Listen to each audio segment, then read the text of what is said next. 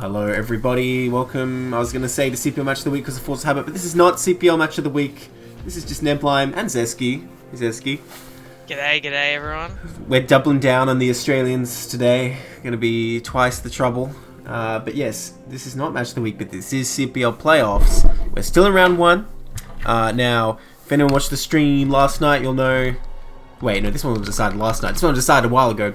That in Korean Mechanics versus Coach-Pupil Lifeguards, Korean Mechanics is at 10 points. So they have already qualified to go through to the next round. And let me just show you the standings as they are here in playoffs. So, we see that Gosu has advanced against the Emus, much to me and Zesky's dismay, but there you go. Nothing we can do about it now. Oh, Data's telling me stream stuff again, but we'll worry about that later. And we see Korean Mechanics has advanced versus Coach-Pupil Lifeguard, which is the match we're looking at today. Kind of crushing it, to be honest, 10-4 so far. But there's still tier 0 to go, and we're going to give all these games the respect they deserve, cast every single one of them. And to be fair, these players probably didn't know the outcome when they played as well, so I think they're going to give it their all as well. Sounds like fun, Neb. Can't wait to get into these games and see what's going on. Yeah, let's just start the first one. Let's not wait too long, because we got a few games ahead of us, and we are in tier 0. I think they're going to be pretty awesome, because they're always the best players in CPL. For sure. Alright. Uh-oh. Okay, now it's working. Thought my overlay was not working for a second. In the 12 o'clock spawn, in the green, we have Art of Turtle. And down here in the bottom right, in the blue, we have Wugsaw. TBZ start us off. Now, is this the correct map? Because as far as I know, no one was meant to be playing Silphid that week, were they?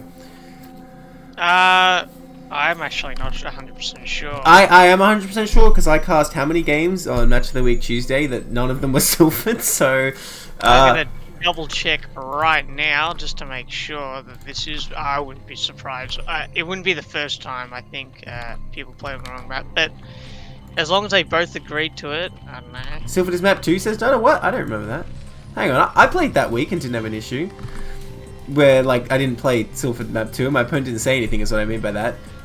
I hope this is the right week's replay, then I played like a season week, but we'll find out anyway. I'm sure this will be a good game. So, Art of Turtle here for Korean Mechanics and Wugsaw for Coach-Pupil Lifeguards. Certainly, we've seen some players just kind of pick the map they want before. Yeah, it's saying here this is week 11, right? So it would be Butter, Good Night, Eclipse. Yeah, RoyalBlue, that's what I'm hoping too, because this was in that's where I got this replay from. I just hope that they put the right replay there. Yeah, that's right. Butter first. That's right. We've got to see plenty of Butter this week, which is interesting. But oh well. I guess we're gonna get a change of maps. I guess. Yeah. Change of scenery. That's right. Spice us up to start this cast, right? Yeah, exactly. So it looks like Art of Turtle's going for just a very classic 12 hatch straight away. And, yeah. was just walling off, so pretty standard stuff. So. Well, you say he's walling off, but I have some questions about that. Yeah, I mean, it is an interesting wall. I actually, have you ever walled off on Silphid that much again, TBZ, Neb? You talking about walling the main? No, at the natural. No, I have not, because we've got these pebbles over here, which, yeah. The SCV is just like, I ain't gonna build on those, you can't pay me enough. It's very annoying to wall off. Like, yes. It's very frustrating. Like, what's the next building gonna be? I mean, I guess it's gonna be a CC next. No, he's getting the second depot here. And yeah, this is the problem, you've got a bit of a gap. It's not a huge gap, but this still seems kind of dicey here. Okay, and that drone's doing work. But it looks like Top probably not gonna save lava here. I don't think you really need to when it's going to be a 19cc or maybe, what is it, 17? I'm not sure if you actually had to pop the SCV off and really, get another SCV to come help, because that Marine was nearly finished. He could have pushed that drone back while getting that depot done faster so he wouldn't hit that supply block. But it's alright, he only really skipped like half a Marine, I suppose. It wasn't a huge amount of damage. Yeah, do you want to play for the 100% skill though of the SCV not running right at the drone as it's building? You know, because it might just pop off on that direction, die anyway. Yeah, I would take the gamble because the drone's probably not going to kill the SCV. Alright, so we've established Zesky's a risky player. By the way, this is intriguing. We have an eBay first coming up here against a 2-hatch build. So not going to have Stim and Medics in time for any kind of muta timing here. It's going to be a bit dicey, but that +1 can be very powerful. I think it's going to be interesting. This is definitely going to be like a +1 4-racks for sure, because yeah, there's no way you can get that 5th racks and turrets in time. So for a 2-hatch play, right? Yeah, that's the thing. Well, you can theoretically just defend with turrets for a little bit, right, till Stim is ready against the first 6 mutas. Yeah, well, generally I think you have Stim if you're going for +1 4-racks. You still have time to get Stim and turrets, but I think range is quite delayed. And I think that factories might also be delayed, but you do obviously get that pressure timing that comes in much harder with a lot more Marines. So yeah, well, and I think the +1 can't be understated against the Mutalisks, how effective it is. They're their spy for sure. So of course. Well, no surprise there. So I was going to say, you said about Art of Turtle, you know, he's going for a 12-hatch here. Art of Turtle, from what I've seen in CPL, really just goes for very, like, standard, maybe defensive isn't the right word, but, like, I haven't seen any crazy aggression in any games at all. So I think if anyone's bringing aggression this series, it's going to be Wugsaw. I think we expect Art of Turtle just to see getting their tech on 2 bases and taking a third pretty much every game. I'd be very surprised if we saw anything else. Now, and I like that Wugsaw's already bringing in a bit of a strange variation here with this eBay first against 2-hatch. You know, it's not something you see every day. And if Art of Turtle's just totally conforming to like the standard way to play, you might be caught off guard by something like this.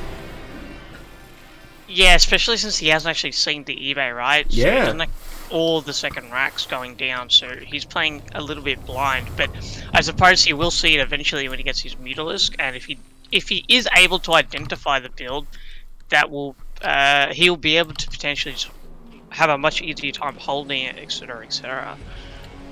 Okay, so he's bringing this barracks back now, and like I guess it's going to be kind of hard to defend these depots with turrets if your bio isn't like right there. And you know, a thing about this map in general is it's a bit awkward for Mutalisks because you have this this deadly sort of choke where Mutalisks can hang around on the cliff a little bit. So we'll see how Wugsaw deals with that. I think a lot of turrets are going to need to be made is the main issue here. It is on the way. The turret's going down as well. Wugsaw knows the timings here. Yeah. Oh, there's another hatch in the main. Oh, okay. Going up to 4 hatcheries here. Gone up to 4 hatcheries. Yeah. So I've actually, I don't know. I haven't quite seen something called like this before with the 4th hatch in the main. Wow. Does Art of Turtle not know though? Hang on a minute. He didn't get a colony until now. Did someone tip him off that Wugsaw does this kind of build or something? Because he was just not expecting a Stim timing at all. I have to say, if you start your creep colony when the bio starts leaving the base, you're probably going to die. So I'm kind of interested that Art of Turtle, did he kind of anticipate this is what he'd be up against? Maybe because there was no early pressure on earlier because this isn't really like a Stim timing anymore. I would per se. I'd say this is more like a +1 timing. So maybe he's so rich he just felt like he could put the sunken down just to like. But my point is, if he didn't get it earlier to defend a Stim timing, like a 525 or whatever move out. So. Oh yeah, he did have his Lingzo at front of the base, so I felt he would have been able to see the Marine move out anyway. Well, I still think it's pretty brave not to at least have a colony before you see it. But we'll see if it gets punished in future games. For now, it's worked out beautifully. That third's up now, and get a sunken there as well. So honestly, Zerg's position looking pretty good here. The onus really on Terran to make something happen. Now, that 1 sunk defense is not much, and that's a lot of Marines out now. And +1 is finished, so they can come and pummel these Mutalisks, potentially bust the natural if Zerg doesn't have a good engage here. Yeah, here we go. With wow, factory timing. So fast. Ooh, that is really... actually, nah, it's 7:14 that went down, a little bit fast. Nah, 7 minutes is pretty on time. 7 minutes. Probably a tiny bit late, yeah. Okay, oh, well, never mind. It's late. I was wrong. Well, you know, if it was me playing, I'd be like, yeah, I got my factory 7 minutes. I'm doing good. These Mutalisks coming in here, but the Marines perfectly set up, and they just move command over them and take so much damage. Can Art of Turtle even just stop this? Okay, third sunken coming up here. Not going to be done yet, though. I mean, is this Wugsaw's time to strike? Do you reckon he could bust this? Nah, maybe not. No, not with the Mutalisk count already going back up. He's already back at like 10 Mutalisks right now. They are out of position though. Wugsaw's stimming. Is he going to try it? He's going in there. Focusing one sunken. The Mutas are back here though. They fly pretty fast. But is it enough? Again, all these Marines with +1. The sunkers are already down. Art of Turtle not even Muta microing. These Mutas aren't even clumped. What's he doing? And now this Muta's going to power through. I really thought he would be using those Mutalisks a lot more, but yeah, Wugsaw just cracks the base open, and he's just going straight for that second hatchery. There's nothing to stop him right now. it looks like Arctic Turtle is scrambling to try and get additional units out, but there's just nothing he can do. Like, these Marines are going to destroy this natural, and probably the Spire along with it. And if they do get the Spire, I don't think Arctic Zesky, you're not stopping there. He's going to destroy the main, so it's not going to stop this. I think this game's over.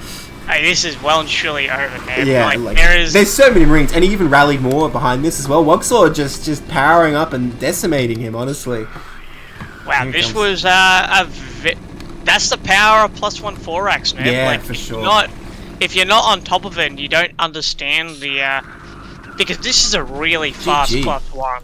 Yeah, absolutely. It's already 9 minutes, and he's already killed the natural, so...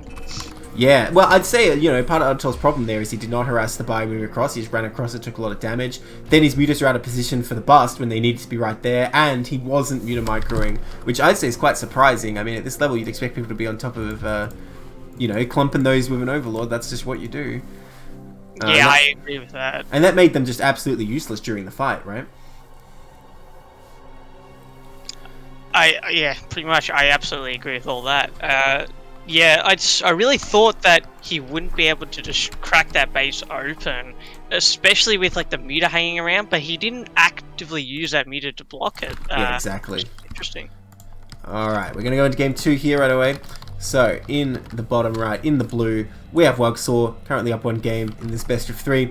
In the top left, in the green, we have Arctic Turtle. So, here on Polypoid now. Yeah, I don't know where they got these maps from. Yeah, I don't know. I must be looking at a different week because. Well, I just hope we're looking at a different week's replays. Like I said, I got these from the week 11 one, but oh well, I guess it's a bonus cast if so. I can only assume they had the wrong maps. Maybe they just mutually agreed, like, no, screw CPL's rules. We're just gonna do what we want to do. Yeah, potentially. I mean. You know what probably happened? Most likely is like whichever one of them hosted was just looking at the wrong week and their opponent was just like, yeah, that seems right.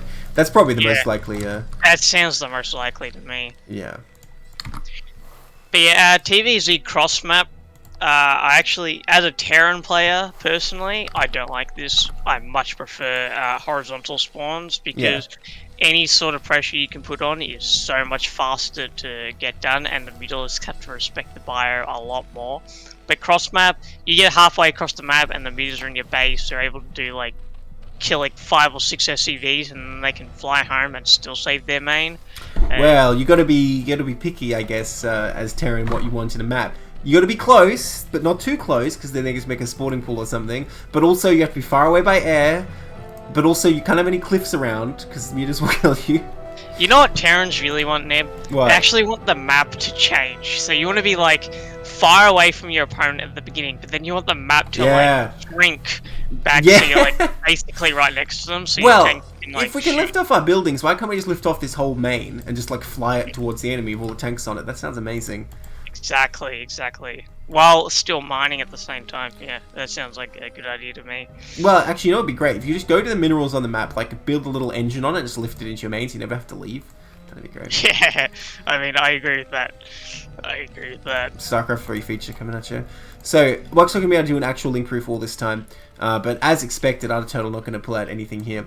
And you know, a four-player map, that probably isn't where you're going to pull out the early pool. That said, it could have been where you put out the 8 racks, but not today. I'm surprised Wugsaw didn't try to go for any like sort of econ cheese or something with having a game up here, because definitely if he did, cross map would 110% help him to deal with any early pressure that Turtle might do to stop his, like, you know, 13 CC or something. Alright, data confirms that this is not the Week 10 series, so good, we are actually playing fresh games, I'm glad. So yeah, I'm surprised that, a little bit surprised, I guess. Not totally surprised that Wugsaw didn't go for like some sort of econ cheese, but I guess he just wants to play super standard, so that's fine as well. Okay. Yeah, I mean, here's the thing. You're in playoffs. If you're winning already, do you really want to take the risks? I mean, that was a pretty dominating win. Do you really feel like you have to do anything here? Maybe you don't. Like, maybe you just need to play the exact same game all over again and just take that. Well, you know, now that my games have cast, I mean, I'll say what I was thinking is like, I'm just gonna go in there and try and play like mechanics focused, and like both games I had a pretty shaky opening, because game 1 I thought he was gonna go Ling all in, and I kind of cut a lot of stuff to get ready, and he just didn't. And I kind of just, you know, tried to overwhelm in a long game and making lots of units, and so maybe Wugsaw's kind of coming in this kind of attitude too as well. Like, you're not going to try and get an edge in the build, you're just going to play what you know, and just try and you know, kind of outplay them, not actually out-strategize them. I guess when I line up for a CPL series, I already have like a base plan in my head, what I want to do for all 3 games, and what happens and what looks like in the series, what my opponent picks, etc. So yeah, maybe I just think a little bit differently for these. Well, that's definitely the strongest way to do it, but if you don't have that, like if you're not even sure what would be advantageous, or you just don't have time, you know, everyone has like their default play style they can fall back into, right? And I think that's really strong. Like, everyone needs their default playstyle they can just default back into, especially if you feel uncomfortable against an opponent, or like the first game was a bit off. You just need like a default style just to go back to. Well, what if the first game went great though? You know, you just kind of go, okay. I mean, that said, maybe Art of Turtle, you know, we might just like to see him switch stuff up, but as expected, he's just sticking with the 2-edge meter, no variations yet. I mean, we'll see if we go straight into those 4 hatches. Maybe it should have been Sunkens instead of the 4th hatch. I don't know. Yeah, or like maybe should have had more Lings or something. Like, yeah, definitely. I think he might have droned up a little bit too heavily with that 4th hatch rather than getting the unit he needed for that +1 timing. Yeah, maybe the idea with the 4th hatch is to get the Lings out a little later and have a really strong Ling muter. We did have a Hydrogen, I recall, though, before the game ended, so I'm not quite sure. Anyway, the Spire is nearly finished here. It looks like Wugsaw is going for a very similar build that he did last game. Yeah. He should be adding that 4th rack sometime soon. Not sure where the SEV is, but maybe it's just going to be 3. Oh no, there's the SEV now. Know it's the golden number. Stim's done here as well, but you're never going to get a cross position. Look at this PVZ hatch position. We've got the 3rd hatch going down in base this time. I'd tell him not trying to take any risks. We see the Overlords trying to get in the corner here, but it's a bit awkward being cross positions like this. It adds them to another main, but I'm sure he'll be able to figure it out. Yeah. Here comes the Mutalisk timing. It looks like you got a nice 6 coming out straight away, so it's a very, very nice number. Ooh. +1 air as well, so I think we're going to see a good number of Mutalisks coming out here. I like +1 air. I think I think a lot of Zergs should take +1 air because, well, we had 2 pauses this game. There must have been. Wow, must have been lag related. I don't know. Give it a shot one more time. We want they're giving a shot. Yeah. Well, you know, we're Australian. We're always used to lag. We're the lag nation. But yeah, it looks like this is a really strong amount of turrets. So he should be able to push this back fairly easily, even with the low number of bio. Yeah, same as last game, we saw Wugsaw just trying to get the turrets they need so they can move out. And not trying to, you know, try and put the pressure of the bio to keep the turret number low, which is what we see a lot of the time, doing the opposite sort of. And so far it's worked fine, but with this +1 and this big commitment to Mutalisk, I wonder if Artel might be able to punish this a bit more and keep the bio back. Because I feel like relying on turrets alone is a bit dicey. Yeah, I think so. I think he should be able to keep that, especially since of the spawn positions that they're in right now. Right. I'm really interested to see if Turtle is just going to go all in with Mutalisk or something, because definitely he could do that cross spawn and just like try and flatten Wugsaw even with his +1. Oh no, we see a Hydrogen down, so maybe not. But yeah, if he doesn't take a 3rd. He is only on 2 gas, so if he doesn't take a 3rd gas soon, he isn't going to have enough. Look at this though, the defenses are weak with no bio home. Well, he's got to finish that off. There we go. It was a bit non-committal earlier with the depot, but now getting in there, could probably hit that other turret as well. Man, those muters actually doing a lot of SCV damage, but of course Terrence taking the opportunity to move across. Only one sunken here. Once again, they're kind of neglecting defense at the front, but the bio actually just stopped, expecting the Mutalisk to come out, I think. I mean, our Turtle, like, kind of playing a dangerous game here, but so far playing it well. But look at these Overlords coming across the map. That's a bit risky. Yeah, those Overlords just got rallied by accident. The turret in the main falls as this bio is moving across. A lot of damage going down for Wugsaw, leaving so many SCVs. If he's not able to bust here, it's going to look very tough. And then again, this Overlord's going to slow Zerg down a bit. But the meter harass is continuing, going to delay the factory. There's just not enough bio to respond. Wugsaw's just sitting here as his base is destroyed, hoping the counterattack is going to do it. 3 Sunkens though, and I guess a few bonus Mutalisks. I'm not so sure about this. Yeah, I'm not sure about this either, but this is definitely all in from Wugsaw. If he does not get the damage done right now, he's probably just going to straight up lose the game. He has lost so many FCB, his tech is delayed, and here we go. We're going straight in for the main. Stim's done, and he kills every single Mutalisk. There's only 3 Sunkens remaining. 2 Sunkens go down almost instantly, with the 3rd Sunken about to pop. And that's it, I think. I think that's Wugsaw's into the main. The Mutalisks are going to have to retreat, but with how much damage that Wugsaw's about to do, he's about to pop both hatcheries. Yeah, and I mean, once he's bunched up his bio, there's really not much he can, like, what Turtle can do to really kill these bio force. Like, this is an insanely strong bio force. Yeah, he's got the Mutas back now. They do all have +1. He can probably chip away at this, but I mean, the damage has been done. Losing that Nat Hatchery, he got good damage on Wugsaw's main, but not an amount that compensates for this. I think Art of Turtles, again, pretty much out already. Like, we'll see if the game goes on, though. He's going to be able to clean this up by the looks of it. The Ling's just becoming meat shields, which is unfortunately not very good at. But this seems like enough Mutalisk. Oh, you don't want to do it like that, though, but I guess it'll be enough.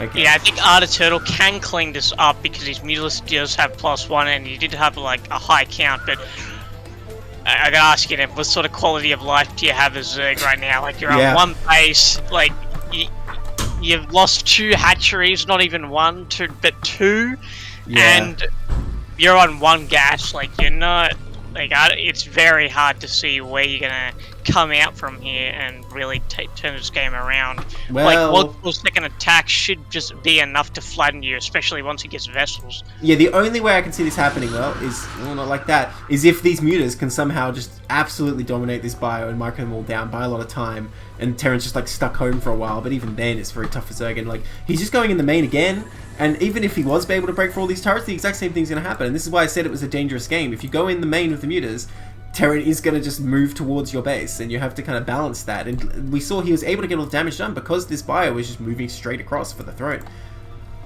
Yeah, I agree. And yeah, we basically 7 Muta has to kill like +12. They are all so low as well. They need to not fight this. The lurkers are out, so maybe Art of Turtle can try and rely on those. Now he has this 3rd, which is vulnerable though, and he has to kind of rely on Terran not finding it. He's doing a good job at least delaying the move out so far, but yeah, he cannot engage. It would just be an absolute slaughter. I think the only chance he has is he can get lurkers on the ramp up here, and enough lurkers that the natural hold it. The game may be able to go on, but I don't know, it's very tough here. The Vessels are going to be on the way in just a moment. Yeah, it's just going to be an insanely tough hold. Like, but there isn't, yeah, as you said, there's no Vessels right now, so like, perhaps with the Muta and the 2 lurkers, he might be able to hold these. Oh no, he does have +1 armor though. So no, he blocked his own ramp. His lurker can't get down. Now you know how it feels, Zerg. Oh, I don't know about this. He should not be moving out here, but is Terran paying attention? Yes, Terran is absolutely paying attention. Gunzo's down in 2 seconds flat, and now Zerg has nothing. A very ballsy move out there, but I guess that's how you're going to try and get some damage back and try and get back in this game. But unfortunately, Wugsaw on top of it, and now he's going to come in for the kill. There's 2 more lurkers though. Okay, Wugsaw got 2 scans coming up though, so he could definitely bust his base like with double. Doesn't have +1 armor, does he? He does have +1 armor. Oh. So yeah, these lurkers are going to take extra shots to kill these Marines, so I could definitely think he can bust his base right now. Again, he's blocked himself. Art of Turtle just really blocking himself this game. Okay, but now with these lurkers, well, once again, he's just getting out there. Art of Turtle has no respect for this bio with lurkers or Mutas. But I guess he'll hold the natural for now. Again, it's just a matter of time. Does Wugsaw find the 3rd? If he doesn't, Art of Turtle can potentially rebuild the income he needs. Vessels and Irradiate on the way, +2 on the way, +2 armor as well. Everything's building up for the Terran though, so Zerg still kind of has to do something here. Oh no, you don't want to go in here. This is not where you want to attack. You want to defend. You're just sacrificing their lives just to let the lurkers burrow. But it will hold for now. Yeah, he must definitely, Wugsaw must definitely want to waiting for those Vessels to come into attack here. I think he probably could have attacked like a tiny bit earlier because he would have had scans up. If he saves scans, he can definitely bust those lurkers. But I suppose that he at least got the Mutalisk down, so that's like most of the mid shields, and there's no Sunkens to help these lurkers, so they're very, very exposed right now. As soon as these Vessels come in, I think he could just like walk over and slowly trim down these lurker counts. There's not that many Marines here right now. Okay, he's going in though. His focus is 1 or 2 down, and a Radiate going to help a little bit with the DPS. I guess there's barely enough Marines to break this. Probably going to sadly die to these unupgraded Hydras though if they continue the attack. But I mean, Wugsaw's happy to trade like that at this point in the game. Again, the 3rd is up. not to Wugsaw's knowledge, but I think he still has the kind of engine built up here where he can just kind of throw Marines in like that when he's this far ahead. Man, a lot of Hydras coming out now. Archel does have a lot of gas, but he shouldn't be trying to pick a fight right now. I really feel like he's trying to morph these before the reinforcements arrive. He's coming out. He's going to morph them right there in front of Terran. My god. Well, he irradiates that one, and it turns into a looker anyway. Yes. But yeah, this is a very, very aggressive move, like pushing out with the lurkers. You can tell Arctic Turtle's not going down without a fight, and I love the spirit. I mean, you gotta take the fight to Terran, right? Or if they get bored, they're gonna start thinking, well, hang on, is there something going here and find this base? So it kind of makes sense. That's a lot of lurkers. I don't think you can actually take this fight. He's gonna pull back. Especially not with an angle like that, even with high ground advantage. Well, high ground does nothing for lurkers anyway. If they can see you, they'll hit you.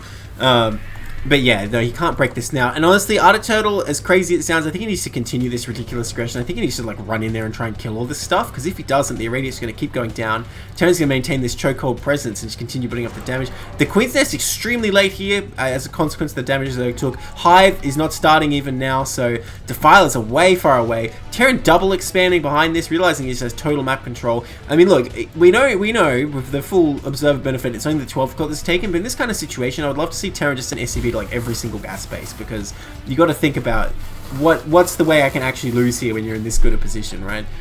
Yeah, I agree. Especially after the damage he took in early game, I'll be like, yeah, no, if the Zerg's staying this game, he's got to have like extra bases somewhere. He's got to be gambling something. Otherwise, he simply won't have the gas to like get Defilers fast enough to deal with the vessel timing. And it looks like Arctic Turtle's trying to compensate for that by getting a heavy lurker Hydra like playstyle right now. So he doesn't really need that like extra gas for a little bit, but I'm not sure how long he's going to be able to hold, because even his Hydra lurker count's really small. Yeah, I mean, this Radiate's doing so much, like these vessels are racking up a lot of value. That's why I was saying I think he needed to try and take a fight when he had the lurker count and just try and kill everything in one blow, and it probably, well, maybe it would have failed and the game would have ended, but I feel like it was his only chance really. Now Terran's moving in here, +2 is finished, so he's got a very strong time here. The lurker's going to hatch just in time, but is it enough? Okay, turns out it's enough. Wugsaw backing up again, but the vessels continuing to hit.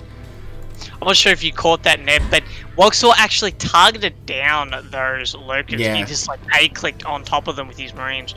Well, here we go. So Turtle coming up this ramp here. As we said, high ground does nothing to lurkers, so decent spines so far. Oh, doing a lot of damage. These Lings running in at the right time too. Okay, Turtle getting some damage back, but the Marines suddenly are angry. They're coming in. They're going to clean this up pretty easily, actually. There's only a few left once again, but I think this time it's going to be enough. Lots of Scourge coming out. The Vessel's clumped actually makes it harder for the Scourge this time, but GG, there's nothing left here for Turtle. That was some quick response with those Vessels for sure. Yeah. I thought like he wouldn't have enough range to target the Lurkers and the Scourge at the same time, but that reinforcements came in and just helped out. Yeah, that's something I kind of want to try for like my next TVZ, is when the Scourge coming, I have a lot of vessels, just like stack them so they only hit one. Sounds kind of interesting. Okay, but that's a win for Full-Pool Lifeguards, 2-0, so I mean they're reclaiming some of their honor after this series loss. And that's our first series. We're going to jump into the next one. Pretty one-sided to start us off, I have to say. Oh, Cold Warp Gates, I didn't put it. I'm sorry, I'll fix it in a minute. That's weird. Don't worry about it. Don't worry about it, Cold Warp Gates. It's just the secret surprise match that makes it all the better. And it looks like we're back on butter this time, Neb. Alright, so, we've got the real maps. So, we're off our vacation maps, and we're onto the workers maps. That's right. Alright, in the top right, in the pale green, we have Meditations, aka Zen, and the bottom right in the magenta, we have Exit here on Butter. Exit, of course, for Korean Mechanics, and Zen for Full-Pool Lifeguards. So, going into TVP. TVP to start us off with this series, for this map. I don't see a lot of TVPs played on this map, to be honest, Neb. I usually always get Eclipse, or like, you know, I play on Polyport or Eclipse against Protoss. Not so much on Butter. But what do you think about Terrans and taking their third base? Like, which third base option do you prefer? I have seen Terran take the like the close high ground, but I'm not sure it's a good play because I feel like it relies on Protoss not being like ready and not realizing for a minute. It seems like every game I've seen where Terran gets away with that, it's because Protoss just did not realize for an egregious amount of time that base is being taken. So I really think the low ground is still the option. Either way, it's not kind of great for Terran. It's a pretty far to go, but in general, this map really favors Terran, I think, because there's just not that many bases for Protoss to take in the long run. If Terran survives the early to mid game, I don't think it's very hard to convert that into a win. Now, you can see carriers here. They're not bad, but I don't think they're kind of strong enough to negate the underlying problems of this map for Protoss. Yeah, I agree. I think gas steal. Yeah, this is going to be a gas steal for sure, I think. That early probe going out there before the barracks is even finished. But yeah, I think carriers are not a strong option on this map. Obviously, they have their uses on this map, being a smallish map. But yeah, I don't think it's nearly as strong as it is like on Eclipse. And yeah, the high ground really helps Terran to really deal with all the army like it's a small choked up map with like high ground, so you can easily siege up tanks and like shell the Protoss army before it engages you, and that's really, especially as a Protoss army pushing up high ground, that can be really frustrating. Well, what's interesting about this map is you have these sort of 3 avenues, maybe like 2.5, because the far left doesn't really work that well, of movement for armies. So it's kind of all or nothing. I feel like you can have a devastating counter attack or flank if you run through one of those corridors unopposed, but at the same time, it's a lot easier to block up than a big open map like, say, Polypoid, which has a big open center where you can really move in all directions. So, I mean, ultimately, I think it's still good for Terran the way it's blocked up, but it is a bit different, and it's a bit interesting. Sometimes it can actually work out in the more mobile race's favor. But, well, we'll see what happens in this game. I'm just wondering if we're going to see carriers. I'm trying to remember I'm pretty sure the last TVPs from Zen I cast, it was all Arbiter all the time. I'm surprised Exit didn't go for the eBay block, to be honest. Like, yeah.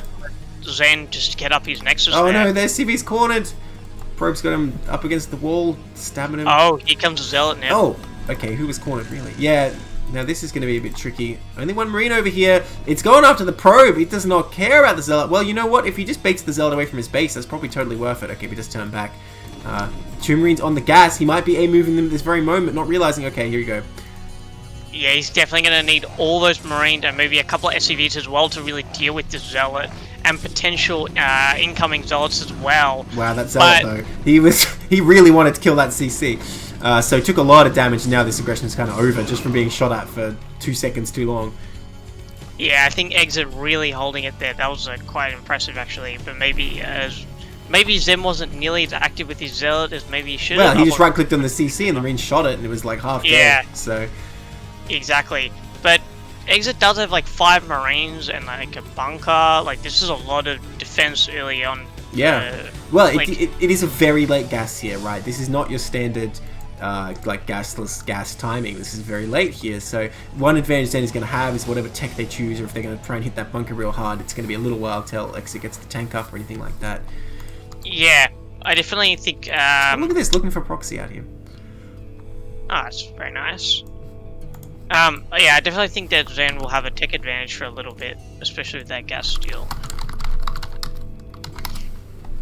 Yeah, well, we'll see what Protoss wants to do with it, right? Okay, he's gonna be second gate here. Zesky is still in tier 1 for some reason. I am a tier 1 player after all. No, that's a lie. That's a lie. You're gonna be in tier 0 next season, Zesky. It's over. Oh, that goon lets him in. That's kind of necessary. It could have blocked the choke there.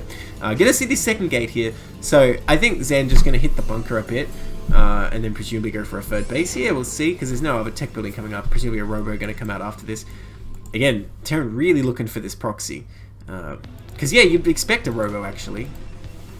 Yeah, you'd expect a robo, but I'm curious whether Zen will actually be able to do some damage on the bunker, because he should be able to get like a tank out before like he gets enough Dragoons across the map with range. Yeah, he just make him repair a little bit, right?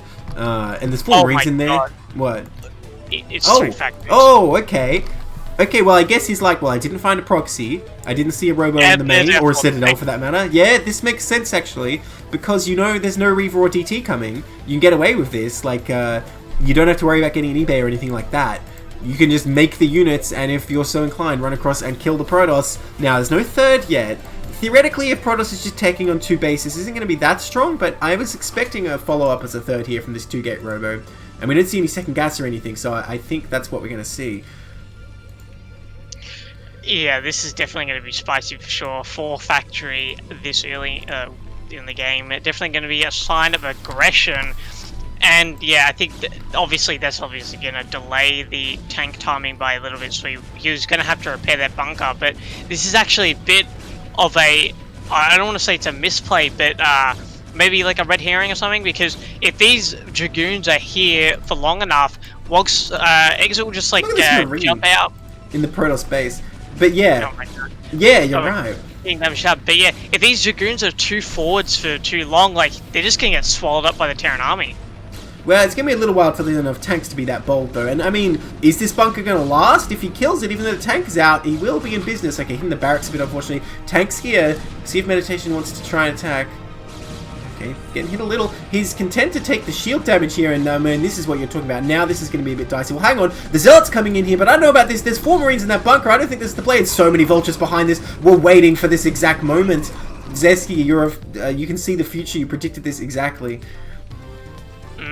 Well, yeah, exactly. I didn't expect the dive to happen. Yeah. But yeah, exactly the sort of thing that's going to happen. Like, and if it wasn't going to be then, it was going to be later, because like the tanks would eventually push out, and they'll probably get a goon. Like, he's lucky to have only lost Zealots. Yeah, it's true. But the goons took all their shield damage. I suppose they'll get it back. And those Zealots might have been a useful asset. Now, Zen here taking this high ground, I think that might be a mistake. I mean, I suppose on the one hand, easier to defend from Vulture harass, but at the same time, Terran could probably cut off pretty easily between the natural and the main there, and potentially kill that. We'll see. Yeah, Zen must have not noticed that there was 4 Vultures or something, because if I saw 4 Vultures that early with 1 tank, I'm definitely thinking to myself, okay, he's got extra. Well, he already started it when he died, that's the thing. Ah, there we go. Okay, we've got our 4 gateways going down now, I guess. Yeah. So, hopefully that's early enough to deal with this really fast tank push. By the way, Exit killed 2 of his own SCVs because it's supply blocked, so... Oh, wow. Runs a tight ship, I guess. Exactly. It's considered an official firing, I'd like to say. Right. Okay, these Vultures coming up here, but they don't want it with goons alone. And that pylon wall is coming in clutch, so maybe it was the right decision after all to take the space. The tank's sluggish to move out, starting to move across the map now. And really, there are not many mines laid at all, but luckily for Exit, Zen is obliging and just sitting back here with these goons, kind of letting Exit take the map here. Now, at the same time, he does have to deal with this Vulture harass. Ooh, he needs to block that. It's all well and good to move the goons behind it. Okay, he's going to put down the buildings. What are these goons waiting for? If Zen kills all these Vultures, it's going to make this push a lot easier to deal with, or actually, who's it making easier for? I reconsider. Somehow taking so much damage from those mines, even in a reserver here, and the tanks are just sneaking in while this is going on. My god.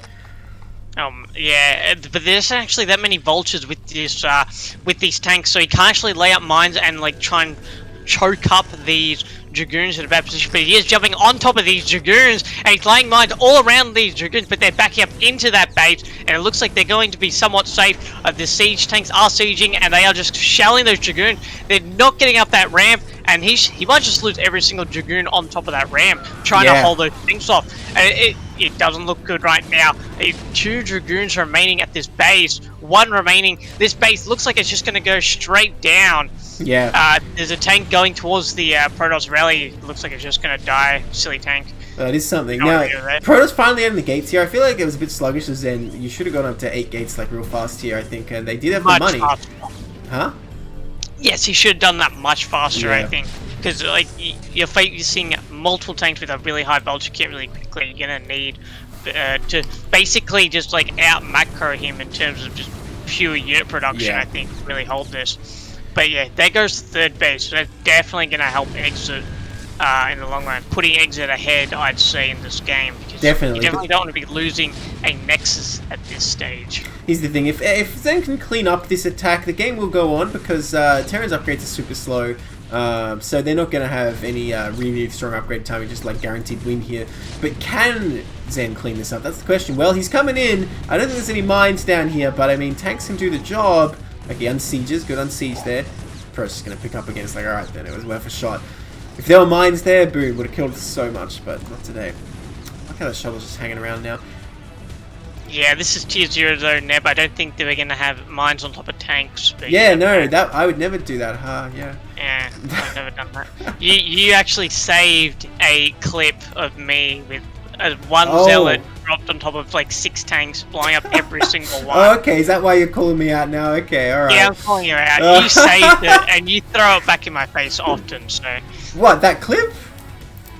Ah, no, that particular game. I think it was against like Max or something. I do not even remember this game, man, so... You did it quite a few times, I remember. It scarred me for life. I don't think I've ever done that mistake again. So it worked, Neb, it worked. Okay, good. I've taught you. That's why you're going to tier 0 next season, Zesky. Alright, the big force coming up from Terran here. Terran not content with base. Terran going for the kill. Protoss very spread out now. Where is their army? Is this it? The shuttle is idle right now. Really needs that in this fight. That is too many tanks. They're in the wedge formation. What can Protoss do? Okay. Yeah, this is looking pretty dicey for Protoss right now. Every zealot going down before they even pop mines. So this is definitely in favor of exit right now. But wait. Drag. That was a nice drag. Unsiege going down as well. These goons are going to try and get in and do something. Is this enough that Terran can just unsiege and move forward? I'm not so sure, because that is a lot of goons there. Okay, Terran's starting to siege up again now. Looks like with siege it'll be enough to splatter all these goons. Ooh, but he is sieging up on top of mines, so this is... If he gets some nice mine drags on top of this, he could just potentially end the push. But yeah, it looks... if it was zealots coming out right now, if that was 2 zealots, this push would have been over. But it's 2 goons, but I think the push is over anyway. Exit getting a bit too brazen there, yeah. Just unsieging and be like, I can A-move this. But there were so many goons left, and they're good at unsiege tanks and vultures, that's for sure. I think, yeah, Zen really holding it together there, like, between the mine drags. Even though he lost, like, most of his zealots at the beginning of that push, that looks very spicy, but Exit just had tanks on top of mines, and Zen just happened to capitalize on it with the zealot drop, so really well held by Zen. How was he building the Nexus during that? That is brave. I'm impressed. Protoss has already finished the Nexus again. Just needs to transfer, which he's doing. I mean, he's getting back on his feet. Now, Terran's starting third. And Terran still has a pretty good army size here. It's just the, with these vultures running around, it's just the upgrades are a bit late, but the 1-1's finishing. So Terran's still in an okay position here. But, I mean, Protoss definitely has a chance to come back now. Please put the goons to kill that egg. That zealot's going to take forever. His arms are going to be so sore. Okay, there you go. Yeah.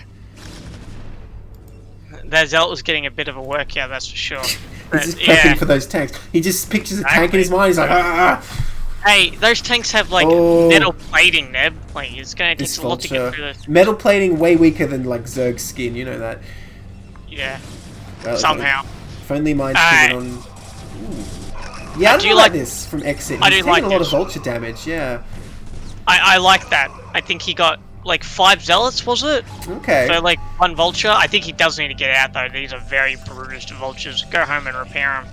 I think that was a nice little play there. But yeah, I still think Zen's in like Zen's not favored here. I definitely would be. Well, what strikes me is he has no map control. If Terran chooses to push, which here he comes, he just goes all the way across the map and he's sieging in the natural once again. I'm not saying it would have been easy at this point, but what Zen needed to do was really just get out there, clear all these mines, and like take the ramps. So Terran has to really take it slower. But Terran just coming all the way across the map every time. It's like Zen is always on the ropes. You know, he's just one knockout blow away from losing this game. And that mine hit. Oh. Okay, there we go. But yeah, where's his army right now? It's all stuck in the natural. He never killed that egg. But luckily, he's fully walled off this third now, so the Vulture's not going to get in there. He's going to have time to react. The Goon's not really doing much here. Finally starts the units moving out of the natural. Chaos for Zen as Terran once again comes and puts him under the pressure. Going to break into that third here. Yeah, it looks like he's just going to break into this third and pop the cannon and possibly the Nexus. But I think Zen will be able to hold this before the Nexus goes down because this is a lot of Dragoons. Oh, I'm trying to say, like, sit idly by. But yeah, he might be able to hold just with like the Zealot drops as well. Yeah, you know, ultimately I think this might not really be that good for Terran. Losing some more tanks here, and they've got a few Goons and cannon. I mean, I don't know. If Terran's not careful and keeps recklessly throwing these units away, you're going to get in this late game situation where you both just have a small army. I mean, if an Arbiter comes out and you both have like 30 supply armies, Protoss is going to have a very good time. But what strikes me here is Terran has got this third up, even though there's no SCVs here, which is a big error, because it's been up for a while. But Protoss not able to take a fourth yet, just trying over here with this mine. and the vultures are on that. So, I mean, Protoss needs to either get a base down soon or stop this third, or Terran's going to be in a really good position. Yeah, I'm actually like reevaluating my position in this game now. Like looking at the game, like although the tech's late for Protoss, like Terran's lost a lot of tanks now, and yeah, like if he does a couple of more attacks and he doesn't really get anything done with them, it's definitely going to swing back into Zen's favor, I think, because tank count means a lot, particularly when you're facing Arbiters. Oh, these speed zealots getting right on top of these tanks is absolutely huge. The vultures kind of not doing anything. They're in the back. Now they're shooting, but a couple of tanks have already fallen and so many goons coming behind this. Will Protoss be able to clean this up? It's going to be close, but I think he has barely enough goons here. Where are the mines? Needs to focus that tank. Oh. Okay, some mines going down. A nice drag, though, moves that goon forward. Great engagement there from Zen. Crushes that army. And yeah, now it's looking a bit tougher for Terran. The supply is still even. He has saturated that base, and Protoss still hasn't taken a fourth. Again, I feel like what Zen really needs to do here somehow is get out there and get his army to the Terran natural. Not to attack, but just to stop Terran from walking all the way across the map and sieging next to his base. And then he has to take these inefficient engages. Yeah, I feel like, although he has... I'm not sure what's happening with his like observer control this game, but yeah, there really isn't that much like map vision going on. So I think he's not feeling that comfortable like pushing out because there's like a lot of mines everywhere, especially with Exit's vulture harassment being this heavy. Like every 30 seconds, he's sending like 10 vultures across the map. Yeah. So he's definitely not feeling comfortable. But yeah, maybe if he just got a few more observers out, he could potentially just like try and walk across the map, especially with this many gates and the Arbiter nearly out with stasis. Oh my god. He could get in here. He's gonna get in here, man, unless the probe comes and blocks. No, he's in. There's a cannon, which is gonna help. This is a good swim. Yeah, it's just not bad. He didn't target the cannon. Oh, he targeted the forge instead of the cannon. Well, he that actually delayed kill it. Hang on, is it worth stopping like +2 armor or whatever this is? Why did Protoss get +1 armor first? I am very confused. But yeah, okay, not worth. I'm gonna say not worth because they're only killing like 2 or 3 probes here, and that was like another like 8 vultures, right? Yeah, I didn't actually think the forge was going to fall. I thought the Dragoons would come in and clean up the vultures before the forge fell, because watching vultures hit a forge for so long, you know, I assume they just basically do 1 damage per hit. Look at the worker count though right now. Terran has actually got way more SCVs because they've just been producing constantly. I feel like Protoss not really been macroing the best. We saw big mineral banks earlier in the game, and both players have a big gas bank now, but I'm kind of concerned that Protoss trying to take this 4th base, going to need some more probes to keep up with this Terran 3-base economy on a whole 57 SCVs, and still there's so many mines on the map that Protoss has not been able to clear. Yeah, it looks like after that Zen's down quite a few workers too, so definitely swing back into Exit's favour. Exit with a very healthy tank count now, over 12 tanks, it looks like 14 tanks. So yeah, and yeah, look at the supply as well, Exit's up. Although he doesn't have a 4th base yet, like it's definitely Exit is definitely holding on to this game for sure with his lead. Well, there's one hero Protoss can rely on to try and get them out of this. The Arbiter is here. I didn't actually see if Stasis and Recall even got researched yet, but hey, he's here to do what he can. See if it's it looks like enough. We got Templar out as well, Neb. Yeah, DT got built. I don't know if it ran into mines already, because I was thinking when that DT was building, like, okay, there's so many mines on the map. Oh, there, it's just literally running into mines right now. But it made it through! Excuse me, what? Okay, here it comes. Yeah, that sounds about right. We've got 2 Terrans on a car, so we're going to complain. Oh, running right into these mines! Run to mines. There's no... Oh, the observers are there, but they're slow. Bloody observers are so slow. But you don't want this engage. He does have a stasis ready, but he doesn't have any of his Templar with his army, and I think this army... this is not what you want. Attacking up a hill is just going to do too much damage, but the Arbiter is going down. Oh. He EMPs not the Arbiter, but the Dragoons, and... Oh, he is jumping. He is fighting up a hill though, so this is going to be difficult. The Dragoon, but yeah, the Zelt count just melts, and so does the Dragoon count. It's just, yeah, I think it's a smart call to just get out there and lick your wounds. It was a very unwise attack. Zen not living up to his name for probably the first time in this game, being too rash there. I don't really know what prompted him to attack at that moment in that location. He just thought his first stasis was going to be enough. Maybe he doesn't realize Terran's like got as healthy an economy as army as he has, and now Terran's like, okay, here we go, round 7 or whatever this is. I'm coming across the map. There's nothing there to stop me. And I actually think Zen thought that maybe because he was attacking on to to low ground with an Arbiter status, he'd be able to do like a lot of damage because he definitely got the mischievous. I feel like as soon as you see that Terran has that much stuff there, you just go, okay, this is not the time. Okay, storms are available. Throws down a couple. If you can get good storms here, that's a lot of damage from those storms so far. The goons need to come from the back, but there's a massive minefield blocking them. And honestly, that's a pretty good engage for Protoss, given what he had there, but I don't think it's quite good enough. He needs to reunite with these goons. Oh no, those Archons are not finishing. Yeah, he needs to reunite with his goons, but he actually ran out of vultures. Like, he stormed the vultures, so he couldn't actually pick off these Templars. So now that we have these Templar getting quite a few storms off, and these tanks, he killed quite a few tanks, and there's a little bit of red tanks, but there's still quite a healthy amount of tanks here. Like, 5 tanks at least. It is a lot less though. I mean, where's the next Arbiter? So I don't know. I don't know if it got queued up because it could start picking off these low tanks. Can't believe I'm saying this. But again, did Zen just forget these goons? No, he's going to run them into mines. Where's the observers? Oh, yeah. Because if these goons could have come back at the same time, he absolutely would have cleaned that up. But now Terran's got the chokehold position, blocking the production. There are only 8 gates here, and you know what? Protoss only got 36 probes still, neglecting to build any more. So it doesn't even really matter if he had more gates. He certainly couldn't use them. And now I think Terran is going to win from here. The tank's starting to siege the outlying bases. Mines blocking off these goons still. GG. GG. Well, Zen fought hard, but in the end, well, that was just a very back and forth game. That was. We're saying like the opposite things, Zesky. I think Exit was ahead ever since the first push. I think it was just that. Yeah, no. Let me rephrase. I believe that Exit was ahead for most of that game, but I meant with like the whole. Zen would like just hold off a push, and it looked like Zen might be able to just take the favor back, but then Exit would come back and you know, with his like maybe his vulture harassment or like his tank push, just managed to hold on to his lead. That's what I'm trying to refer to. Sure. Yeah, it was definitely action packed, and like I said, Zen fought hard. It seemed like before that engage, he'd almost kind of done it and come back to an even position. But well, A, that engage, and B, the probe count, I think really crushed him. Yeah, I think that was the big tell for the story. Big action packed, I think, is a better word. Yeah, for sure. Alright, in the top left here, in the white, we have Exit, currently up 1 game in this best of 3, and the bottom left in the orange, we have Zen. I don't know if I said before, but Exit here for Korean Mechanics, and Zen for Lifeguards. I think I said so.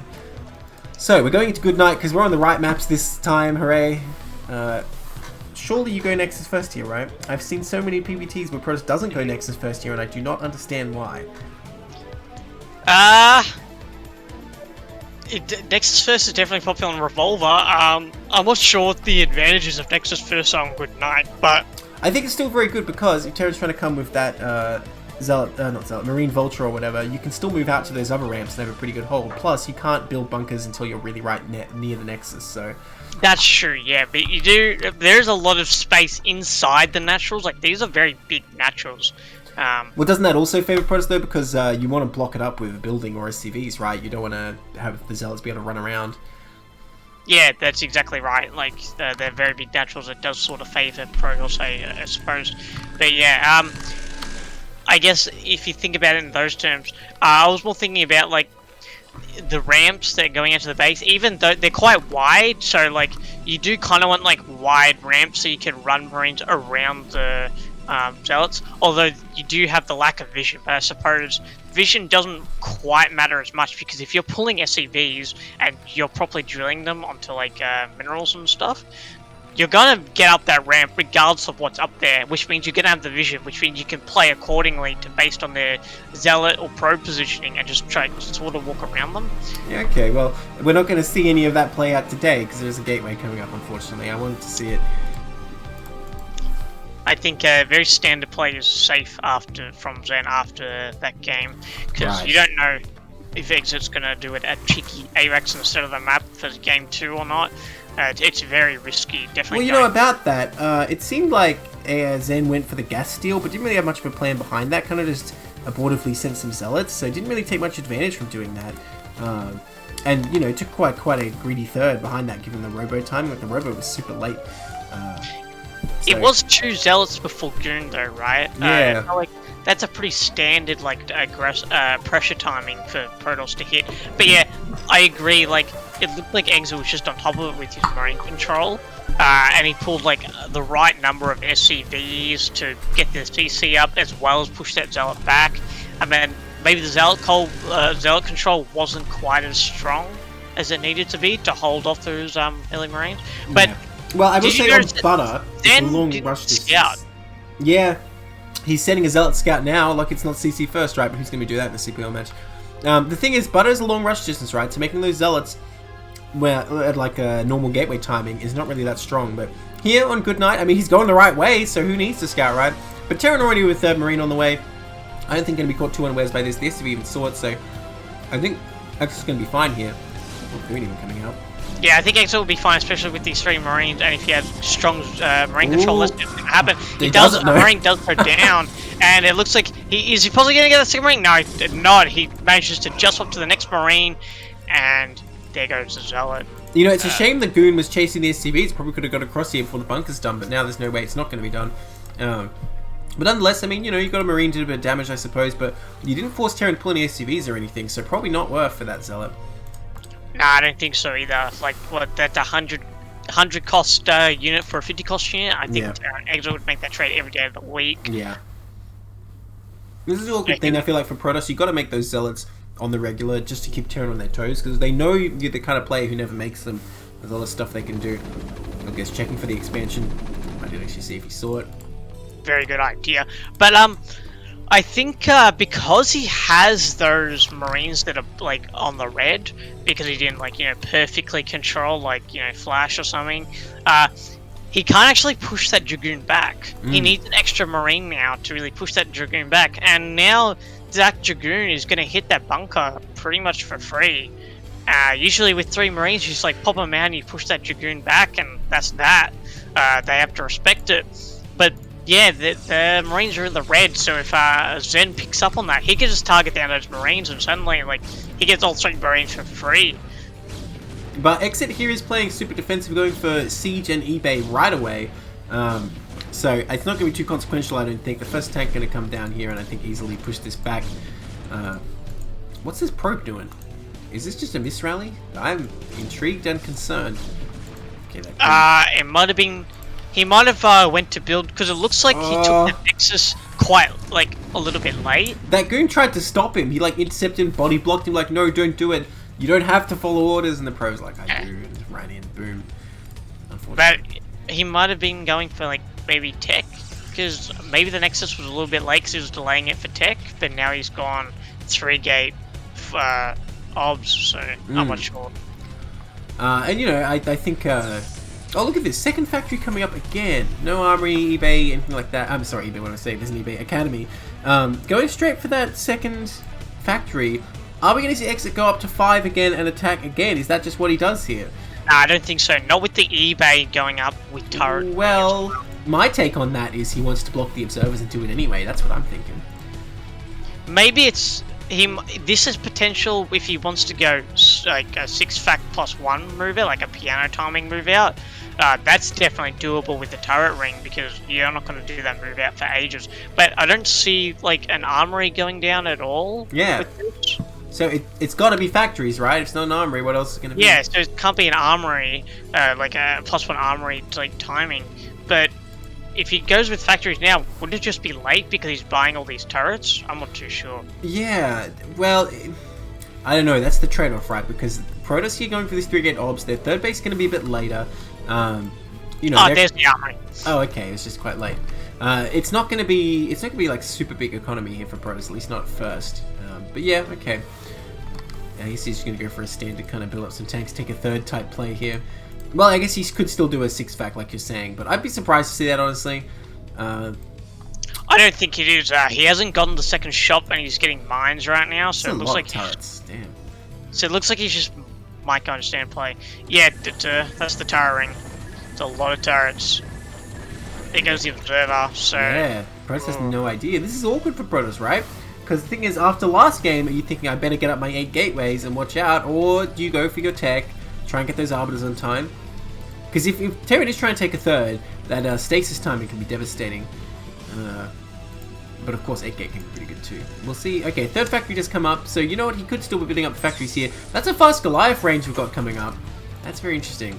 Yeah, it's a very fast Goliath range, and he's also buying like quite a lot of Goliaths as well, even though he's got the turret ring up. So, like, he is definitely going for air defense, that's for sure. And that's a second observer going down. That is quite painful. You know, he even had a couple units waiting for a Reaver too. So for some reason, Exit was just really thinking the Reaver's coming in here. Yeah. But in fact, we got a Citadel, in fact, so it's not quite going to be the... What do you call it? Worm Boy? That's what I'm going to call him. What's that? The Reaver Worm Boy. Oh, right, yes. No, he's a caterpillar. I was trying to say on the upper cast. It's a graceful... Oh, these observers! You know what? The Goliaths were all part of the plan, obviously. How much gas is that? That's like 250... No, 300 gas. I love the idea as well, with like the double observer. Yeah, it's like, I'm gonna get in there! And these Goliaths like, you are not. Yeah. But you can actually see the CC, so he knows it's not gonna be a factory explosion, I guess. I guess. Okay, but like, he could have had a Stargate and Templar by now. I mean, it's not quite enough for a Stargate and Templar, but with the gas he has in the bank right now, could have had the Stargate and the Templar if he didn't lose all those observers. I mean, ultimately he's just delaying his own Arbiter timing. That said, he's just going for more gates here, so maybe the plan all along is just to go powering. And I suppose I don't know if he's really able to rule out a push here, because there could have been like 5 facts hidden up here that he didn't see, right? Yeah, he didn't... Well, he did see the command center, so he kind of knows. If he was paying attention to that... on the edge. Oh, yeah, you know what? You're right. It's a good point. Well, you know, probably too focused on trying to get those observers in. Oh, no, there's another one! Don't do it! Okay, it's just chilling. I want to see the scan. I'm surprised he's not patrolling them in, so the observers will run back as soon as they get hit. Well, presumably he knew the turrets were there, he just wanted to try and get in there real close. Here goes the scan. Where's the rest of the Goliaths? What a waste. Well, actually, no, I guess he's going to get the kill anyway. But yeah, turrets and Goliaths, I don't think I've quite seen this before. Well, Protoss is like, okay, but what if I make goons? Here they come. There's like a tank down here. Okay, more coming.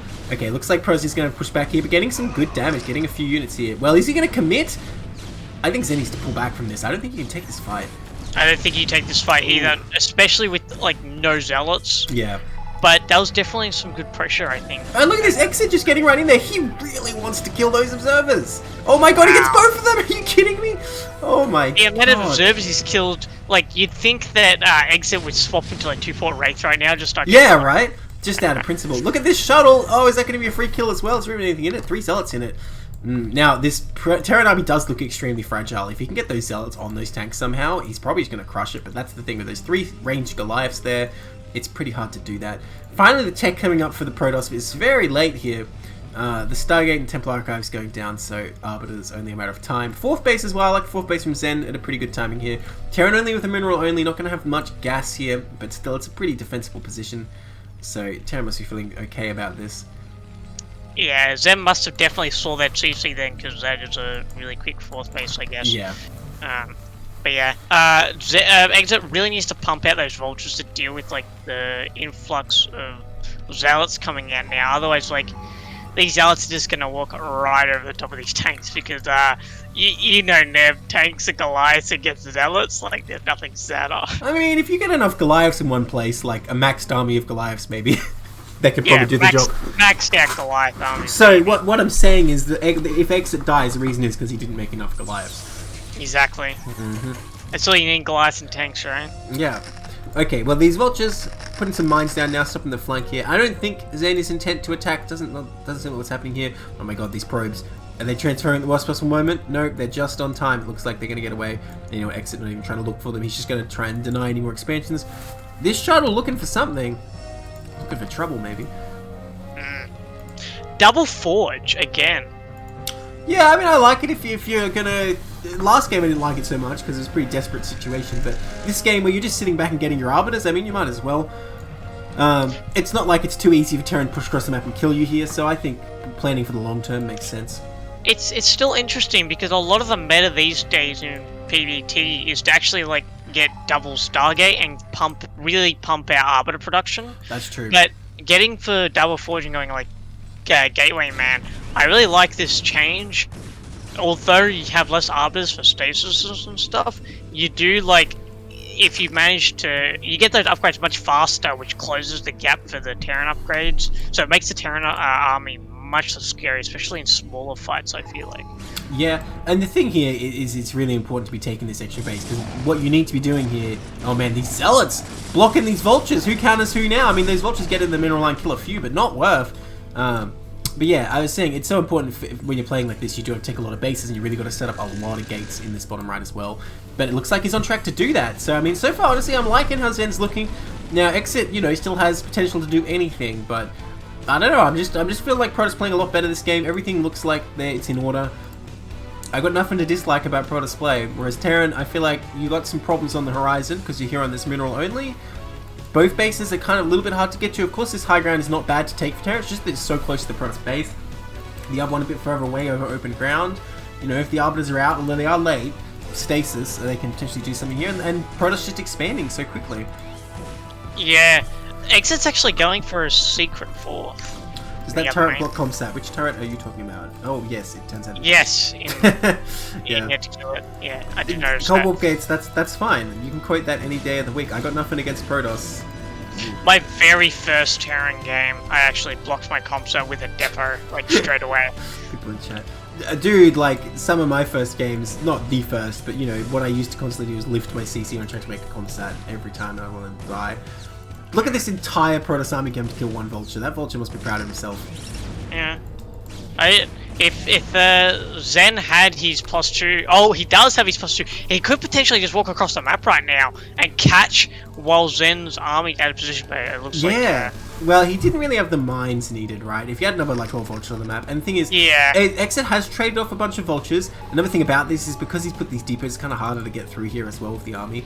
I mean, it looks like Exit's trying to push with Max here. That looks like a plan. But, I mean, Zen's got a good position here in the middle. He can go any direction from here. And it's going to be very hard to get anywhere.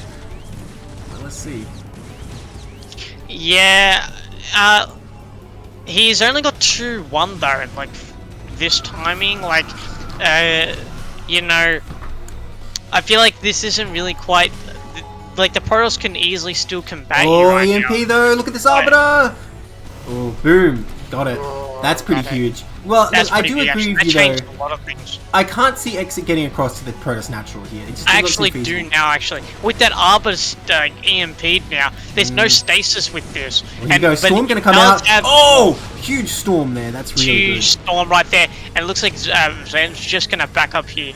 But as I was saying, with no stasis and with now a Templar gone, like, I think Exit can actually walk across the map if he can get the mine coverage. But it doesn't look like he has too many vultures out, so maybe Zen could just coming for another big attack. Like, his army is coming around right now, picking off. Looks like a little bit's going to flake off and try and push these tanks. I think this is definitely a miscontrol right here.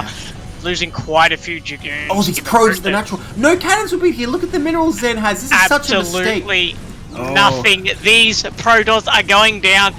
Not the men, but the women and children at Protoss as well. Yeah. They are all going down. Oh my god. And with that, Zen's going to do a follow-up counterattack straight up onto these tanks. And he's pushing in. There's no vultures here, but there's barely any Protoss army as well. Every zealot going down. Storms his own zealots as well.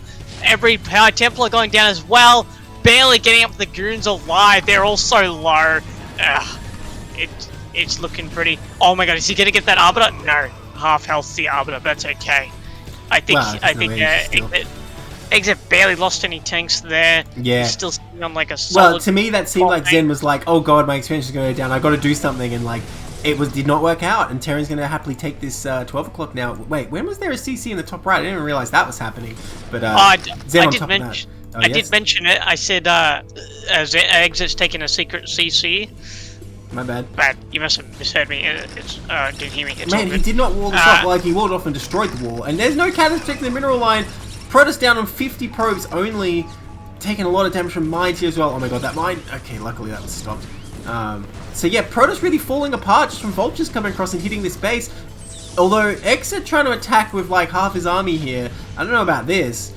Well, if Protoss can take this out, things look a bit different. There's not that much Protoss army here, scrambling to get back from the bottom right, but I think Protoss is going to clean this up as soon as these reinforcements arrive. Yeah, there's barely any vultures here. Barely any vultures here, especially trying to push up a ramp against goons while he's got some stasis units. Yeah. So it's definitely dicey. And it looks like that vessel's going to go down. Ooh, just gets away. But yeah, no, Exit's going to have to back up here. definitely not the ideal engage. I feel like Exit tried to push with like 150 pop, but that was actually an illusion because he has extra SCVs, so he didn't quite have the army count that he needed to really push it. Okay, didn't bait the mines. It's just starting to be part of the Terran army. He's just trying to get along. Oh no, he has violent tendencies. They're gonna have to kick him off the island. Execution. Yeah.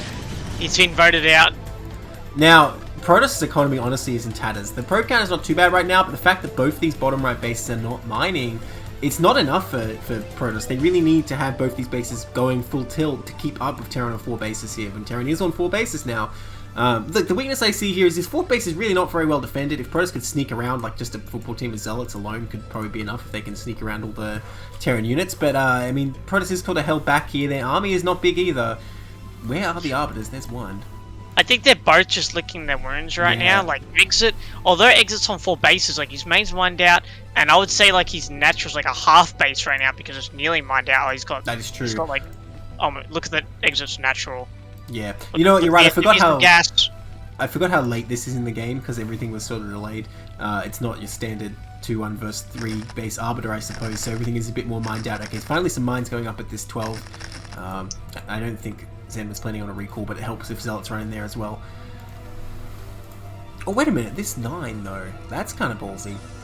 Yeah, it really is, but I don't think Exit's going to find it. Maybe, and even if he does, how does he really deal with that, right? Because if you have units hanging out in this area, it's kind of easy for Protoss to deal with that, I feel like, because it's so close to their rally, and, you know, they can hang around there and be threatening counterattack at the same time. Ooh, Arbiter at the 12 o'clock. Man, look at me saying he's not planning on a recall. That's a pretty small recall, which honestly is probably in Protoss' interest at this point, because the entire Terran army is here. So it's probably for the best he didn't recall that many units. Yeah. Oh man, those Zealots so stacked up right now, they can't even uncompress. Oh, that drag though. You know what, honestly, for the fact that Terran's stuck here with their entire army right now, that was probably not bad. Although the Arbiter itself is probably the main expense there you don't want to make. I mean, yeah, Protoss... especially, he's on 2 Stargate now, but he was on 1 Stargate for a long time, so, yeah, I definitely don't think that was a value play. Is not mining gas from anything but his main and natural. Oh, no. Yeah, this third... Especially when you're trying to get High Templar to Neb, like... Oh man, well, when I was saying it, did I say what is he going to do except Vultures? Turns out Vultures get into this 9 o'clock. And you know, Zen's Vulture defense has been weak this entire game, I have to say, like... Not having this walled off by now, not making cannons, we can see how much minerals is in the bank. And you know, this is why we see in these like extra mains and naturals, a lot of the time Protoss just says, you know, screw it and makes like 10 cannons in the natural, because then you just don't worry about Vultures the rest of the game, right? And I think that would have been a move here. But as the case is, Vultures did a lot of damage so far, and they continue to at the 9 o'clock as the main Terran army is pushing forward here. Big Zealot Goon engaged. No Arbiters here, no Templars either. Terran not exactly siege, so I think Protoss needs to pull back now that the Zealots are spent. Ooh, EMP. EMPs, and yeah, there we go. He's pulling back those Dragoons now.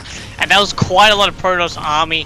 Exit's just coming in here with all his mech muscle, and just taking the center of the map by force, killing that 9 o'clock base in the process as well.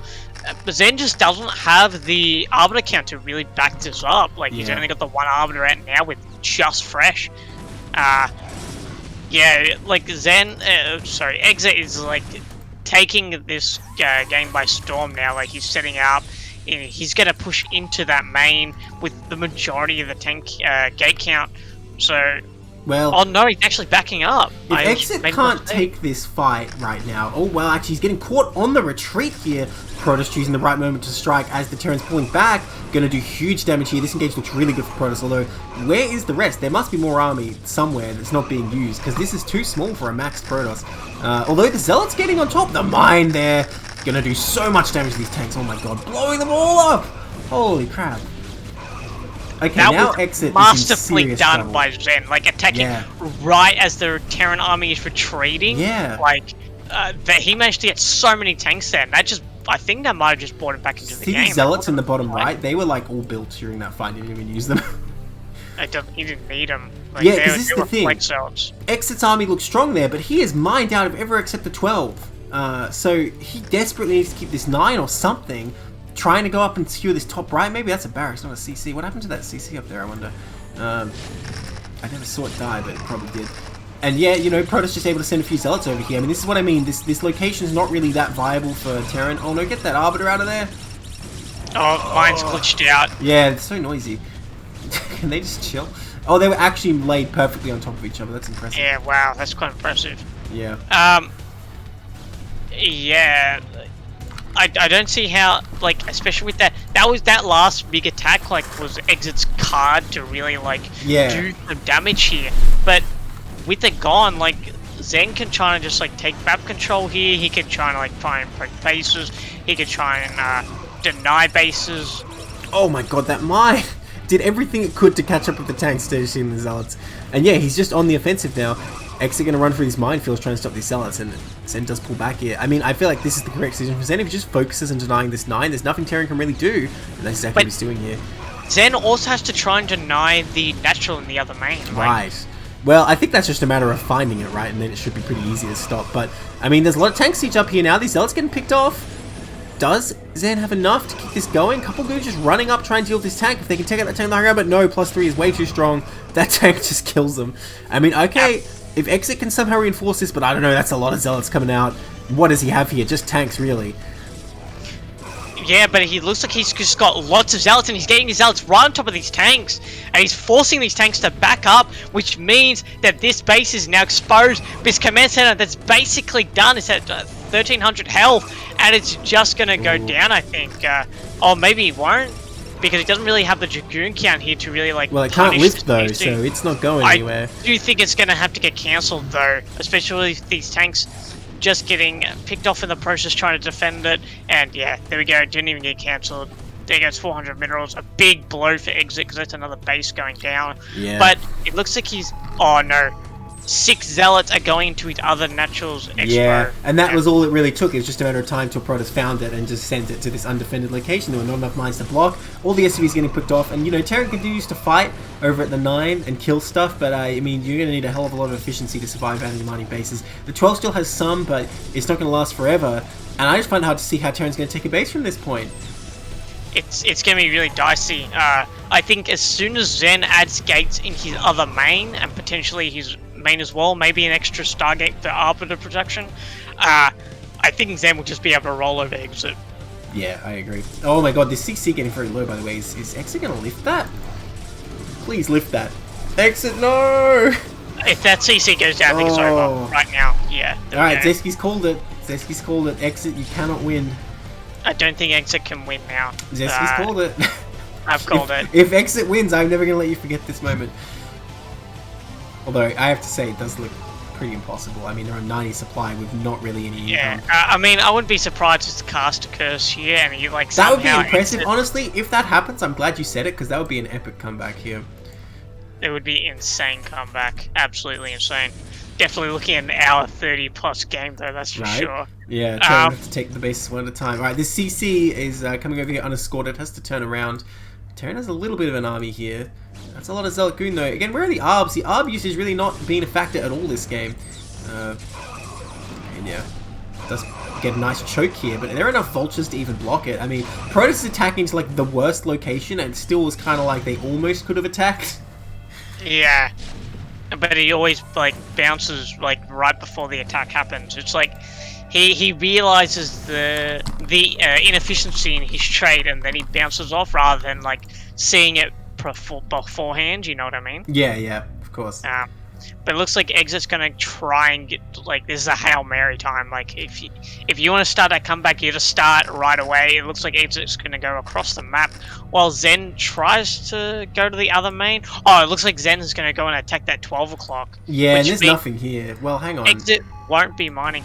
Exit still has, like, 8 SCVs mining his natural gas. This is crazy. Oh, wow. There's so many SCVs. Well, Terran is getting into the natural here. I mean, okay, this move kind of makes sense sometimes, but when you have this small an army, I don't think there's any way this works out. Because look at the Protoss streaming across the map. He's not even sieged up right now. Okay, there he goes. Is there any stakes here? I think these Arbiters don't have enough energy, and the Glides don't have enough energy, just not enough energy, and it looks like the Glides are just going to pick them off. But yeah, there's just not enough mines here to really, like, control the Protoss. Like, right now, like, the Protoss will be, like, rallying out of his main, and as soon as he's got enough of his main, it doesn't matter if he loses his natural, because if he just rallies straight into his main, not like that Zealot just died to the tanks, but yeah, then he'll just be able to sandwich this Terran army, and that will be it. Like, how does Exit come back from here? That's every single tank is here. This is basically all in. While this is happening, though, he did take the 9. He's mining from it. So if this somehow goes on for a long time, he can kind of build up an army again, maybe. Well, here comes Protoss, very piecemeal. Oh my god, that's a fat stasis. That's amazing. Every single tank. This is over. It doesn't even need the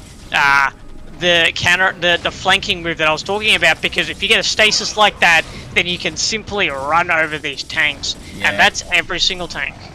Okay, well, what has Exit got at home? He's got some income from mining this for like 1 minute. Is it enough to build up anything to defend? Here's some mines out. Well, Protoss has to stay home and deal with these tanks, I suppose. I mean, okay. Wait, what happened to all the SCVs at the 12? Did he transfer them? I guess he did. Wait, why are there only 35 SCVs? Did that many die? Ooh, yeah, a lot died, but it looks like he transferred a lot from that second natural gas. He must, yeah. Ah, right. I'm just intrigued how few there are at the 12, you know? Oh my god, one Zealot just runs in. Is it going to get those mines? You're kidding me. Oh! Okay, alright. He saw that Zealot and he was like, nah, this is it. Someone clipped that. That was perfect, honestly. Alright, so that makes it 1-1. Okay. Wow, this is an explosive series. Yeah, that was the great games, game 1 and 2 for sure. Alright, we're gonna go straight into the third one here. I suppose Zen and Exit have played each other a lot, so they know each other's styles. Yeah, I think that's accurate.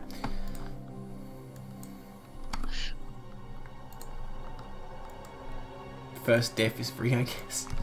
That's how Zealots roll, I guess. Alright.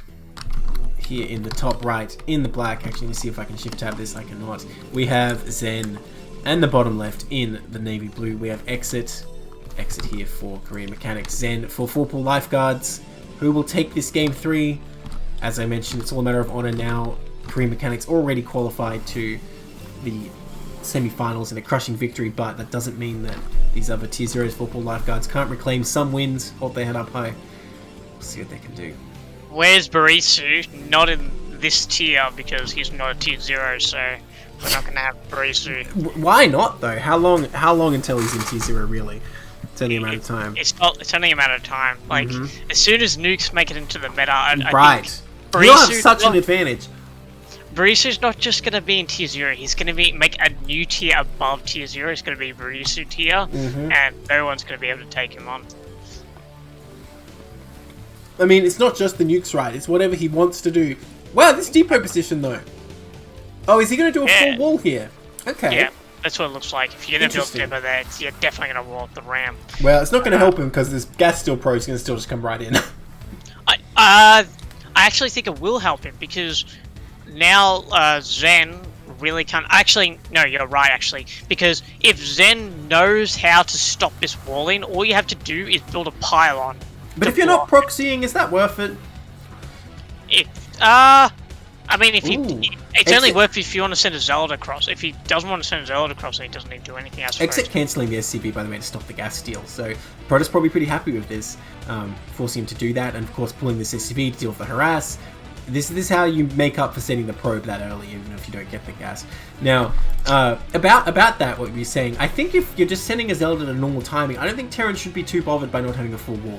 Like, we're in tier 0 here. I feel like a tier 0 Terran should be able to defend normal Zealot timings without actually relying on SimCity that much. If it's a proxy, that's a different matter. Then you're really not having a good time if you get your wall palm blocked when it's a proxy. But I think versus normal Zealot timing, I don't think you should really be worried. I agree. That Exit, especially with Exit demonstrating the last 2 games, I think his marine control should be strong enough. But yeah, what's it called? Zen wasn't going for a Zealot anyway, because he took gas and core, so there's no Zealots going across the map. So this wall's kind of futile. Like, it's not really, doesn't really stop anything except, you know, delay his Well, let's see what he wants to do in here. Maybe he's gonna go for a 2-fac or something spicy. That's why. Although he's already cut off gas, so I suppose not. Maybe he was expecting a proxy, because, you know, this map's pretty popular with proxies. You know, that can be a pretty good way to deal with it. Especially for a 3rd game as well. Yeah. Well, with how the first 2 games went, right? You don't want to suddenly lose to a proxy. And I suppose Exit must be feeling like, okay, as long as they get all their, like, macro up, they're looking pretty good. Because, honestly, they were close to winning the last game. it was a close game. Of course, the first game just devastated with massive pushes over and over. So, Exit going across with the scout while trying to push that probe out of his base. It looks like he's skipping range for a faster Nexus. I do like this. This is a very popular play at the moment, to skip range for that faster Nexus. But yeah, it looks like the SUV is going to get in. He's going to see everything. Everything looking pretty standard. He's got his 2 pylons in the main. Nexus went down where he saw. No spinning core, so he might be suspicious that maybe it's DT or like some sort of fast tech play then with a proxy somewhere. But what's it called? If Exit's aware of it, he might just know that he's cancelling range to get his Nexus out a little bit faster. Well, he did get the SUV and technically like saw the Nexus timing, right? You know, last game with the really fast like eBay and Siege from Exit. It's interesting he's mixing up the Vulture first. I almost said Zealot first. The Speed Zealot that can shoot at range. Yeah. With 3 nukes. Yeah, nice. But yeah, I agree with that, but sometimes you see like the Nexus go down early, but they don't take range, and that not taking range, they actually grab DTs. It's a bit of a meme build, but yeah. Don't worry, I have a lot of experience with that from a certain player. Yeah, who we know and love. Yeah. So another friendly Australian. No, not quite. That's not who I'm thinking of. Oh no. No, honorary Australian. Yeah. Honorary Australian. All right. So different people then. One gate robo coming up here. I would not be surprised if this is a Reaver, right? I mean, okay, there goes the second gate now. But I'm just thinking, you know, he denied scouting with that goon. He's just sitting back here. It could be something to mix in game 3 here. I would be very interested to see if he goes for it. Yeah, I will be as well. It looks like we got a second factory coming up with the fast expand, so maybe he's just going to go for like a tank push quite early Eclipse? I'm not a fan, to be honest. Okay, it is it's quite popular. It's quite popular in Eclipse, especially in pro play. Yeah. Oh. It is. Why though? Because surely those big ramps are going to be an issue. It's not as much of an issue as you think. I don't think. I think particularly it's got to do with the rush distance more than anything. Well, it's pretty long though. It's longer than like close positions on a 4-player map, for example. Yeah, that's true. But you also know exactly where your enemy's going to be. Okay. But he does put down that second shop, so maybe it's going to be a 5-tank push, not 3. Or maybe he's just going to drop down armory pretty soon now and go for like a piano. We did have a pretty early second gas, right? So additional factories will not be surprising here. Protoss looking like they're setting up for their third. No Reaver for me today. Someone else will have to take up that mantle. We do see a third gateway going down, but yeah, no, it looks like it's going to be 3-tank push with only 4 Marines and a Vulture though. Yeah. Like, this is one a very SCV? low counter Marines. Surely you want to bring 3 SCVs with this, just to help block and repair. I definitely, if you're going to skimp on Marines, I'd definitely bring some more SCVs. Yeah. But Exit is a tier above me, so let's see how he handles it. He clearly knows what he's doing, demonstrated from these last 2 games. Zesky, you played against me. You know tier zeros don't know what they're doing. We'll see how we go.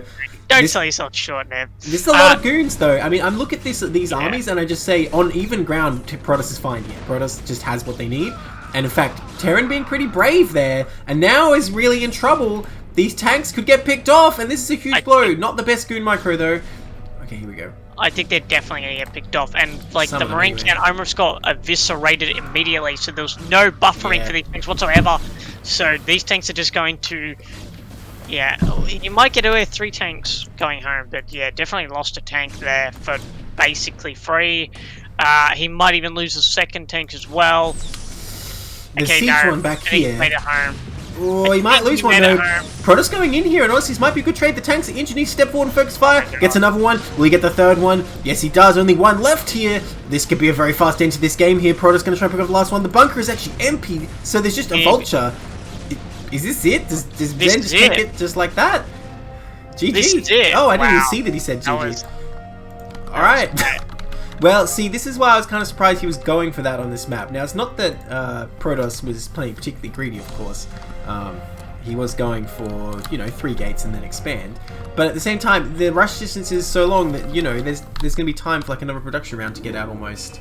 I just think that exit skimped on marine count there, too. which meant that like those Dragoons basically eviscerated the marine count and the SCV and the Vulture before the fight happened. Like if you're gonna do those sorts of pushes, I think you'd need to step on that marine count a little bit, just so you have a buffer for the tanks. Definitely. Well, I think the thing is, if he came across with the more Marines and we're reevaluating, I think you look at those armies, it's like, okay, Protoss are going to pounce on it, but I still don't think Terran can get anything done. But that's kind of okay because you can lay the mines and just put some pressure, right? Yeah, I do think so as well. So, who do we have up now? We have, I'll introduce them in just a moment, do it all dramatic. In the top right, in the magenta, we have D-Booties, and the bottom right, in the blue, we have RoyalBlue. He does always pick blue, got to give him props for that, living up to his name. RoyalBlue here for Korean Mechanics, and D-Booties for Korean, sorry, what am I saying? 4-Pool Lifeguards, I actually say Korean Lifeguards. Did I say 4-Pool Mechanics just now? I heard 4-Pool Lifeguards, but maybe not. No, I mean, did I say 4-Pool Mechanics and Korean Lifeguards? No, yet that's from translate. You said it properly to Okay. me, but my ears might be fried or something. I don't know. Okay. Yeah, sorry, I kind of skipped past it because that brings us to 10-6 to Korean Mechanics to 4-Pool Lifeguards. So far, 4-Pool Lifeguards getting some wins back in this cast tonight. Yeah, definitely getting some wins back.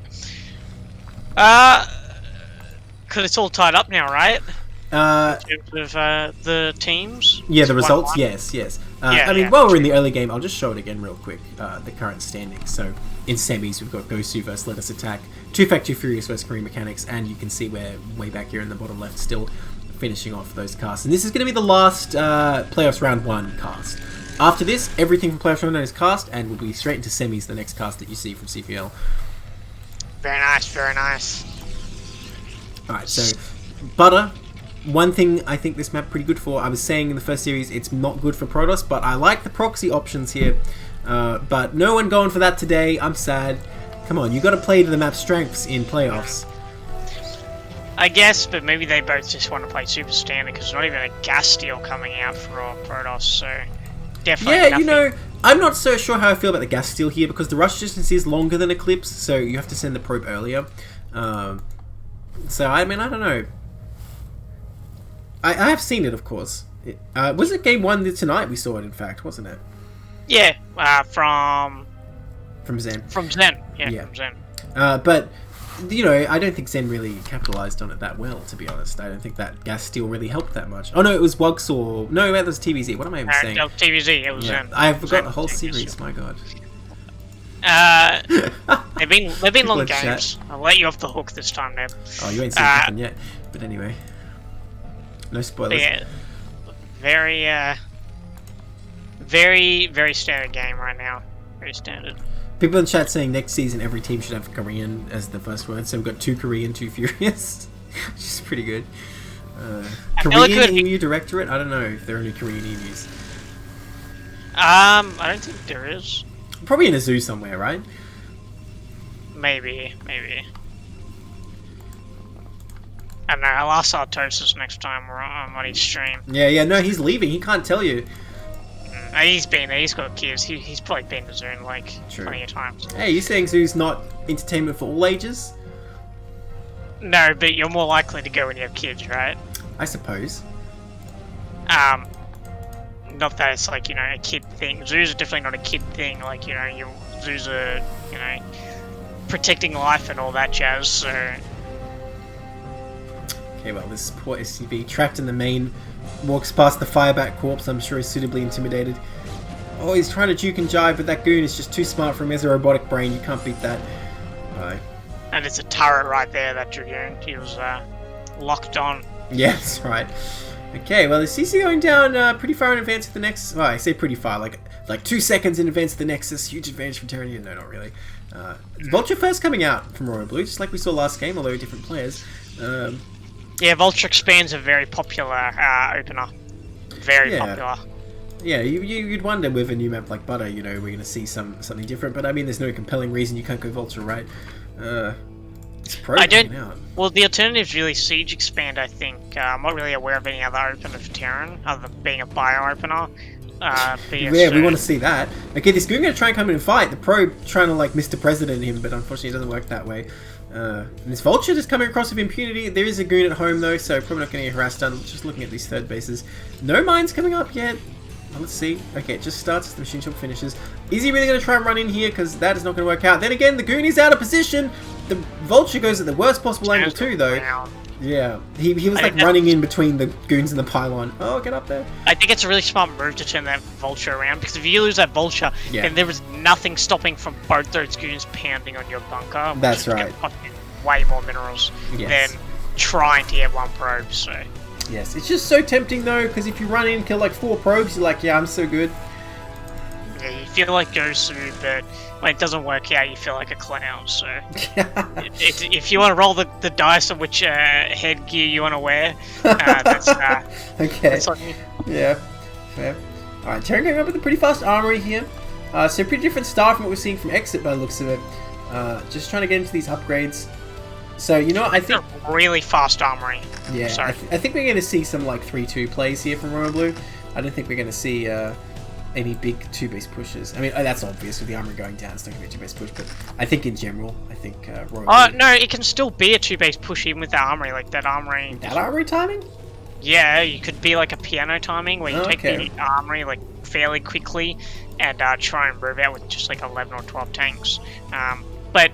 like, there's no eBay down, so like if this was, I guess there wasn't any DTs this game, and I guess he kind of confirmed there wasn't any DTs this game, or like Reaver Tech, I guess. But yeah, there's no eBay even now. Like, if even on 2-base, if Djibouti just skipped observers, and I don't think RoyalBlue checked that, like, he could have just gone straight for Reaver Tech and just gone straight for it. So this lack of anti is Reavers are not expensive enough for this man. He has another tech in mind. We have the Stargate down already at 6 minutes. It's going to be 2-base carrier, and I was saying carrier is semi-decent on this map. Man, he almost ran into those mines. I mean, it doesn't necessarily have to be carrier yet, Neb, but... There's no Citadel. You're not telling me these going scouts here. Citadel, I mean, I just meant that he could... not placed his Citadel yet, didn't make, you know. But, you're not starting a Stargate before your Citadel, even if you're going that's true. Carrier. It's true. It's definitely pointing. It's definitely pointing for carrier right now, and it's actually 100% carrier because he just started +1, so didn't misplace his Citadel, I guess. Zesky, you're gonna be playing a CPL match and like scan the Protoss main and be like, okay, there's Stargate and no Citadel. He's just going Arbiter later. Okay, this Vulture. Oh, and this might just straight up win because... Oh no, we do have an academy from RoyalBlue, so he should be getting those comp sets and he should be scanning like right away. In my opinion, this is actually the perfect build for RoyalBlue, except maybe just like a fast 2-base push to kill him. Because he's going to have the upgrades fast, he can get Goliath range or whatever quickly. And, you know, it's up to him where he goes from here. That's Starport, though. I think he could just like all in at this point, because... Oh no, he's getting a Starport. Yes, because he wants +2, right? Because he upgrades so fast. But that said, that's still pretty good against carriers. Well, I was thinking more that because you've got like you just take your second gas quickly, I mean, you just like add up factories with the +1 timing, and rather than getting like +2 weapons, you get +1 armor, just because you don't want to idle your armory and then go for a push. But it looks like he's going to take the Starport, get +2, which means he's definitely not going to have a second upgrade for a little while, which will make, I guess it will make his push a little bit weaker. He did not scan the carriers. He scanned the main, saw 3 gates, did not see the carriers. Okay, he scans again, because you know Terran's thinking like, okay, there's only 3 gates, there's got to be some kind of tech right now. I don't see a Citadel yet anywhere. So I think Terran is aware he's missing something, but he may not be suspecting carriers here. Both scans have been spent. You know, it's interesting because what you're talking about, the +2 obviously is way stronger against a ground army / Arbiter, but I think against carriers, 1-1 is pretty good anyway. Like, +2 is obviously better, but 1-1's fine. Oh, he cancelled +2 for +1. I just saw. Does he know? I don't think he knows. He certainly didn't scan it, but unless he's like so next level that he sees nothing and he knows the carriers are there, there's no way, right? He's pushing out right now. Oh, he just got sieged. Well, he might know. He might be going for a third here. I'd use those concept energies right now. Does he have more energy? Oh, I thought that was his first ones he used. Yeah, he probably should. Although, like I said, if he's so next level, he knows his carriers from what he didn't see, then I mean, maybe he doesn't need to. Yeah, that would be pretty go soon. 9-minute eBay, damn. Late. Yeah, but this is a really low tank count for this stage of the game. Like, yeah, because he's invested in these upgrades and everything else. Yeah. Okay, well, these goons gotta be careful of his tank range here. Well, apparently he bought a second armoring Neb, and he's just got 4 factories. He might be able to put pressure on this before the carriers are out, but this is definitely not the ideal situation for Terran, that's for sure. I mean, I'm not so sure. We've only 4 facts here in this third CC. I don't think Terran really can push across the map. I don't think so either. Like, yeah. He is adding a factory now. He still hasn't scanned to check those carriers. Here we go. He's this high ground third, but Protoss sees the CC. I hope Protoss is paying attention this time, because I feel like as long as Protoss knows about this, he can punish it pretty easily. That said, if Terran is able to secure this, is actually kind of good for carriers, because you can kind of just be pushing along the right side of the map here and denying the carriers from hitting your main. All these vultures, they don't want to run into the Protoss army here. Oh, no. Okay, losing a vulture there. Good reaction time though. He turns around. And yeah, Protoss sees this CC's here, but not reacting yet. I guess thinking they can come and snipe it with the carriers. But again, I feel like this is actually good for Terran to have this and be able to set up all the turrets there and defend your base as well as defending the carriers at the same time.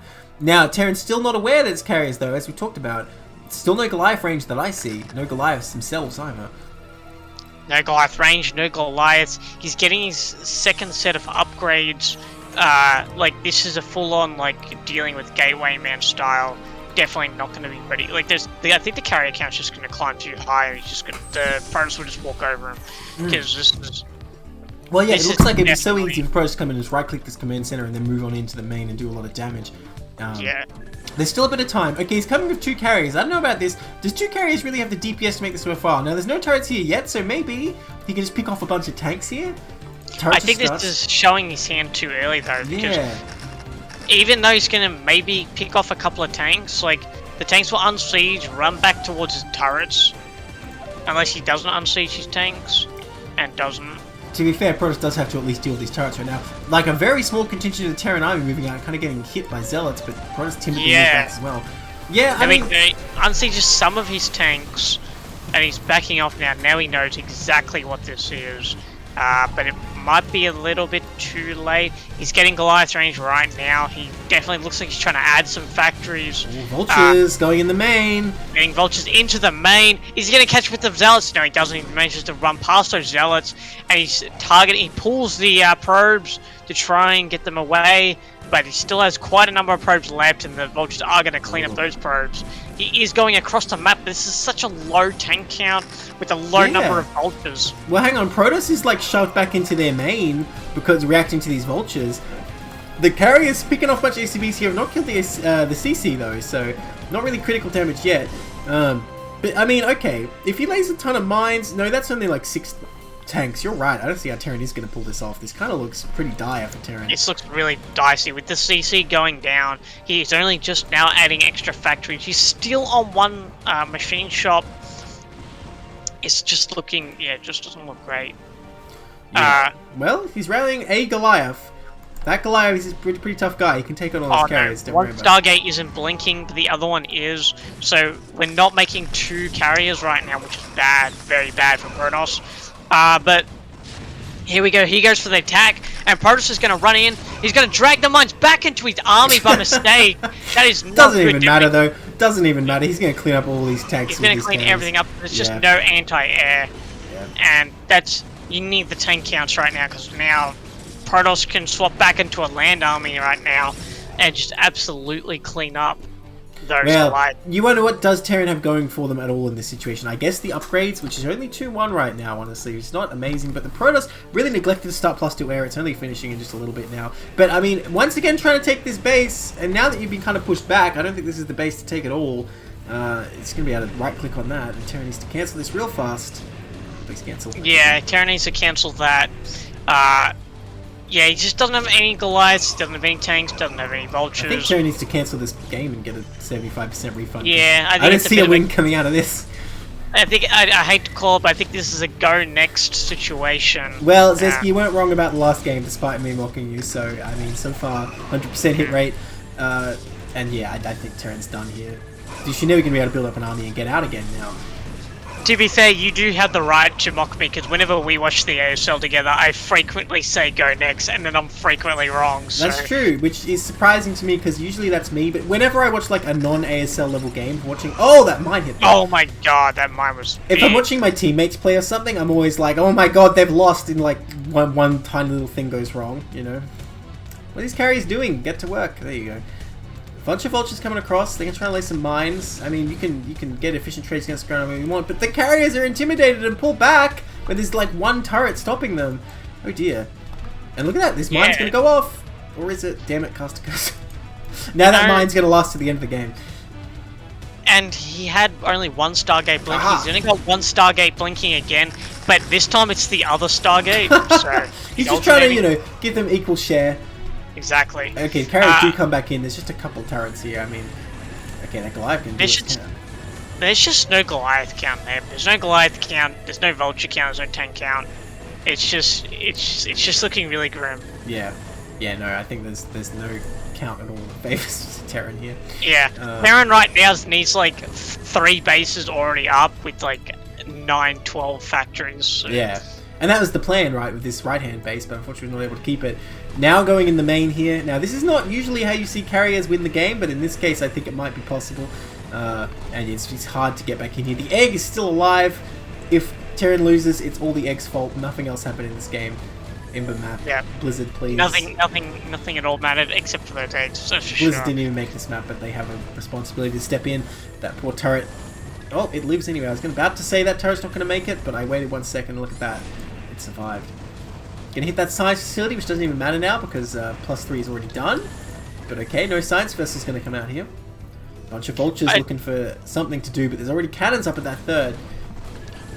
I do have to say though Debuty definitely in the lead here by a significant amount. Now he's getting Starport as well. Oh, it's already oh, there's a vulture harassment going on at that. Yeah, but with this many cannons, you can kill a few pros. How behind Terran is, it's not going to be enough to change the things. But yeah, these carriers are losing a lot of the interceptors here.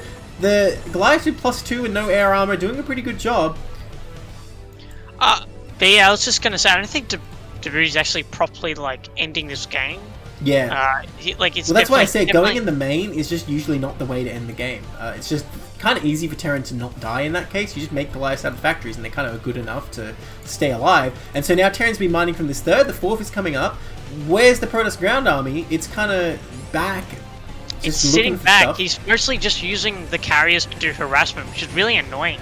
But it's not game ending, and I think it might be buying the Terran back into his team. Although, as much damage as he's doing, he's trading a lot of interceptors here, right? And it's not like Protoss is that rich. He's only on 4 bases, so the Terran's 3.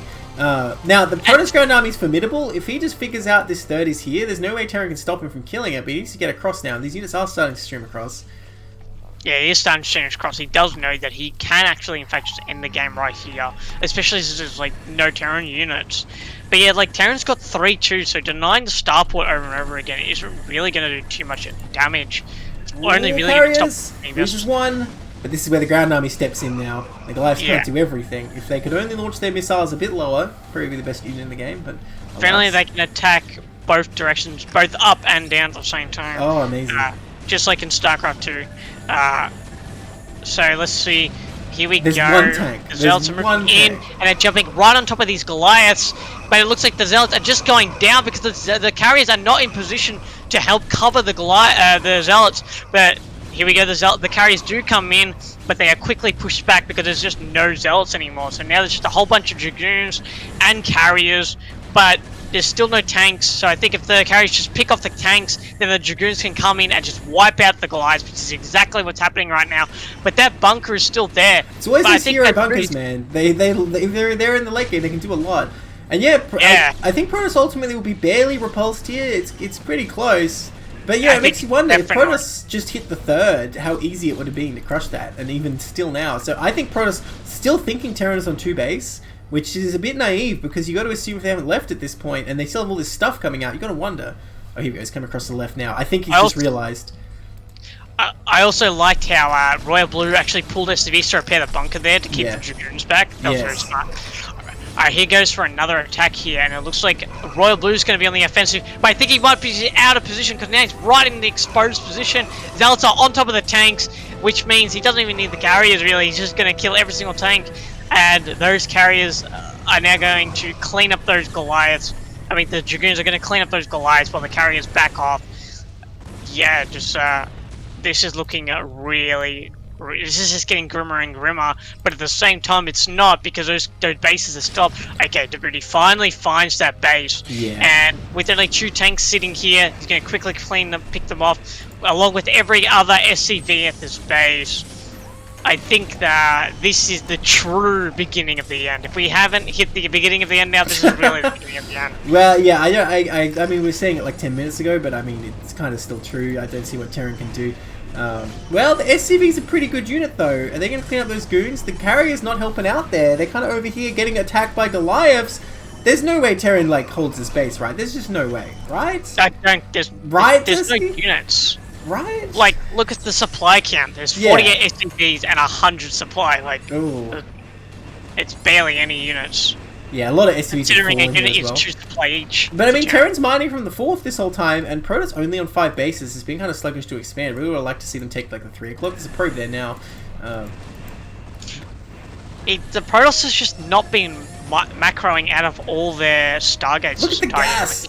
Oh my god. You should have way more carriers right now to end this. Need to do the big Archon attack or something with this much gas. Yeah. Max on Arbiters, let's go. High Templar, going High Templar with carrier is insanely powerful. Absolutely. You know, I gotta wonder, a Max Arbiter army would probably be pretty strong, because you stasis everything and just go kill a base or something. Then again, if there's like 2 turrets there, you kind of just die. I have seen Arbiters like be popular with carriers, where you just go absolutely on the offensive with carriers, and then you keep an Arbiter at home, and if the Terran tries to counterattack, you just like recall the carriers back. Oh, that's pretty sick. Just don't do it when the interceptors are out, because then they'd fly across the map. Yeah, don't do it when the interceptors are out. Oh, Protoss finds this other base here. Yeah, and I think that's the last secret Terran had to hide in this game. I'm amazed how long Terran's able to hang on like this. Just smacking out of like these few bases and having these scrappy fights. It's impressive, like, because this is definitely there's just no units, but he's been doing quite well with the low unit counts, and GG scored. Yeah, I mean, fair enough to RoyalBlue holding out until the last base falls. I feel like there was just an opportunity for him to just absolutely demolish in that game. Yeah. But he just didn't use his comsats. He just kind of... Oh, I thought you meant Protoss. Look, if Terran found it, I don't think he would have been able to like push and kill him so easily, but I think he would have had a really great setup to play like a sort of macro game against carriers where you sort of expand everywhere, you've got your amazing upgrades, and I think it would have been very hard for Protoss to win that one. But like, I feel like Protoss was the one who had him in like the chokehold and couldn't finish it for a long time, which, you know, makes me wonder for this series, if that's how that game looks, in a more even game, RoyalBlue's looking pretty good actually. It's funny to say that after he lost the game, but I don't know. No, I definitely agree with that analysis. Like, he definitely held on for quite a long time. Like, it just felt like Djibouti's army control was just a little bit uninspired. He just kept on hitting that main over and over again, not checking for additional bases, not moving his army, his ground army across the map, only really using the carriers to try and like do some minor harassment on buildings that didn't really matter much anymore because he already had the upgrade count out. Alright, in the top right here, in the blue, we have RoyalBlue. And the bottom left, in the magenta again, we have Djibouti. Currently off 1 game in this best of 3. We're moving into good night. Don't think we're going to see carriers here. Always possible, but yeah, no, I don't think so either. I'm just trying to deal with this show match ridiculousness that people are talking about. Guys, there's a lot of CPL games to cast, alright? We can't do everything. But, I mean, hey, if someone else wants to stream it, I'll happily raid you when we're done here. That would be fine, so you want to get that set up, but this cast still has a while to go as well, I'd just like to point out, so don't get too excited. Look, how about this? I'm happy to do it. I mean, Zesky, I know you keen for the Barisu vs Bacillus show match? Sure, I mean, I'm happy to do that after. Yeah, so we can schedule it some other day. No, I'm saying I can't do it after, because okay. I have to go, this cast is going to be long. I was going to say that this is already a long cast, so I definitely want a break before we did that. But yeah, no, I'll definitely happily cast that another day, that's for sure. Yeah, I'll tell them. If they're keen, Then, yeah, the Barisu Bacillus show match. I mean, for people who don't know, Bacillus is already a legend in CPL just because he's always in the voice channel. Like, every day I get up, he's there. I go to bed, he's there. It's just like, what? Is he even human? Yeah, the man's a machine when it comes to grinding out brutal games, that's for sure. Like, Coach next season, right? Always there. And he's always streaming too. Like, yeah. If you check out his Twitch. Yep. Always streaming. Alright, but anyway, back to these two peasants of CPL. These tier 0 peasants. Yeah. They can't compete. Sorry. I just said they can't compete, that's all. Exactly. With these standard on-meta games instead of their off-meta new crushes. Yeah. Well, I mean, now that the season's over, I can reveal Barisu's strategies. I can tell you guys the tale of the bunker contain. So, Barisu was preparing for one of his weeks, and he's like, okay, I have a plan. I'm gonna build, like, 3 bunkers outside Zerg's natural and just, like, contain him until he leaves.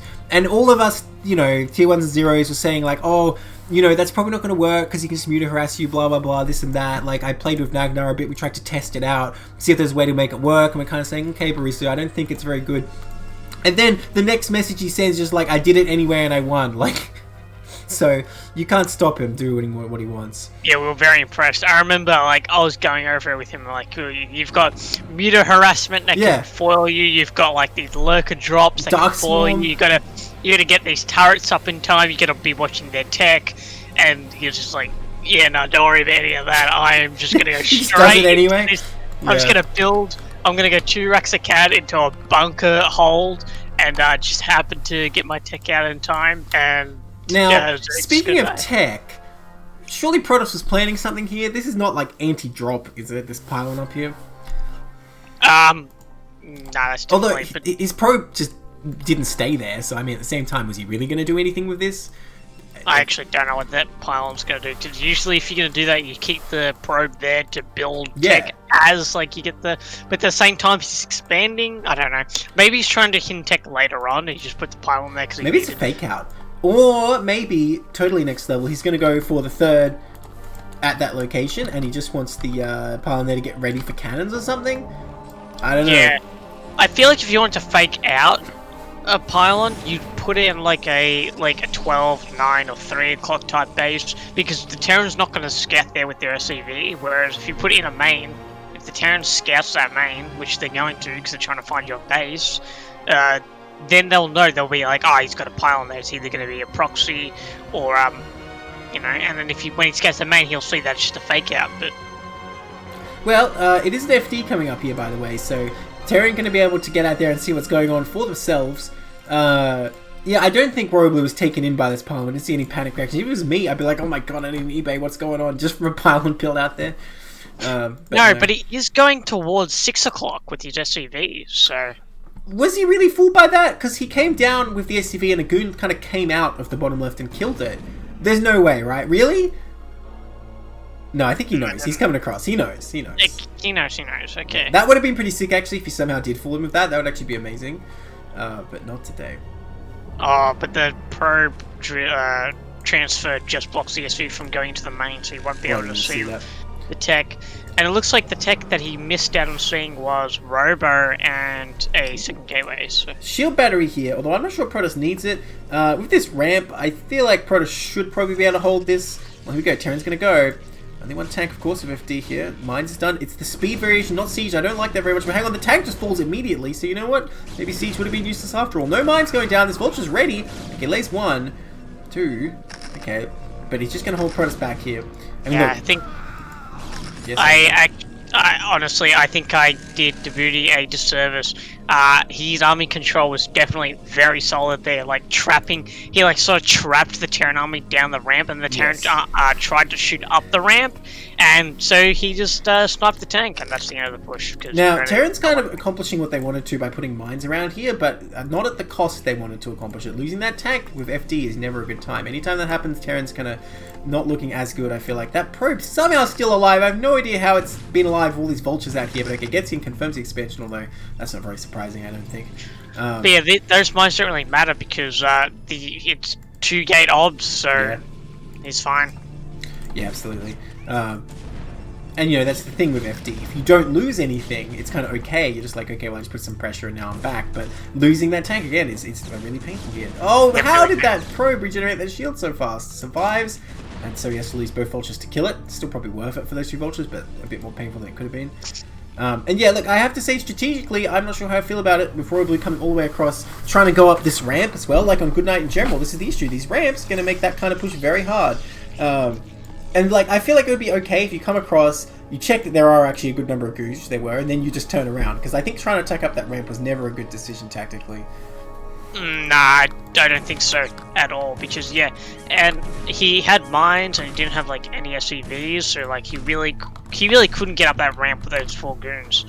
So yeah. But it looks like Djibouti is just going to grab a Stargate again. Yeah, now, it's friggin' cross positions on Goodnight of all maps. You really going carriers on Goodnight? If you spawn close, I can sort of see it going over these high ground bases on the side, but even so, the center is not good for carriers.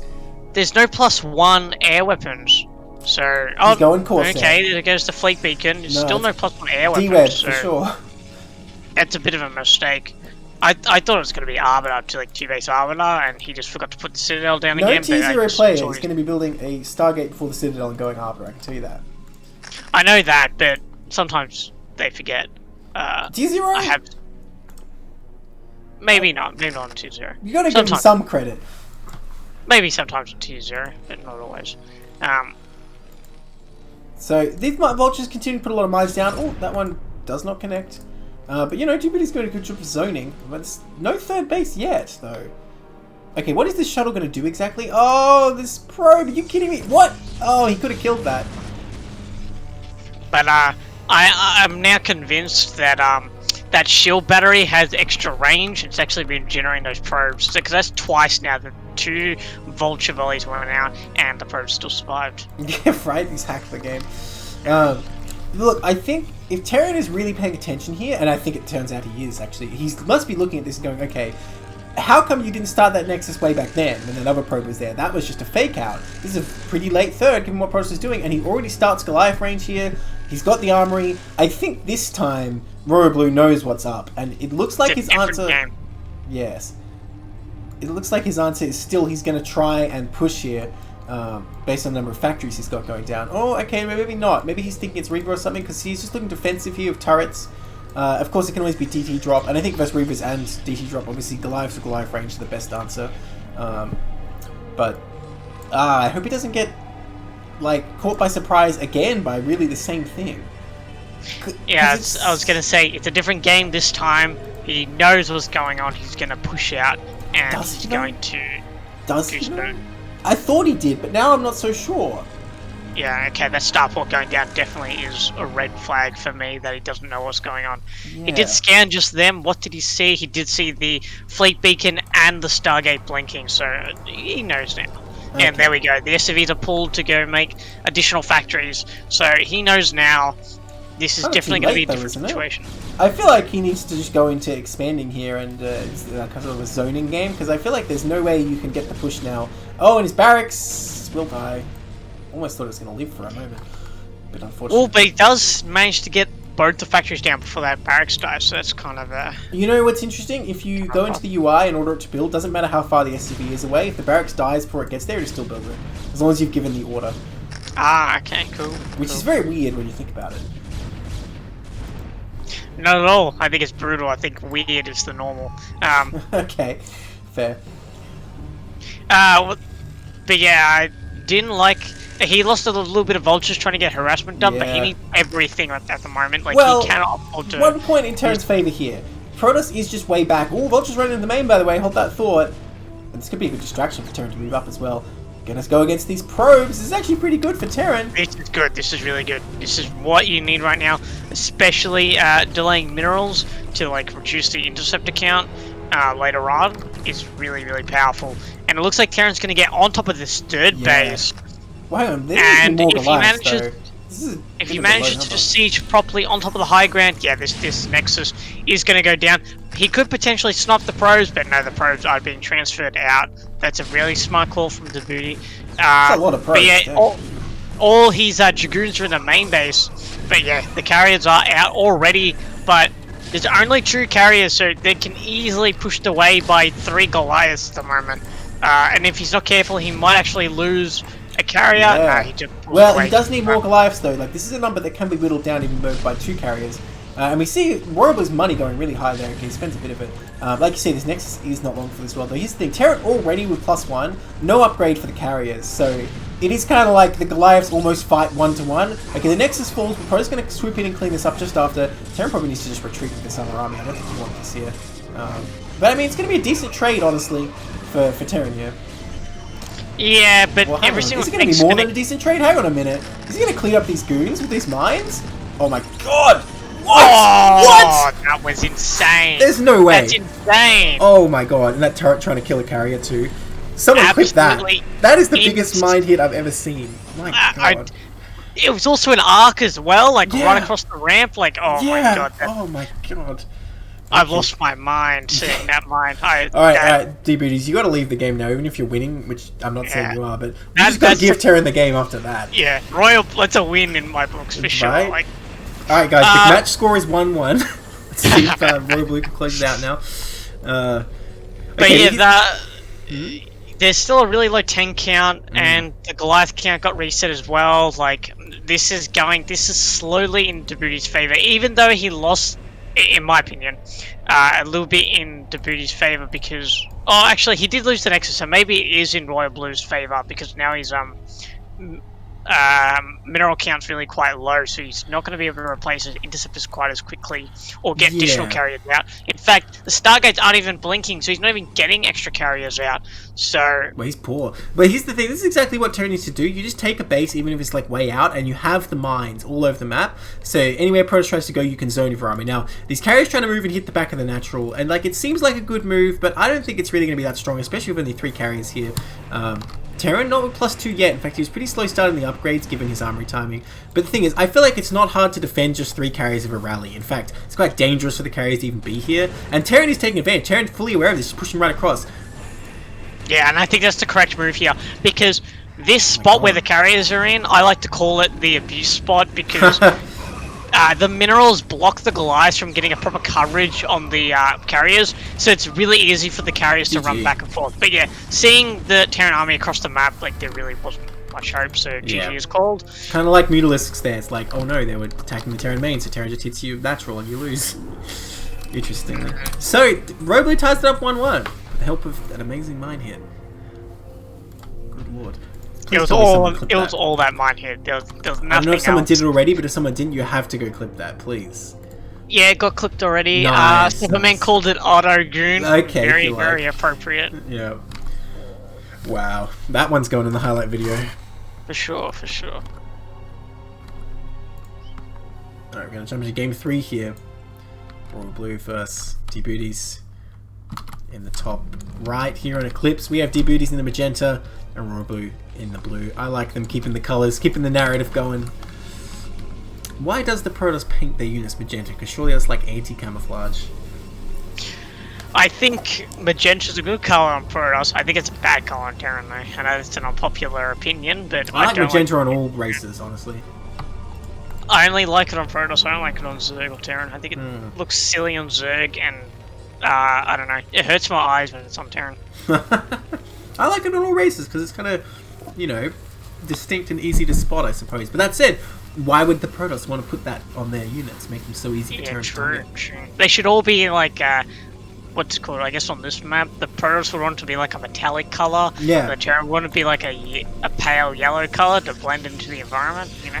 Yeah, imagine if StarCraft was realistic and every unit was just like super camouflaged and hard to spot. That would be insane. Sounds like a map idea that you've got to make there, to be honest. Not that that's possible in Brood War. Not that it's possible, but... I mean, you can make a mod that replaces graphics. Yeah, I guess. Just make every unit invisible. Whatever. Make every unit invisible. Oh, that would be wild. Pretty sure, like, Zerg just wins every game because they have overlords and other races don't. Yeah, yeah, I guess they would. But I guess that also, you could just put down cannons or bunkers and, like, sort of, they'd have to, like, bring slow overlords across the map. I guess. And then it would actually be worth lifting your racks to kill the overlord because then they can't actually see anything. New meta. The new meta. New meta. Yeah. New meta. Alright, gas steel probe coming across. Well, actually, no, I take it back. It's a pretty late probe. Never mind. Just a regular gateway scout. I just see a probe moving across the map on Eclipse. I'm like, oh, gas steel? I'm scarred from playing this map. Quite a late gas steel. Actually, I'm curious if... no, he didn't. No, he didn't skip a SCV.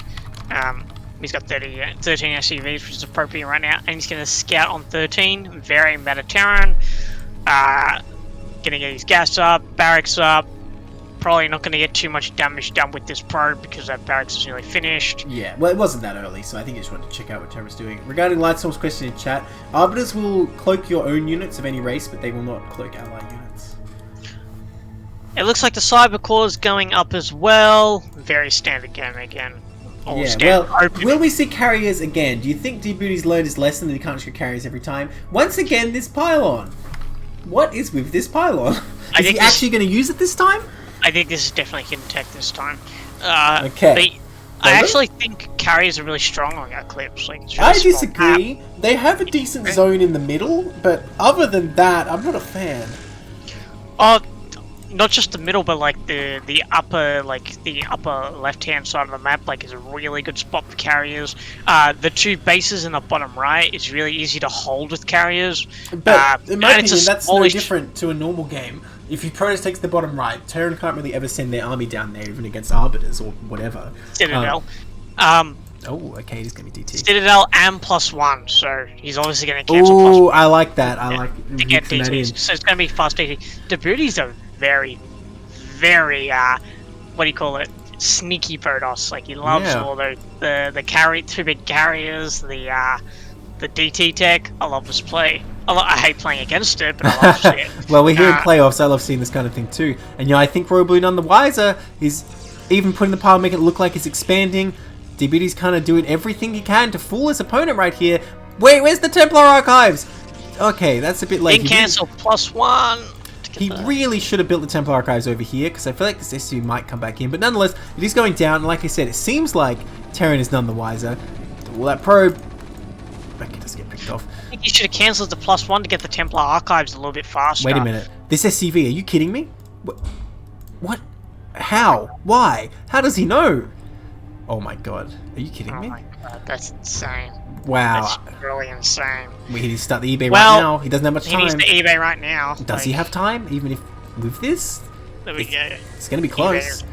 Unless Protoss aborts having been scouted, but I don't think so. I think Protoss still has to go for this, right? Ooh. I mean, you've committed so much tech. Like, I think he needs to at least do a turret on the ramp and a turret in the natural, I think. This is going to be a nail-biter whether these turrets are going to get out in time. Mine's coming, but that is nowhere near soon enough. Maybe he can block with a whole bunch of SCVs as well while he gets the turret up? I don't know, but he needs to put those turrets down, like, right away.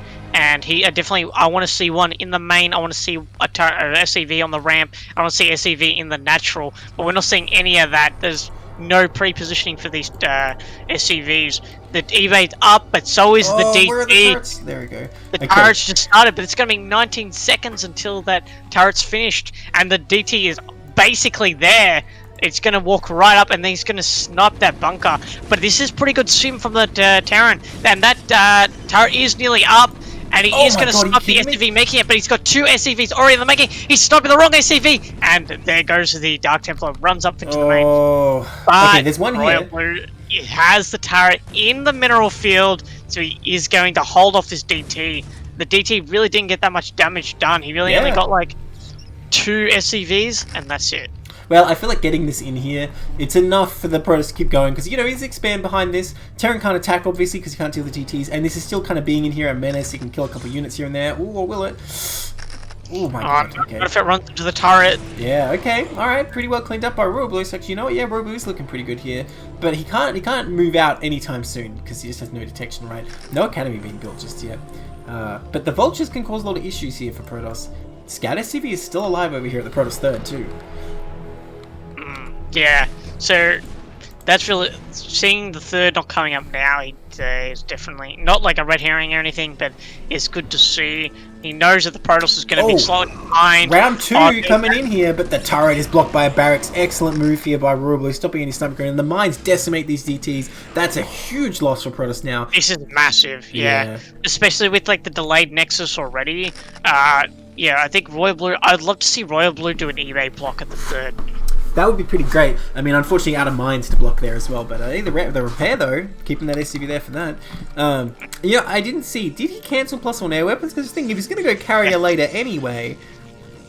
He did cancel +1 air weapons. So I sad. think he cancelled +1 weapons after he put down the Templar Archive, so Yeah. +1 air weapons actually costed him a little bit. Could of have finished it, timing. just saying. Just get that head start on your carriers. Well, he's probably going to carriers this time. You see a Robo coming down. Going to need those observers. Ooh, Speed Vulture's running into the natural. Nice block, barely. Or is it? They're in. Okay, this could do a lot of damage. And Protoss wants to take as little damage as possible. They're already quite behind here. Nice pro pull. Going to get these gas ones, though. Probably. Yeah. He gets 3 at least. Yeah, that's really good. For And two it's not vultures. over. More Vultures are heading into the natural here. D-Booty's in so much trouble. Oh, this is going to do huge damage. Is he going to lay the mines? Is he going to hit the probes? Okay, there we go. One goes down and like already has lost so many. The Vulture's not targeting very well though. Man, Yeah, could have got like 4 more probes. They there got than he drilled did. out, but like the remake of probes, the 2 in the main got a couple more. Yeah. They have 3 kills each. There must be like 6 probes that they've killed so far. Yeah. Those 2 at Oh, the it's not over. So far I was right. Oh my god. I guess those 2 running into the natural were just the distraction. They were the decoy Vultures. Oh, can he get one more? You always want one more here, his turn. I think if these vultures get any more probe kills, we have to name them, like, that's very special, but they both go down at the same time, so their lives are over. But that's still a massive amount of harassment done, that's for sure. Look at this Artosis pylon in the main. This is crazy. Yeah, everything's relying on that pylon. My god. You know what this pylon reminds me of though? Like this specific pylon, not just like any Artosis pylon. You know when you just plug everything into like one like Oh electrical god. outlet? And then the power surge happens, yeah. Seems about right. Because like the pylon just looks so isolated compared to like all the other tech structures, Yeah. you know? Yeah. I'm surprised you can even reach that observatory, right? Yeah, it really does, right? Alright, so the Vulture coming across, trying to do something again. Pro's going to get their 3rd up here. Well, if the Pro can figure it out. But yeah, I think RoyalBlue is just really in the lead this game, and that's really it's just such a massive deal because their Dark Temple really just did not get the damage that they needed done, and it's just it is being a little bit annoying there because he is going to like try and make DPs. Oh, it just survived. 1 2 HP. 1 HP. 2 shields. He doesn't have a scan though, so he takes that out too much trouble. Yeah, and looks like Terran, they're not really going up for a push here that I can see. Looks like they're probably going to take their 3rd. Makes sense when you're ahead. Just maintain that lead, especially with all the probes that died. Where are these tanks going? I guess they just depower the gate, then they figure they've got better things to do. Yeah, I guess you're not looking to take that. I actually think RoyalBlue could possibly just go across the map if he just puts down a couple of factories. Like if he goes up to 4 fact here, he could probably just go across the map and win. But I like this play to go for Starport CC instead because it's safer if you just take a 3rd base. Well, you're still ahead here. Okay, I mean, D-Booty has good arbiter timing, but that's like the only thing D-Booty has going for him here. You know, the gate count is pretty low, the probe count is not great, and the 3rd only just coming up, right? And Terran's really going to be floating out 3rd CC very soon as well. So, I like... Sorry? No, you go. Okay, I was going to say that Djibouti's actually got a really low Dragoon count. Like, he's got 5 Dragoons and he's taking a 3rd and he's getting tech. Yeah. Like, this is super greedy. Like, if RoyalBlue saw what was happening around here, he'd go, oh, I should have put down that 4th factory and pushed, like, for sure. Well, that's the risk you take, though, as Protoss. You kind of gamble on whether they already did it or not, because it's not a matter of reacting to what you see, it's just he had to have already done it to punish this. Yeah, I agree with that, but also he's got the comsats. He could have seen that. But I guess spend it to deal with that DT, right? against... I guess he could have used it against... He had to use it against the DTs, so... Yeah. Well, a couple of vultures dying for nothing there, but he confirms the 3rd at least. And I like this setup RoyalBlue's going for, building the buildings here at this big ramp. I think that's the best way to play this map here for Terran. And you know, it is rare we see Arbiter play on Eclipse. A lot of the time we see Protoss going for that mass drop style, or just trying to end the game before that as well. Finally Terran's like, okay, I guess I'll finish the job. And you know, it's kind of sad he didn't kill these before, because now they're going to confirm this expansion, when otherwise Protoss wouldn't have had any way of knowing for sure. Cleans up the tech buildings inside the... I think I would have cleaned up the Citadel at least a little bit faster, because he's definitely he definitely used that Citadel to get that Arbiter Tribunal a little bit faster. Well, actually, you don't need a Citadel for it. You only need a Templar and a Stargate. Do you not need both buildings? No, you just need the Templar and the Archive. The Citadel's not good for anything except getting legs into the Templar Archives. That's its only purpose. Okay, I thought you always had to have Templar Archives and a Citadel to get the Tribunal. Okay. It's just Archives and Stargate. It's weird how the tech is like that, because there's like a weird tech parts of this game where you need, like for Ghosts, for example, you need an academy. Don't even get started on Ghosts. Yeah, it's like, alright, I built all this stuff. What do you mean I need an academy? Yeah, we're scientifically advanced out here. We've got a science facility. Come on. Yeah. I'm pretty sure Blizzard was just determined to make Ghosts a really bad unit when they made this game. I'm convinced. Like they were like, oh, these like they had the ability to drop a nuke. Like that's they so thought powerful. that would be like the greatest ability ever, right? I guess. Yeah. Yeah. But in reality, it is just made them. It just takes too long. I like the way they did in StarCraft 2, how they kind of land kind of quickly, and you can really spam those nukes out as well. Yeah, I actually think Ghosts and StarCraft 2, like, that's the other extreme. Like, they're way too powerful. Like, they've got. Yeah, did you play with them before the nerf in Wings of Liberty? I'm thinking more like current meta, but yeah, Wings of Liberty, I guess, as well. They used to have the EMP radius like EMP in this game. It was crazy. They actually have that as well now in Legacy of the Void. They do? They put that back? Oh, that shows how much I know about StarCraft 2 these days. Well, back to this game. A lot of vultures running around here. And I don't think Terran was looking at taking this. I think he was just putting some mines to see what's going through there. Protoss splitting up the army a lot. You know, it's kind of weird, but a lot of time at this point in the game, I kind of run my vultures in and start attacking these zealots, because Protoss doesn't really have enough to save them. And if they run back in, you know, you just run in and kill probes. Is RoyalBlue going to go for it? Oh, the goon's kind of coming up here. Yeah, but there's still a really low Dragoon count. Yeah. Like, only 10 This is a small Dragoon. army in general. I mean, oh my god, this is... Oh! 12 vultures into the main. He's gonna gun down this cannon, and then, maybe he should have split those vultures up a little bit, but it looks like he didn't quite get the second cannon. Now he's just laying mines down. Hopefully for a mine connect on top of the probes, but... Not gonna happen though. Protoss very astutely just comes above here. And yeah, you know what? This is probably not worth it for Terran. That was like 12 vultures. Nah. I think he should have split those vultures up and sent them into the main while keeping some on top of that cannon. Or at least you just hardcore focus on probes, right? Because he's a bit non-committal. Killed one cannon, then kind of half killed the other. You know, so Pro's probably feeling good about that. That closes the supply gap a bit, but honestly, Terran's already ahead in supply. It's kind of like, well, closing the gap is not really enough for Pro's. A drop going to come down now too. Now, Pro's was able to take this fourth at 12 o'clock. Hasn't secured it in the bottom right yet, but this drop could do a lot of damage. Where'd it go? I lost it. Good thing I don't have to defend it. Okay, there it is, still here. Although, you know, that 12 o'clock base is pretty well secured with cannons, I have to say. Yeah. I think Djibouti, because of the risk he took with the low Dragoon count, he's kind of, sort of bought his way back into the game, but still very much Terran favored. You know, it's interesting, compared to Zen, I think Djibouti is doing a much better job at insulating his bases against this vulture harass, and Zen really got punished for that. Okay, here we go. Arbiter coming up here, right into the Goliath, 1v1. I don't think the Arbiter wins that. Ulbi stasis it. Not the best stasis, I have to say. I guess he gets to clean up those units in a bit, but is that really worth his energy here? Yeah, I'd say so. Like, because you don't have to engage, right? Right? So it looks like he's going to anyway. Oh my god, the mines cleaned up the other mines. That's quite when annoying. When Zero says mines are nobody's friends, he means other mines too. But yeah, I'm not so sure about the stasis, because this is not going to result in a good attack here. I feel like we better save the energy and try and hit from a different angle later. Maybe you're going to go a recall faster. Because, I don't know, in the scheme of things, I think the Arbiter energy at this time of the game is worth a lot more than these few units it's going to clean up. Yeah, I can understand that analysis, but yeah, I think, but an attack here is actually quite powerful because there's no mines anymore. Oh no, it's going to be a disaster if he attacks here though, mines or not. No, but he's still attacking down a ramp with no mines, so... Well, look where the tanks actually are. They're not going to be getting hit by goons from high ground. Yeah, that's the high ground is meaningless here. It's literally just going to be a choke point for the Protoss. If Protoss attacked in there, that would be like probably the end of the game. Yeah, I think with the depots, it's definitely the case. Yeah. But I mean, okay, you're right. There's no mines down, but with so many vultures just hanging around, it's not like Zealots are going to get through and do anything anyway. Wait, oh, the drop! We missed this whole drop that happened. God damn. Oh, looks like it did a lot too, or at least did something. But now it's dead. Wow, Arbiter killing dropship. The probe count's still relatively similar, so I think Djibouti caught it on early and Transferred it away, looks like he killed a cannon, Yeah. so maybe he managed to just hold on. Oh, you're not going to finish that dropship? Come on, Arbiter, you're a hero. Nice. There you go.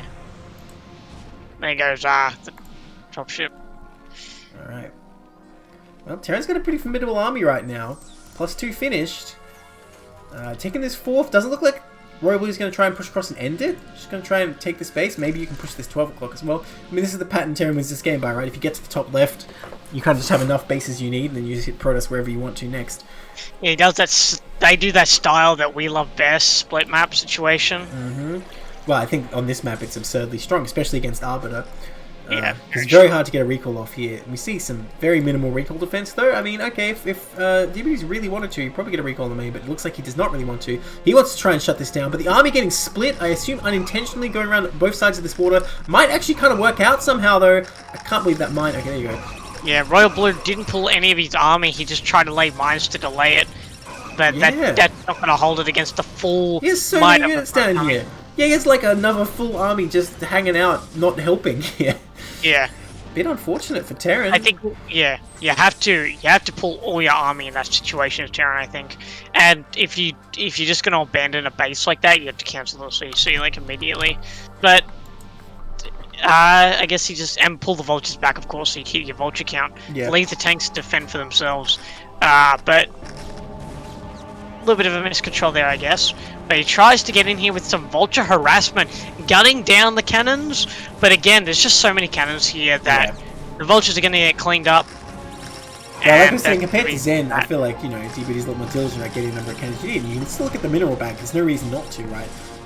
Because Terran always wants to come across and try and kill all those probes. Like, I really want to see Protoss throw down two more expansions right now. It actually starts to like their position a lot more because, you know, Terran's been sluggish trying to take this 4th. And Protoss got their tech up with their Arbiters and everything, so, I mean, things are looking up for Protoss if they can just secure a couple more bases, and that's the problem on this map. You've got to go the bottom right ones, I suppose, but you've got to deal with these vultures and potentially drops later. It's very far away from everything else. Yeah, I think definitely the gamble Djibouti took in the early game after the DT failure is definitely paying off now in particular. Especially shutting down that 4th base now, because like the Terran's mined down his main, so he's really on 2 base production. Stasis! It's a nice stasis catching all these units there. Fat stasis. Now, is Protoss going to go for the full engage here? He probably could actually, because where are the vultures right now? There does not seem to be that many. Well, there's a few on that side. Where's the storm at? Ooh, big mine explosion, killing a lot of vultures there, and it looks like he is going to back off. I actually think he could go in. Maybe. It's dicey though, because there's a lot of tanks in the back there. Maybe it would have worked. Yeah. That left side has like no mine, so if he had more zealots there, he could just like run through. Well, it's a bit unfortunate now because he spent all this energy on stasis, but the stasis units can be fine. These units continue to get split up on either side of this water here. It's been a real problem for Protoss. Well, I guess these ones are going to try and trade. Not going to even get a single tank though. Templar getting picked off as well, so big pain there for Protoss in the last couple minutes, and no more bases have been taken. Looks like Protoss thinking in the top left. I'm not sure how I feel about that because it gives Terran an easy way to push. You take the, like, what would you call it, 10 o'clock base here, and then push the top left as well, and it's kind of exactly where you want your army to be. So I don't know if that's the right choice. I think the bottom right base is really got Protoss for the taking.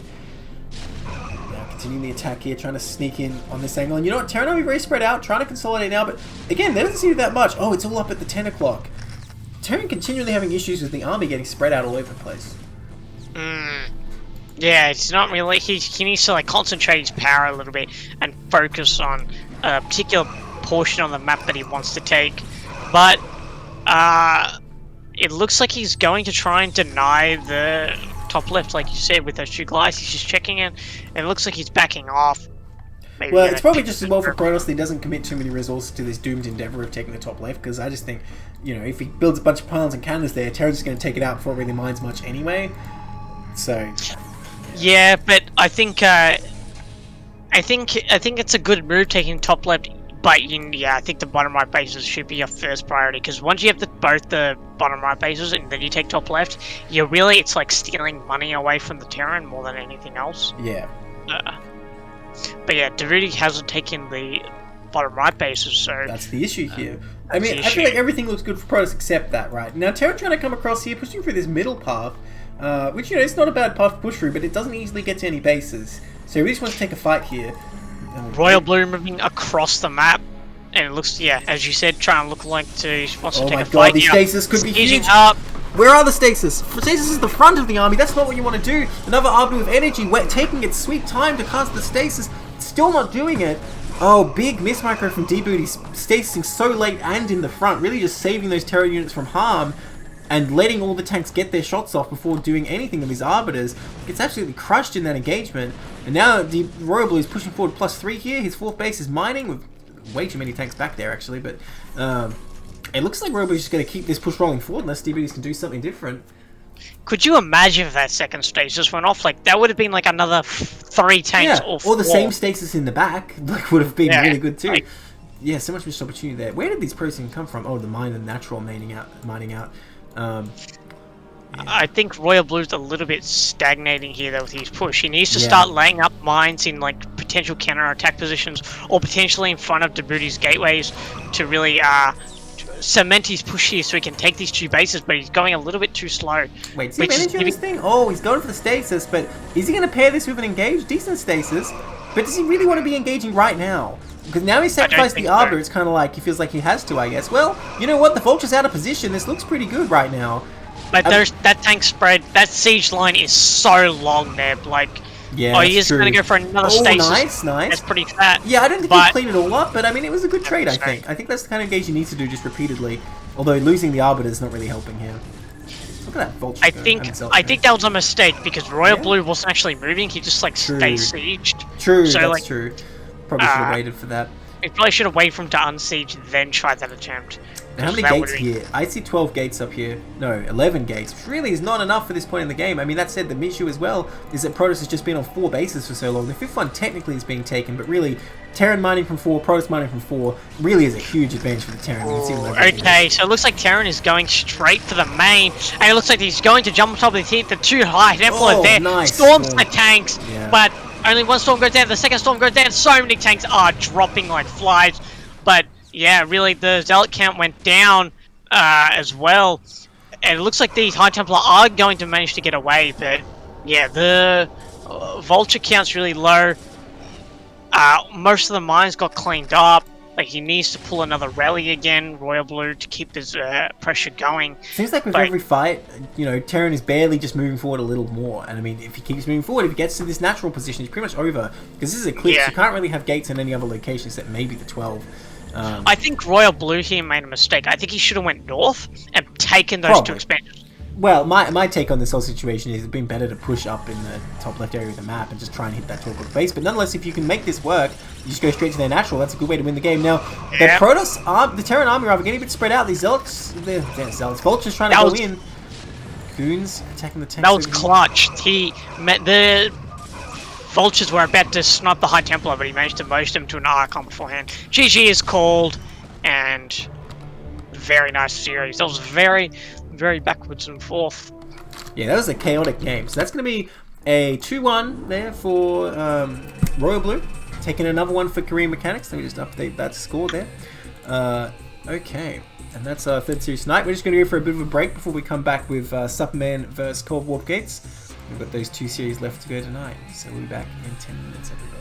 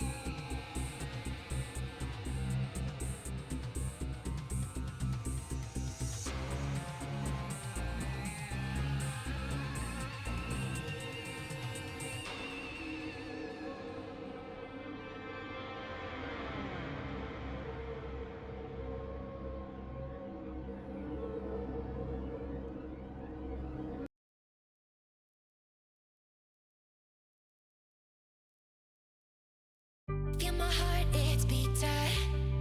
Oh, my body's breathing, it's just you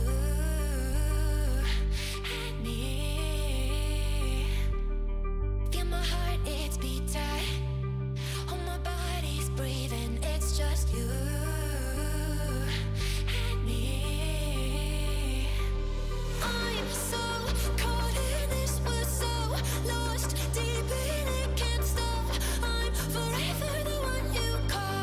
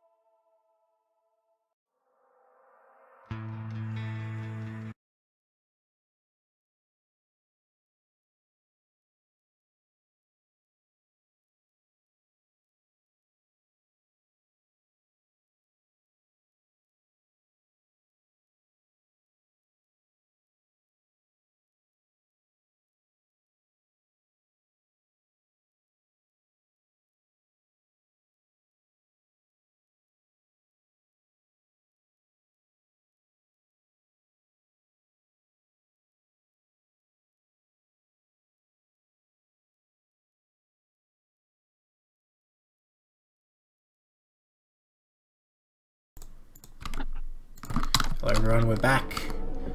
I'm Neblime and Zesky. We're going to continue with green mechanics versus football lifeguards. We're up to tarpman versus warp gates. What do you mean it said tarpman? It never said that. It always said tarpman. You guys are crazy. So yeah, we're going to go into that next series, which is always correctly displayed. Anyone who says otherwise will be sent to Gulag.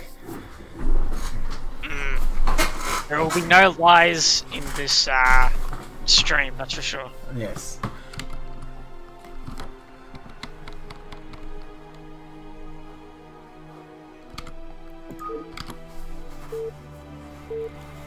Alrighty, let's get into it.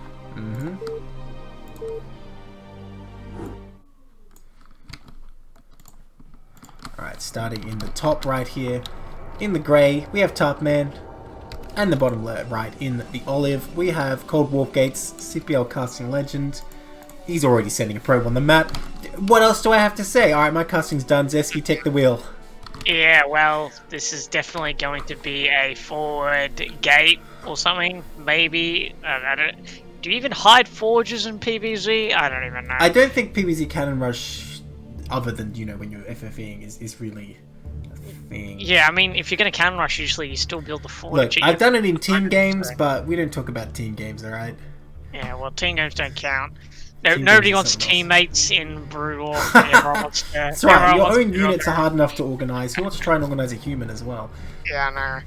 But yeah, he's gonna. This is actually a really nice proxy spot, actually.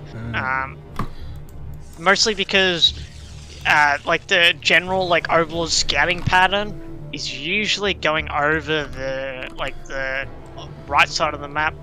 So this is actually a really good spot. I think the spot above the ramp, just below the second high ground-ish sort of deal, is also a really nice spot as well. But yeah, no, this is an equally good spot. Now, 9 pool coming up here. Is it actually good against this, or is it actually kind of bad? Okay, the thing is, you can send your Lings right away to counterattack, and I think if you can, survive at home, you usually win that way. But the thing is, if you don't realize right away, and Protoss has time to get a couple of Zealots out, it feels kind of dicey for Zerg here. Well, if it was, this is out of my comfort zone. Although I off-race Zerg quite a lot against Protoss, I'm a big fan of ZVP. I've actually never seen 9-pull hatch in against Proxy 2 gate. Usually, if it was 9-pull speed, I would confidently say that yes, I think Tarpman can quite easily hold this, because you just get the Lings up. Well, I remember particularly ASL game on Heartbreak Reach where Protoss they proxied right against 9-pull speed. They sent a Zealot to the Zerg main, and the Zerg literally just ran their Lings past the Zealot and ran to the Protoss main and won the game. So yeah. So that's why 9-pull speed is the best build. I don't know why you guys are wasting your time with this 9-pull no gas. Now, Zerg's still unawares at this time, unfortunately. The Lings are going to run towards the Protoss main. That might not even be a bad thing, but I am concerned there's going to be some indecision here, and we might see Tarpman just run back immediately when he sees a Zealot, which would probably be bad. I think 2 more Lings got made at least, but 1 drone. I think Tarpman's made the mistake of not scouting with his drone, because he went 6 Lings, which is the correct usual response, but he never checked if it was Forge, FE, he's or checking. Gated. He finds it. Okay. Nicely done. Nicely done. Well, I would not turn those Lings around. I would go and kill them. No, he was so close. Around. That honestly probably been a pretty easy win, because all he has to do is keep his main alive, because he's going to kill so many probes. But now, well, you know, this still actually doesn't even look that good for Protoss, because can't he just go and hit the pylon? And again, if he just survives in the main, he should be in a pretty good spot. Yeah. I No mean, colony or he anything. did get the extra. Yeah, I think you definitely want to put a creep colony down just for good measure. You definitely want to start making only Lings now. But he did make a few extra drones that could have been Lings here. That is not a good spot for the Zealots. They can get drilled to hell if they're not careful. Yes, and I think the Tarpman needs to drill right now. And it looks like he's getting a good surround with these Zerglings. He managed to get 2 Zealots down. Just use the Lings. Who needs to drill? Zealots hitting this natural hatch. I wonder if they could have come in here and helped, or maybe at least Protoss could have consolidated their forces, helped the choke, anything like that. Now, it seems like Zerg just has the upper hand. He's going to be able to overrun everything here. Getting us surrounded. Nicely done by Tarpman. Although, not bad micro by Warpgate, trying to keep these Zealots alive best they can. Seems like Zerg didn't have quite enough for that engage, and now they're suddenly swinging way back in Protoss' favor. Wow, those Zealots actually slaughtered that. I think in this situation you had to cancel the hatchery and maybe go for a hatchet main. Maybe. Sure. I don't know. I feel like Tarpman absolutely could have kept this hatchery alive if not for that engages. Then didn't need to go all in on that. Could have just kind of like baited the zealots in and out for a bit. But now this is too many zealots. This drone doing its best. Yeah, this natural's going to fall 100%. Yeah, and there was just no, like, the probes at home are just relatively unharmed. He really should have just kept those lings to kill all those probes. Can you imagine what this game would look like right now? You let the natural hatchery finish and let them kill it though, just as a bait even, in that scenario, because like I said, all you would have to do is survive. Now, speaking of surviving, he's trying to make this sunken, but there's no way that's going to get up in time. Even if it's up, like, you're looking at, what, a sunken out there with no hatch. Yeah. You look at 7 zealots, like, they're gonna burn that. The drones are coming. No, this is over. GG. GG. Well, Warp Gates with a nice zealot micro just stayed calm, I guess, and powered on in there. Well, that is a pretty Chad way to start a series. Just like, alright, I don't need this macro garbage. My zealot's in your base, what you gonna do about it? Who needs to macro when you can just make raise Neblime like 3%. You know what I'm gonna do? I'm gonna turn Zesky down. I'm sorry. Try now. So you can turn everything up. How's my beautiful voice projecting into your ears? I like how Cold gets in chat. It's like, hope you guys are ready for a long macro PvZ, and then we see that. Alright, here we are in game 2. I should probably play the overlays. In the top right, in the white, is Cold Warp Gates. And the bottom right, in the magenta, it's Tarpman. Currently, Cold Warp Gates up 1 game in this series. There was no time in the last game because we just jumped right into that proxy. But Cold Warp Gates is here for CPL Lifeguards, Tarpman for Korean Mechanics. I mean, so far, Cold Warp Gates on track to reclaim some honor for CPL Lifeguards again.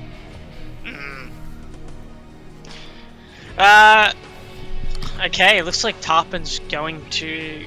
Yeah, he's going to first scout him with that Overlord because, you know, it just happens to be in the closest natural, so that's definitely a plus for Tarpman. Yeah. He might be able to pull that drone scout back a little bit faster, but I'll be interested to see if he tries to go for like a 9 pull again, or maybe he might go for overpull. I'd definitely like to see overpull just for like a little bit of a safe play. Is this going to be a... Well, no, never mind. I was going to say he's going to get an 8 gate because he was putting a probe for a second, but again, as usual, Neblime casting, someone doesn't build something for 1 nanosecond, I'm like, oh my god, what's he doing? Just never cast my games, alright? I swear I play absolutely perfectly. Well, you did say that a 7-minute 15 factory was early, so... Yeah, that gives you an idea of how well I play. Yeah. Alright, we've got a gateway coming up. Warp Gates liking the Zealots here. I mean, I guess live up to his name, making those gates. He's not warp cannons. Who needs cannons when you have warp gates? But yeah, it looks like it's going to be overpull. Just going for a nice expand. Can't believe he's not doing the best build. Would have won the first game. Well, okay, dubious, but it's still the best build, alright? You can't deny. Okay. So it looks like, yeah, going for that expansion. Gateway's down, looking at like a pretty ordinary overpull versus gate expand game right now. Yeah, so now of course after that first exciting game we're going to go into 3 hatch Spire versus like 6 gate Protoss third base, and then at like 18 minutes the Protoss army, maxed army will fight against the Lurker field, probably die. So I'm calling it now, Tarpman's won this game. GG, we can move on to the next one, right? Yeah, it's no rush 10 now, that's for sure. Only 10?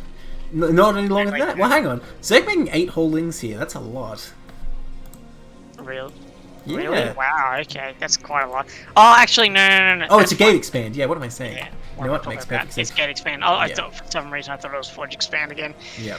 See, I roped you into my own stupidity there. Quite elegantly, didn't I? Yeah, you bamboozled me. Soon you'll be putting your factory down 715 too. Yeah, can't wait. Sounds like a new meta to me. Yep. Okay, so Warbeards want to go for the Nexus here.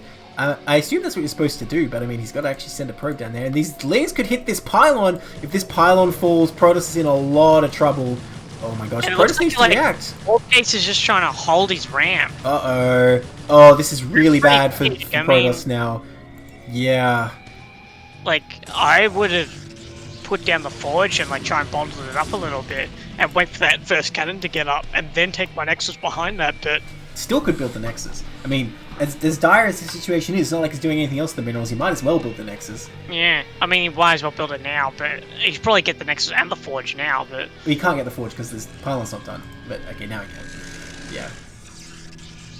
Well, I think I expect to get that minerals, but, yeah. So, well, Zerg was not rallying Lings, so this kind of calms down a bit, I suppose. But still, it's pretty scary for Protoss. I actually think that Tarpman made a mistake there, because I think if you just rally Lings from here... He wasn't expecting to come across with his 6 Lings against Gateway Expand and just, like, kill his pylon with no contest, right? So he couldn't have foreseen this. Usually against Gateway Expand, you do see, like, an increase in Lings, because they have an increase in Zealots. That's the thing, he made 8, but 2 stayed home to kill the probe, which I think was worth it, because he got the probe. Again, it's very unfortunate. Tarpman could not have foreseen, I don't think, that Lings would have been so good here. I mean, even now, it still kind of looks good for Zerg, because these Zealots haven't come across and done anything. Probes have constantly been pulled. The Forge is so late. Still no gas. Yeah. Second gate even before gas. I assume that was, like, in panic, like, as if his gate was going to get taken out down here. I mean, that said, Protoss can just come across with a bunch of slow Zealots with Ling speed coming up here. And you know, no layer, in fact. I don't think a slow Zealot push is going to be the one. I actually think this might be 973, potentially. Oh no, he's taken off gas. He's going full Ling, full minerals. Okay, I mean, honestly, I don't dislike it. Just make a billion Lings, and if these slow Zealots ever move out... He might be going up to 5 hatch. Yeah, that's what I assume it actually is, but... Okay. You know, if he does do a massive Link Flood, I'm still all for it. Okay, he does go back to gas here. Going straight into 5 hatch, not even getting a Spire, you'd think that, like, a Stargate would do quite a bit of damage. Well, you should be able to get Hydras in time, though, that's the thing. And, you know, I have said about this, we've cast games like this before. When I say we, I don't think you were there. I've cast games like this before, where what you do is you really just lean on those DTs, of course, to get map control, and I think Pro's can take a pretty fast third there. But, you know, I haven't really seen any of our CPL players really use that to the utmost advantage, I have to say. So we'll see if this game's going to be an exception. Because that's the main problem Zerg's going to have here, right? Is a lack of Overlord speed for a long time. Yeah, definitely is, for sure. Just a little bit of backwards and forth outside that natural, just playing a little dance.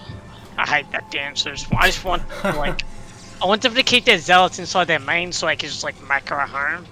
But they always dance. StarCraft is all about the dances. You have the Mutamarine dance, you have the Ling Zealot dance. What happens in TVP? It's not really a dance. Terran stands there, refuses to dance while Protoss is, like, swirling around, I guess. Yeah, I guess. Terran just sits there.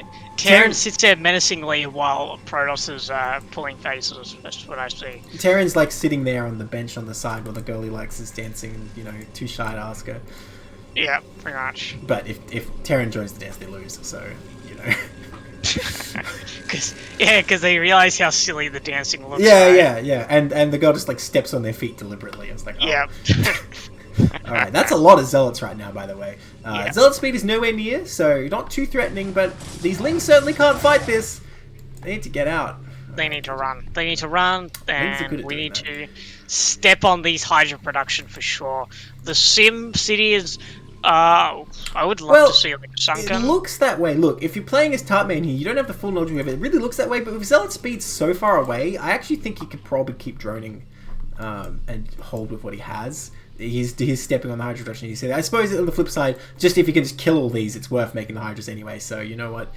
And yeah, I'm really wondering about this now from Wolfgates. Is he really coming all the way across here? Uh-oh. This could be a disaster for Protoss if he loses all these and don't do any damage. I actually think this could be really strong for Protoss or either really weak. No, there's no way he's going to kill him here. This is going to be a crushing defeat for Protoss. Yeah, this is crushed though. Like I was curious because there was a very low number of Hydralisks. He got a drone, so... He got a drone. Yeah. And those Hydras just popped in time, I feel like. So that's true. Very nice. Yeah, I suppose you're right about, you know, putting the foot on the Hydra gas pedal there. Probably did need him. Slow Zealots just don't seem as scary once you have Hydras out. Because, yeah, I suppose he would have had to pull drones, but I feel like he could have microed those down, maybe. Anyway, now the Spire's coming up. The Corsair's finally out. Gonna scatter around. Honestly, Protoss' tech is not that on track compared to Zerg's, really. I mean, yes, Zerg's layer is later, but I feel like Protoss was delayed a bit by getting that second gateway and such. And now, you know, he's coming in with the Hydra bust, or maybe not. The Hydra menace. I mean, yeah, he probably can't get that +1 in time now, but he could definitely pick off, like, the Forge and Gateway right now.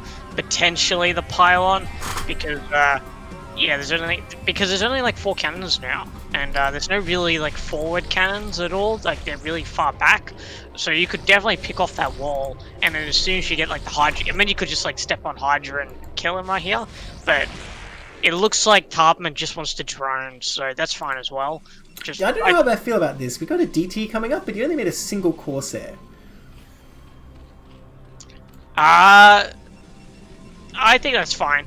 I think you don't want to be too aggressive with that DT, maybe. You just want to be... Well, it can like, push these units back, I suppose. The Overlord is not in position here, and the Corsair, well, it's kind of slacking right now.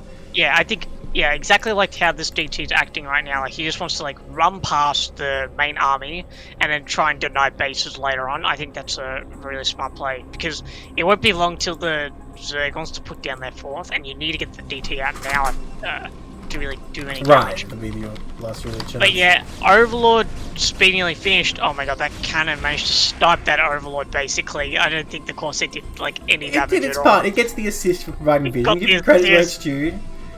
It had the vision. It provided the vision and it got the assist. We've got a lot of Scourge coming up right now. I don't think Zerg's going to make Mutalisk. Is that classic misclick where you select your lava and turn them to Scourge? Or is he worried about Corsairs coming harassing? That is too many Scourge right now. Yeah, it's a lot of Scourge. He didn't need that many Scourge.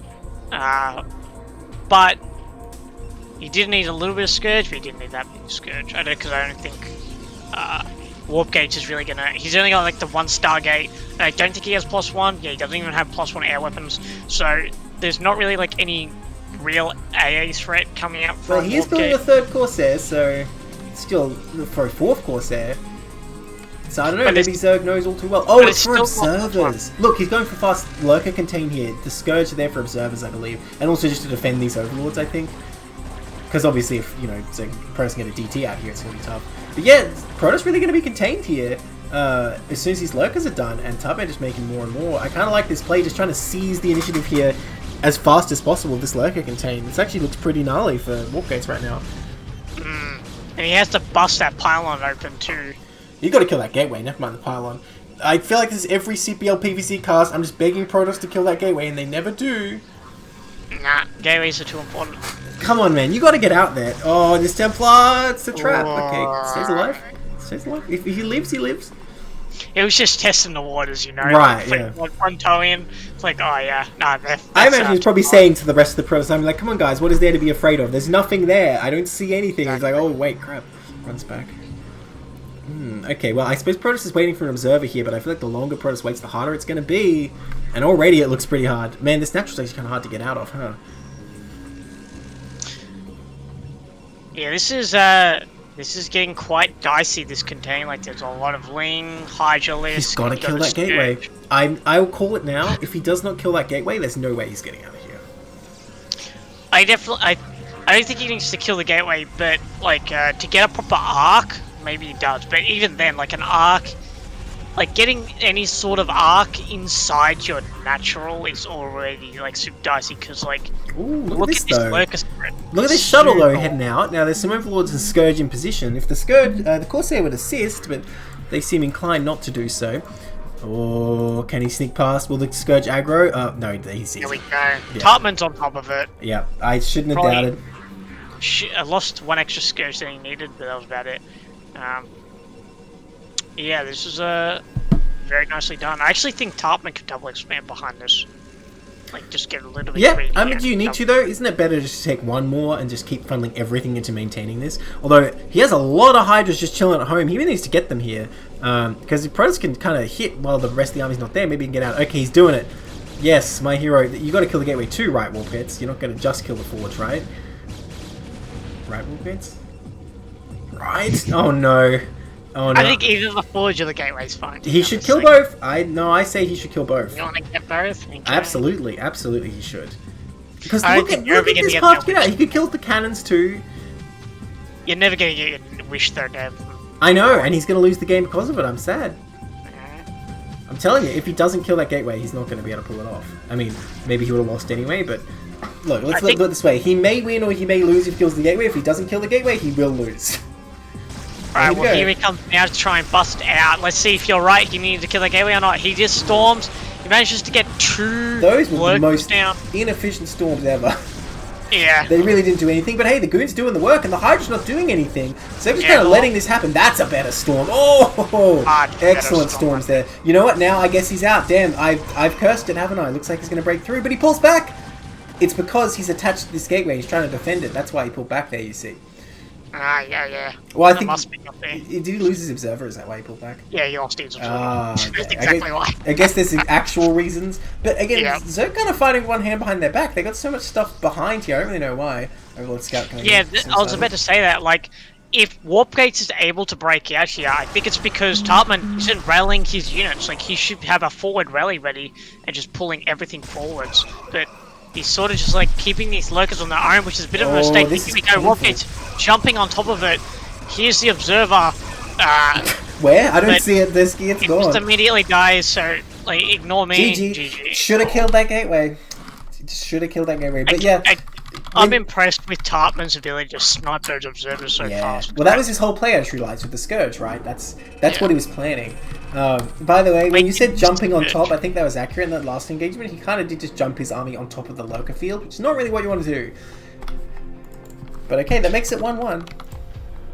Yeah, it does. I think the observer was too slow for him. Like, he jumped before the observer quite got into range. Yeah. And they lost like a Right, lot so of he just like time. A-moved in, and unfortunately they couldn't see him. Yeah. So yeah, that makes sense. And then Tarpman felt comfortable just like redirecting all his effort on top of the Yep. observer because like there was no zealots remaining. Yeah, that was a pretty nice play by Tarpman, honestly. From start to finish, pretty smooth game. And you know, that pylon dying early really messed Protoss up, even though like not that much damage happened, it really slowed their water down. Yeah, I think Warp Gates definitely should have like tried to I think Warp Gates should put the forge down and tried to like hold that position with like the few zealots, but he tried to hold the ramp instead, and I think that ultimately set it back because like the Zerg would just like turn around and kill the structures instead. Yeah. Alright, in the top right here, in the purple, we have called Warp Gates, and the bottom left, in the light blue, we have Tarpman. What do you think about purple for Protoss? I think it's like one of the worst. Nope, I love purple Of on course you every do. single race. We're never going to agree, are we? No. Purple on every single race just works. Purple It's Zerg's just- great. Purple Terran, purple Protoss, not so sure. See, in the campaign, the purple Terran are like the Antigans who are getting their asses kicked and, you know, just join your side. Yeah, but purple Zerg is like Kerrigan's Swarm, That's true, right? that's the player, isn't it? Yeah, Yeah, and, true. Yeah, purple Zerg's great. Purple Zerg, great, but purple Terran, no thanks. And what the hell is purple Protoss? That's always just like the random enemy faction. See, I love purple Terran, I love purple No, Protoss, I no. think it works. Purple Zerg obviously works by default. Miss me on purple Terran, please. Well, agree to disagree, I guess, Ned. Yep, I guess so. We'll have to play a TVT. You go purple, I don't know what colour I'll go. What's a good colour for TVT? Olive, obviously. Red. Yeah. Red's a pretty good colour. Yeah, that's fine. Okay, Gateway again coming up here on Eclipse. So just opting for that overpool. Big fan of the Gateway expands. On Eclipse? No, I mean, Warp Gates is a big fan. of the Oh, Gateway yes, right, yes. Well, what are you a fan of, Zesky? I want to know. When I'm playing against when I'm Zerg playing against Protoss, I prefer Forge. Right, so if you're playing Protoss, you would think the Gateway is a bit better? Look at that drop drone. So rude. I think Forge is easier to pull off, but yeah, I think Gateway might be, in close spawns in particular, I think Gateway is much more powerful because of the Zealot rallies. Right, that's the thing. This map is not close spawns by any means. It's a fairly long rush distance here. Yeah. And that drone picking away at that probe, trying to get the expansion down, succeeds. Well done there by Tarpman. I wouldn't have thought that'd be so easy to go down with that probe there, but he gets it. So, Very far, nicely so good done. for Protoss and for Zerg. He didn't even have to turn his scouting drone away. And Yeah. he sees that it's a gateway, so he knows that he needs to get extra lings out, so he unfortunately can't make some extra drones, but it's okay, because he needs to hold against those zealots, so they're going to come out. It looks like Tarpman isn't really in position to like put down a forge, so it looks like he's going to go Nexus again before the Well- forge. It should be fine as long as he doesn't just let his pylon die, right? Yeah. The thing is, the first game, it's like, okay, you don't want those things to get in your main, but they didn't have speed, so it's not that hard to just kind of body block them if you're a bit far forward as well, so it was a bit needlessly timid, I think, you're punished for it, but presumably he's learned from that experience, and we see him down the ramp now. Even he sees all the links still chasing the scouting probe until now, so he should know he's pretty safe here. Yeah, I think if you're doing gateway expand, I'm not familiar with gateway expand, so I'm no expert. So correct me if I'm wrong. But yeah, I think you do generally get the Nexus before Forge. Yeah, absolutely. Yeah, No, I said 100% you do. PTSD from the last game, I suppose. Watching his pylon die. Yeah, that's right. But now he's pretty well set up here, and the Forge going to go down soon enough. Scouting probe's still alive at large, though. It's a pretty big deal. Let's see what's going on here. Okay, gas is taken from our Protoss. We get a third hatch on the way. Hopefully Lair... It looks like Tarpman might have over-droned a little bit, so his Lair's a tiny bit late, but... that's... well, I think it was a matter of how many lings he had to make, because he wanted that drone count of 12. He just had to make so many lings as well to make sure the zealots don't do anything. Well, to my understanding, when you're playing this and you make like the extra lings, you actually just go up to 11 drone. Like, right. Just like, then you... Because you can always drone after the Lair started, right? True. That's when you want to heavily drone. We see ling speed coming up right away as well, interestingly. And you know, I think that's going to be very strong against any future zealot move outs here. I think ling speed's a very smart choice here. Yeah, absolutely. Well, you could say that in any matchup at any time, really. Oh, I guess, but I mean, like, specifically here, because, like, you know, the gateway expands, you don't know how many gateways he's got behind this, and you just need to be ready for any sort of, reveal. Alright, so finally happening. The boring 3-hatch Spire versus 6-gate Protoss expands to 3rd. It could be happening, because we have the Stargate coming up for Protoss. I mean, I kind of want it now that the first 2 games have been so tumultuous. Let's just calm things down a bit here, bring them down to a simmer here at CPL. He actually has the core inside the natural, so I wonder if we missed it and he went core before Forge. Oh, you know what? I suppose he must have, yeah. I didn't even look at that. I just assumed it was a Forge that got built there. That's very nice, actually. Let him get this Stargate just a little bit faster. And these Zealots putting the pressure on now. They're going to be careful with these Speedlings running around. Or maybe not. That poor one ling that ran right into the middle. Zooming a lot of drones behind this. He really wants to crush this. Now, if Warp Gates just turns around now, yeah, it looks like he will. That's actually really great. 6 whole eggs worth of drones being made. That's pretty impactful on the Zerg economy. It definitely is, because you definitely want as many drones as possible, especially to try and get, like, meter out, if in case it's going to be some sort of, like, heavy zealot timing. Yeah. I don't think it will be, because, like, the Citadel just got placed down now, so... Yeah, well, that is a lot of lings, though. Well, of course, there's that. It's going to see some of them. Yeah, they're going to pull back. Oh, this scout probe. How did that get through all that? I don't understand this.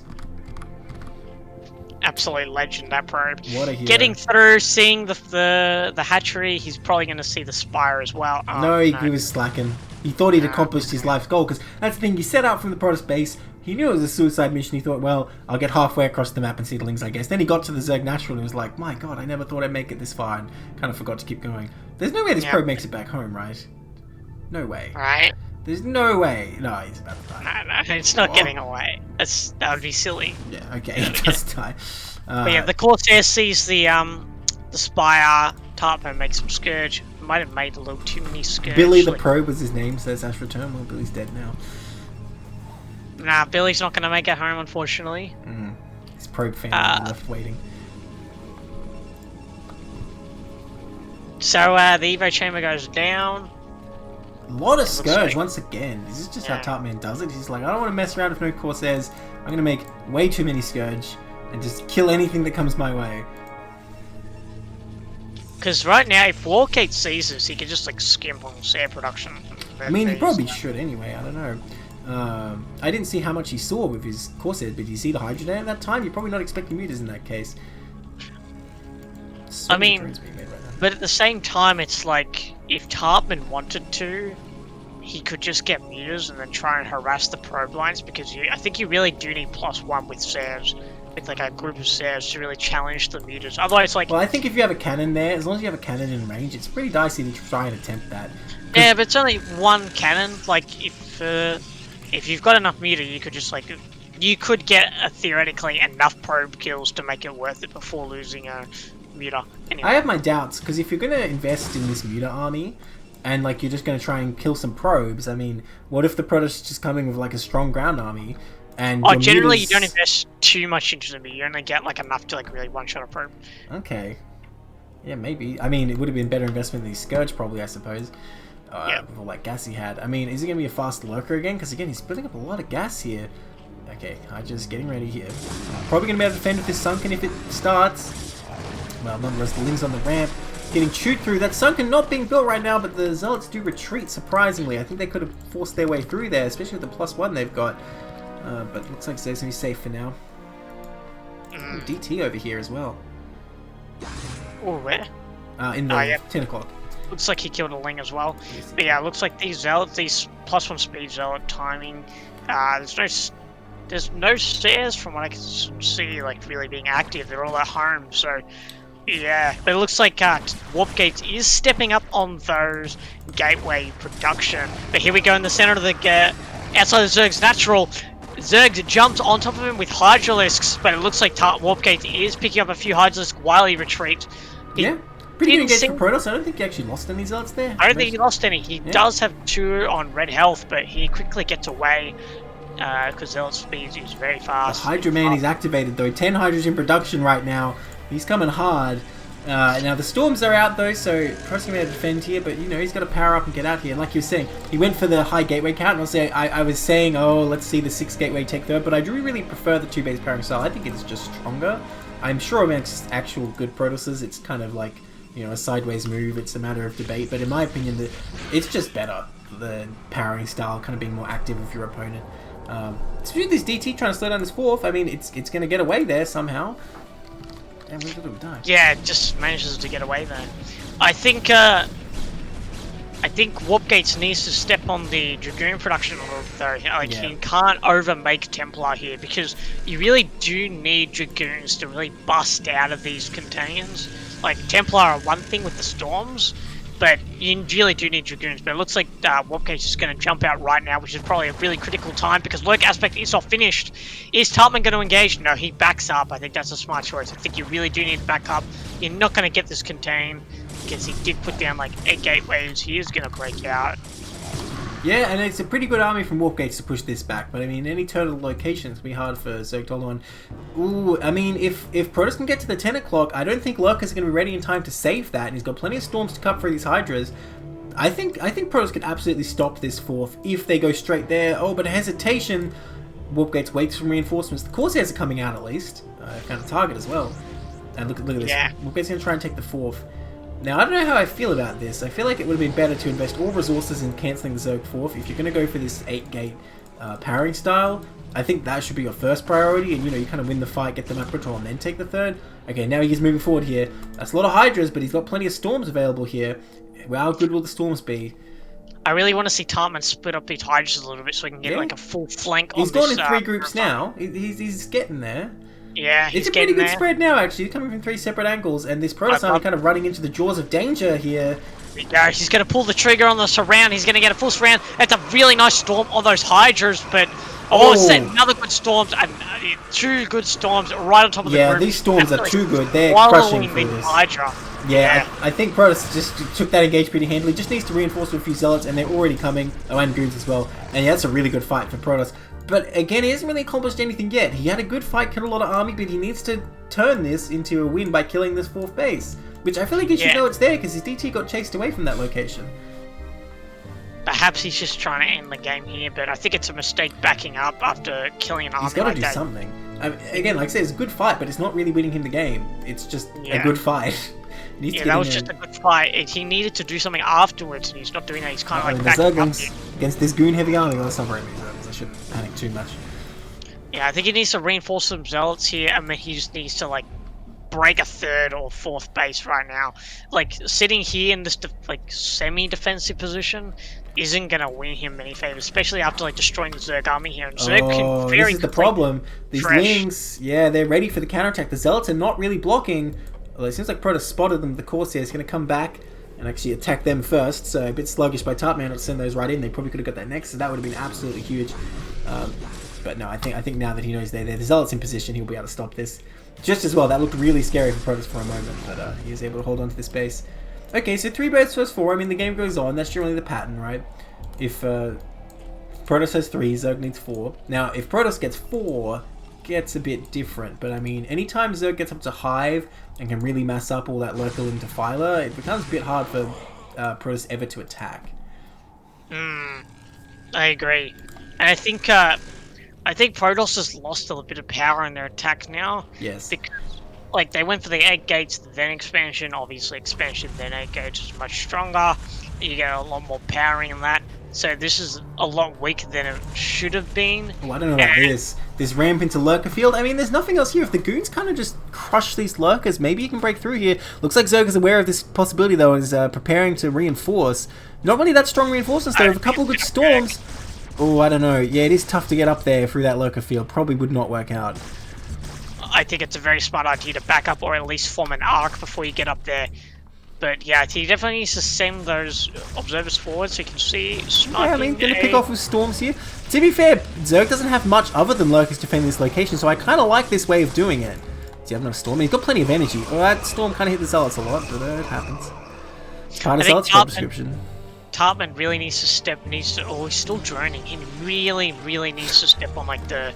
Well, it's working, because... Okay, 12 hydras, there we go. 12 hydras are hatching right now, so that's really good. Protoss not finding the angle to attack that they need. I mean, again, it's like you can definitely say it makes sense not to attack into this location, but I feel like they have to find some weakness. Or, yeah, again, if Zerg just gets up into Hive, masses up everything they want to get, I really feel like it just is a favorable late game for Zerg. I think it's going to be as well. Like, looking at the worker count as well, it's 52 pros to 49 That's drones. so many drones. It's a lot of drones, and I feel like Warp Gates had the opportunity to really do like a lot of damage, potentially game-ending damage, but he just kept on being a little bit too passive with his 8-gate army. Well, I'm sure Warp Gates has played so many games, you know, where he thought he could attack and lost his entire army. I've seen it plenty of times in CPL casts, you know. In fact, that's the thing, he casts so many games where these poor CPL Protosses think they can attack and just lose their entire army. I can understand being a bit scared of it. I perfectly understand as well, especially as a Terran player, right? Like, yeah. I've unsieged all my tanks. Well, you're watching that stream of mine, right? Where you and Chill were just like telling me to go attack, and it's like 50-minute game. I'm like, well, what if I just sit here? Yeah, I think I was watching that game, yeah. But I think in this situation, it was a mistake to not attack, because especially with the build he chose, unless he went like Nexus and then he decided to go on gates. Anyway, but here we go again. He's trying to break into this 4th location. Again, there's really not much here, though. If you just kill the Lurkers, there's really nothing to stop this. There's some reinforcements that could come, but I mean, I feel like this could be the move for Protoss. Could get in there. What's the upgrades at? 1-2 for Protoss, 2-1 for Zerg. Okay, some more Lurkers reinforced. Needs some more storms on that. The Templar's a bit far back. A lot of goons here. Still, storms continue to go down. Nice. That storm's a bit redundant. I mean, I think Protoss is crushing through here. Still got storms for these Hydras. I don't think it's going to work. I think the Zerg rallies are just going to be a little bit too powerful. And I don't know. Look at those storms, though. Okay, I might be wrong here. He had so much energy. That's the thing you've got to take into account. Yeah, no, he's getting in here. Now, he probably needs to arc on off a couple of those, but the thing is, he's got the storms ready for this wave coming in. Can he throw them down? They're going to need to be well positioned. Where's the storms? Okay, now it's getting dicey. He needs to throw those storms down. There we go. Storm on the drones as well at the same time. That's the storms we need to see. Yeah, you know what? This is a big win for Protoss, I'm thinking. Very big win, yeah. That was very nicely done by Warp Gates. I was a little bit dubious about that because it was going up the ramp, but he took his time and he just absolutely eviscerated that. Ooh, well, hang on. All these lings coming in here, though. Ooh. I guess he ran out of momentum at a critical moment. Killed a bunch of drones here, but is enough these Dragoons come from who knows where? Start hitting these Lurkers. And you know what? Zerg does clean it up in the end, though. And Protoss didn't actually transfer probes this 12. Anytime the Protoss army is getting reset, it tends to be favorable for Zerg, so you know what, I suppose you were right in the end. It looked like he was going to break through, but he barely did not. But the rally just saved it, yeah. I actually think if there was a Protoss rally in there, he might have been able to just, like, walk over this base. And that's what I thought was going to happen, but then I checked the gateways real quick, and they weren't pumping, so... Oh, what a shame. Yeah, so I think on paper it still makes sense to attack there, because it was weakly defended. There were not that many units there. But see, this is exactly why we're looking at this and saying, well, oh, you know, he's got to take the offensive opportunities, but look what happened. It's so hard to actually make it happen here. And now Zerg's probably feeling pretty good. Even though they lost a few drones, it's not that hard to recoup that. Their mineral bank is non-existent, but nonetheless, they can build up that economy pretty quickly again. Now the Defilers are coming up. Is that going to be a Spore? A Sunken? Okay, I would have liked to see a Spore there, but anyway. This is getting into quite a long game. I feel like we're gonna have to buckle up, Neb, because Yeah. this is definitely gonna be a long game. I'm ready. Here's the thing. Protoss, wants to take the top left here, right? And if they can do that, I feel like they have all the resources they need for the entire game. It's just a question of then what happens. But if they're not able, if Zerg's able to deny it, I think the game will end not too long. It won't be over like 25 minutes, say. Yeah, I agree with that. What are we now? Like 18? Yeah. I'm predicting like 30 minutes. Okay, well, I don't want to say how long it's going to be until I see what happens to this top left base. If Protoss takes this top left base, then theoretically there is no limit, because you can just end in that split map stalemate where, neither player wants to attack, especially with these high grounds. And look at this. You can never attack this 9 o'clock, right? It's just not going to happen unless you're like chipping away in with Reavers or something. There's just no way to get in there. And at the same time, Zerg doesn't really seem too keen to come out on the rest of the map and attack the natural or anything. So these two players just building up this presence in this area and just holding. Oh, a storm would have been nice, but well. Play coming up. The Reavers are out just to defend for now, but maybe they can attack later. Shuttle speed's on the way, so it's likely we're going to see storm drops and or Reaver. Of course, Zerg taking this bottom right. That's kind of Zerg's base to take here. Makes you wonder, if Protoss is able to secure the bottom right third, which is not that hard for Protoss earlier in the game, does that kind of mean that they win in this late game? Because it's not too hard to take this 12 o'clock either. Well, you need the proper infrastructure up to really hold the defense. You need your lurk aspect, you need your Hydra, you need and your... You've got Dark Swarm available now. I don't see any files out, but... Darkstorm. If you couldn't use Darkstorm, then you would use Sunkens, right? So it's definitely an investment trying to take those bases. Wargate's not messing around with defending the space, and Zerg not making any moves to stop this. So, like I said, this game is going to go a while. You were right. Because I don't see how Zerg's going to stop this now. I mean, even if he had Darkstorm right now, which again, I don't see the files in the area. I actually think that he can... I think if Zerg wants to stop this, he has to go right now, before that robotics facility finishes. Yeah. So if the robotics facility finishes, and he gets 2 Reavers out, not even Darkstorm should be enough to... Well, I think straight up, Zerg is not too bothered with stopping that. I don't think that's part of his plan to win this game. I think he just wants to get everything on however many bases and just mine out and wait for Protoss to do something. That certainly seems to be the attitude he's taking so far. We might see counterattacks on bases starting at some point, but man, Protoss has so much both at the 12 and at the top left. There's no way you're breaking those, even with Lings and Swarm. And I'm looking at the third. I mean, you probably could get in there if you had a really determined attack, but it's risky. And look at these shuttles running right through the Hydra clump. Very unfortunate. What was in those? Are those Reavers or just Templars? I didn't actually get to see before they went down. I believe it was just Templars and or Zealots, maybe. I don't... There's 2 Reavers at the 12 still, so I don't think... 3 Reavers now. I don't think there are Reavers in there. That's still a bit of an unfortunate loss for Protoss. But hey, with their 5 bases here, or 3 mining bases anyway, they can recoup that loss. I really want to see Protoss focus really heavily on Archons here, because long term they're going to run out of minerals before they're going to run out of gas. I think staying on Templars for as long as possible. Oh sure, Templars too, I just mean not Zealots is what I'm saying. Okay. Because if you want to make an army quickly, you've got to spend those minerals, right? You want your mineral gas balance, you tend to pump a lot of Zealots. But I think in this scenario, he's got his defenses up. Well, okay, he's kind of abandoning the top left just now. They've got the defenses up pretty well. He's already got a pretty good army. There's no reason to spend... I think it's okay to abandon top left now, because you're going to get your Reavers out, you're going to have your Templar ready. I'd love to see him add a pylon and maybe extra cannons here. Nice Good play, I think. Yeah, and softening up to move in later. I mean, I'm worried. I don't think he should have abandoned this, because the problem is Zerg can get down this ramp without contest.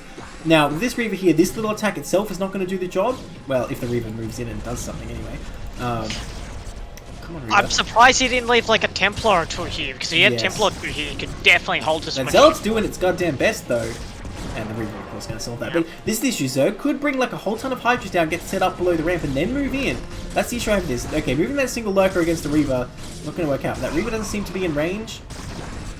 How did that affect Hydra? I feel like Tarpman's not committing any units to this. He wants to do damage here, but what he's really doing is not doing enough damage to really do much. He's killing a bunch of probes. Honestly, it has not been inefficient for Zerg mineral-wise, which I know sounds crazy, but I think minerals are already more important here. Because, oh my god, don't send the probes over there! That's even worse! Warp gates! Maybe he's trying to force warp gates. But yeah, I feel like Zerg should have sent more units here, and then he could have really destroyed that Nexus or something. Well, at the same time, what has Protoss done to stop this? They haven't really reacted very much. They just microed the Reavers a little bit. And I mean, it's enough, but I feel like that was perfectly well efficient for Zerg. Killed a lot of probes. Yeah, I think Warpgate's miscontrolled the probes. I think he could have pulled back, but it looks like Tarpman's going straight for the natural, and he's just trying to try and break this wall. Maybe you're never gonna get in there. There's no way. There's like an army. There's more Templar than there are Hydralisks. So. Yeah. All right. The main Protoss army actually coming out here. A bit of a fight going down. A very small plague went down. It seems like, but yeah, Protoss gonna crush through this. And you know, Zerg was kind of doing the right thing, kind of sitting on their ass a minute ago, but now they're kind of getting a bit too antsy. I think feeling like they have this big bank, they can get out here and do this, but it can disappear very quickly if you have these kind of fights too much. I really want to see Protoss really try and mine this top left out though, because it could still be attacked and potentially Zerg could take it out. It wouldn't be easy, but if Zerg takes it out and you haven't mined it out, it's very tough for Protoss to do anything from there. Right, here we go, still I'd love to see Tarpman just put down like maybe 3 or 4 more hatcheries. Yeah, in the main. In his main. Yeah. So then, like, when he makes those sorts of attacks, they're way more efficient because you just, like, immediately, you know, reinforce it. But it looks like he is going to try and get a good surround on this Protoss army, and he's going to try and get a decent storm right there, but it looks like he's just pushing the Zerg back, but it's another good storm, but he does storm his own Templar there. It looks like he's running up with these lurkers as well. That is not how you're supposed to use lurkers. Nice pickup. Yeah, very nice pickup as well. As long as he storms those lurkers, which I'm waiting for. I think he's going to be fine, but it looks like this attack's going to fizzle out because... Oh no, he's sitting in an additional Hydra to try and pick off some more. He looks like he's picking off the Reavers, but he's just running out of Hydralisks, so well, that's it. Here comes the Scourge to try and jump on top of this. This is such a long a battle right now. Really is drawn out. It looks like he's jumping right on top of these Templar, and he manages to pick most of them off. Yeah, so he's going to crush that Protoss army. Look, I feel like Wargates had a lot of energy in the Templars that he didn't use there. And he was kind of just trying to push aggressively forward when he needed to pull back and consolidate, throw the storms out and anything approaching. But he really just wanted to force the issue. So yeah, again, I was saying before, anytime the Protoss army gets reset, it's generally in Zerg's favour, and that's definitely true here. I definitely feel like Warpgates was winning that initial engagement. Like, he had really solid storms. He was like... Yeah, the storms he threw out were great, but he had like literally 4 or 5 he did not use. Yeah, and I felt like Tarpman just like kept relentlessly. Here we go now. Zerg coming to the top left, but look how many Reavers are here. I don't know about this. Oh, you're gonna need like a lot of stuff to break through this. Now, how many of them actually have scraps? Seems like all of them. Absolutely decimating those Zerglings. One in the top left getting taken out, but man, oh, that's a lot of Zergling blood right there. Yeah, it's just not gonna happen. Like, honestly, let Protoss leave all this supply up here and do anything else, because honestly, they don't have much else other than all these Reavers up here. That's a lot of Reavers. It's a lot of Reavers. I wonder if anyone's ever thought about Guardians in this matchup for like those really heavy. Oh, people have thought about it. Look, in my opinion, its best use is if there's a spot on the map where you can abuse it and force like Corsairs to be remade or whatever. That's the best use. As like a main like sieging unit, I don't think they're that good. Yeah, I don't think it's very strong either. Harassing is okay though. Okay, look at this. Here's the Archon-centric army I was talking about. Where are the observers right now? Okay, there's one. Drops the Reavers in the lurker field, but you know what? They can handle it. There's no lurkers, no Hydralisks here. Yeah. They're like, these lurkers are basically given away. What was that attack? Tarpman, like, I've got too much gas. Let me just give these away. You know what? At this point in the game, I think Ultras would not be a bad tech to have. Maybe not using them right now against this composition, but I think getting the upgrades would make it a good option sometimes. Because if you want to bust a base, sometimes they can be very handy there. Ooh, yeah, I think the Ultra investment might be a little bit, if you're not like, because there's the risk that if you don't use them, like that's all those minerals that could have been spent on arming. And when it comes like, but look at his bank right now. I mean, I feel like Zerg should try and leverage any advantage they can. I don't think Zerg should really ever rely on like trading in the long term down to Protoss having no money, because Protoss, when they get in a really stalemate scenario, really can win that. I think. We'll see. I think Zerg really needs to rely on like getting the wins while they're ahead, if that makes sense, or at least while they have a big army. I think Zerg at this stage of the game, they can take really efficient fights, and that's the sort of fights you take at the Ultra. But I think that's only true when they still have a lot of units. If Zerg's like units get thinned out and we're in like a really low money situation, I think it swings back. I agree with that, because Protoss excels really well with a low unit count. Yes. And, you know, normally in a PvZ game, like I keep saying, you know, if the armies get reset, it's better because Zerg just rebuilds fast. But if neither player can rebuild, it does tend to favour Protoss. Well, it's looking like they're both maxed out. They're both just sort of like splitting the map, sorta. It looks like Tarpman wants to try and take the high ground outside the Protoss's main, which I think would be a really good spot to like set up a lurker field, because then you could like sort of launch attacks in like the 3rd and 4th base. Because you could either set up here or over near the Zerg's 4th. Yeah, drop would be a good tech here too, because if you get a bunch of Swarm and Lings into the Protoss main, you're going to do so much damage that they're going to be ill-prepared to pay for rebuilding all that stuff.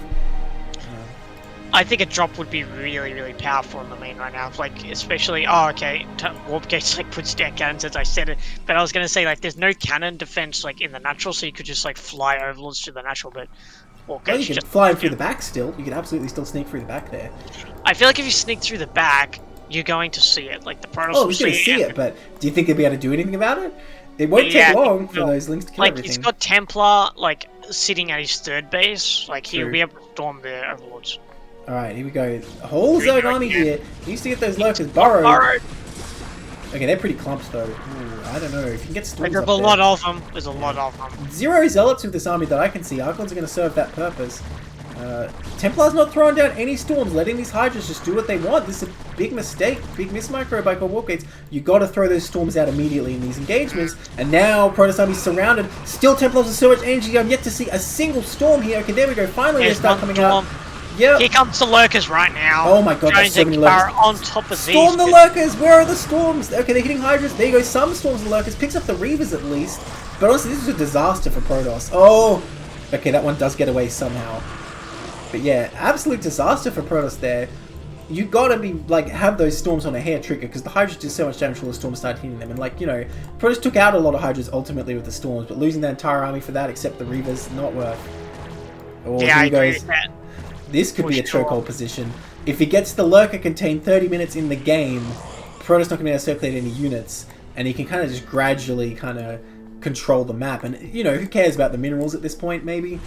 Just keep him in here and slowly siege down his main, I don't know. I think that might just... I don't want to call it yet at all, but this is not looking great for Warp Gates right now. No, absolutely not. Really efficient storms. That's very clumped lurkers though. If he can just get in there. Actually, he's got the Reavers. Like maybe the Reavers have like 10+ Scarabs as well. That's true. You did research that. Did he get Scarabs damage? Surely you get Scarab damage for Scarab capacity. Surely you get Scarab damage. Right? Okay, the Cyber's gonna fall, and you know, it's 200 minerals Protoss has to pay. At this point in the game, I mean, that's a big deal. Unless he just never makes goons again. Unless he's, but that would be a mistake. I feel like you need goons. Oh, here come the storms again. Yeah, okay. Zerg again getting a bit too antsy. I feel like I don't think you should just be attacking him like this. When I said slowly besiege the Protoss main, I really just meant like in the real world usage of that word. You just kind of sit here and starve them out, right? I think Tarpman should have been a little bit like a Terran in this situation, where he does the contain as well as picking off the bases one by one. Right, but the only base that really matters is the top left. I mean, you could technically hit the 3rd here, but I don't think you could ever break the top left, though. Look, I think it's probably still worth it to kill the 12 just so Protoss doesn't have like vision and like, units in that area, but I don't know. I think that top left can be broken with like drops. Well, I don't know about that. You see how many Templars are there? That would have to be like a max army attack from all directions. Yeah, maybe you're right. Maybe there's a lot of cannons to like really delay the. Look, my take on it. Protoss committed so much supply in this top left. I say let him. I mean, yeah, if Zerg could break it at this very moment, Protoss would be deprived of so much income that Zerg would win the game. But again, I don't think it's going to happen. So I think let Protoss commit all this supply to outlying bases and focus on the main. Because you take out that tech, that's a big expense. Now look at this. Zerg is going to try and take out this 12. No swarm going down. Unfortunately, did not consume. The storm's doing absolutely enormous damage. Oh my god. That was a bloodbath and a half. But there's Zerg more. still got some more units. There's always more Zerg's Zerg. still going. Where is the swarm? There it is finally, but the Reaver's going to make short work of that. Swarm very late. Mortifiers running in to their doom. Yeah, no, Zerg did not execute that well at all. I think just kind of decided out on a whim, I'm going to go attack, and wasn't really prepared for it. Reaver's not being microed though, so that kind of getting chipped away. I mean, okay, this is super inefficient for Zerg, but he will eventually destroy this, I suppose. Oh, I don't know though. Look at Zerg's bank right now. Where's his money gone? It looks like he's I'm not sure. It looks like his macro is like only on one gate. But yeah, it looks like this bait is going to go down. The Hydralisk, it was just relentless, man. It truly is the Zerg swarm because it was just wave after wave after wave. Oh, why did you build that Reaver? That was never going to get out. Look, and like... I thought it got picked up for a second by the shuttle, but no, then I realised it was too far away. This isn't StarCraft 2 now. This isn't StarCraft 2, no. But there we go. There goes the Nexus. It looks like the Zerg could take this base and try and mine from that 400 kick left in the Well, Geyser. it's not gas Zerg needs somehow, though. Look at this. Harass going down here. Storm dropping down there. We're going to see another one. Gets the Templars out. Not bad. Not bad at all. These drones running in the second storm. Are you kidding me? Oh my god. So much damage right now. And you know what? Zerg's economy is actually garbage right now. Only 39 drones. That's normally a sentence you say in a PvZ, but at this point, he needs more than that. You can see his minerals are very low. I mean, Protoss, not exactly max, but has the money to make a bunch of zealots if they so choose. You know what? Losing that gas, even though it's about to deplete, it probably is a big deal for Protoss here. I wonder where his drones are, because he's got barely any in one of his bases, but like way too many in the other. He needs to split them up a little bit. Oh yeah, they're all in the, what would you call it? The 4 o'clock, I guess. Yeah, where there should be like a little bit more in the 5 o'clock. Yeah. But I think he was running them around because the storm drops and didn't redistribute, and that's going to cost him. Because again, we see Zerg with not much of a mineral bank. Look at how many Reavers are out. This is insane. You know what? I was going to say earlier, the expense of all these Scarabs might come back to bite Protoss, but it makes sense when he has so little gas in the bank. It's probably a good composition. Oh, and he did get Scarab damage. Of course, yeah. I think So, it yeah. makes zero sense not to in this case. Okay, well, Protoss defending another depleted gas up here. Okay, the Swarm's trying to come in the top left. Gonna try and whittle its way of play. You know what? It certainly seems like Zerg could eventually get in here. Okay, big Hydra attack coming up. Our Storm's gonna go down. We need to see the Storms here. Oh, they're not going down, but not focusing the Reavers either. Just letting them do their damage. Okay, looks like one's gonna fall, but so many Hydras. Nope, Reaver doesn't even fall. Good lord. Like I said, it looks like Zerg can get their way in here eventually, but at what cost? Okay. It's going to be insanely inefficient, Protoss especially... needs to start using these storms though, or Zerg is actually going to break through here. Once again, so many Templars of energy sitting idle, watching the Protoss die. Uh-oh, I think Zerg's done it now. At a bargain price, I he was think giving this all these base Templars. is destroyed, yeah. But, you know, here we go. Here's the storms coming in now. Too late though, because the cannons aren't here to support. Although, where are the Zerg reinforcements? Is this all they've got? Protoss can make like 50 bloody cannons and be happy with that because they have so many minerals. I think this is all the Zerg's got, because, like, look at the supply difference. Look, Yeah. Like, the money, although Tartman's not sitting on a 1k bank, like, 1k is not going to replace, like, Reaver. 50 supply Someone worth. kill that lurker, it's on like 1 HP! Come on! Anybody? That guy's got like 2 storms! That one's got 2! And it's every hit's getting more and more probes. Oh my gosh, and no cannons were remade here. Warpgate's kind of not putting that much effort into defending this, I feel like. Maybe just assuming it would fall, so not remaking the cannons. And again, so much energy on these Templars. Anytime Templars die of energy, it makes Neblime sad, and it happens a lot in CPL, I have to say. I think Warpgate's storms his own assumed... probe, so Zerg won't get the pleasure of killing it in the end. I think Warpgate's assumed that he held the attack, so he went away to macro for a little bit, and then came back and... Because Tartman's been really relentless with these attacks. Yeah. It's like Well, that's the only way for Zerg to take this outright. And at the end of the day, like, the amount of units and buildings killed does not favour Tartman, but the income that Protoss is going to lose from mining this does. Especially the double gas, because now Protoss is mining from 2 depleted geysers, and that's it. Yep, and it looks like 1 mineral field and a armor's depleted guys with 1,000 gas left. And PvZ is all about the gas count, so that's not great having 1 geyser left. And it looks like he's going to try and come in here with a one last ditched effort to just go across the map. Because if he can take out these what's 2 defending? bases... There's nothing there. There's almost nothing here at all. There's 2 Absolutely locals, all nothing. 1 sunken. He could bust in there so easily. Oh, come on. You got I think Tartman needs to get all his army across the map. he realizes, like, No! oh crap, I have nothing here. But, oh my god! Where are I we would even not going? pull the drones right now. Oh, that's so Well, he had to much try it, damage. but it makes you wonder if he had a Nidus there, he could have saved those pretty easily. I yeah. would have left them up there and hoped that my army Yeah. would come in there and save them in Good time. point. Mine as many minerals as you can for the dynamite. Man, this is Exactly. a small Protoss army, but it might just be enough for the Observer getting taken out, but there is another one in the back. That's a lot of stuff, but there's a lot of storms available here, and a lot of splash damage from these Reavers. So few actual attacking units here, but it doesn't even matter. He absolutely melts everything with storms. Single lurker left. A Scarab's being remade, they are. And now what's here to defend? We have a Hydra and a Sunken. He's going to elevator his way up here. No, I guess that was an accident. He picked up that up one. Protoss has to get in here. He can't be hesitating now. He's got to get in here and kill this. You've got to get up there right now, yeah. Yeah, it looks like and he just will. take out the space. Yeah, and it looks But like yeah, Tartman's on like no drones now. Like he These really. links, though, that's a very well placed storm. If too late, I'm impressed how well placed that storm was. It was just a bit too It's a slow. good plague too. That was like that got every single unit. Well, if you just Archon morph all these now, you're not too stressed, right? And also, that might be a good move at this point because he needs like actual units. Storm's all well and good, but you can't rely on Storm alone. Oh, that pickup with that shuttle, that was so good. Okay, He's we'll doing check a out this very base. nice job.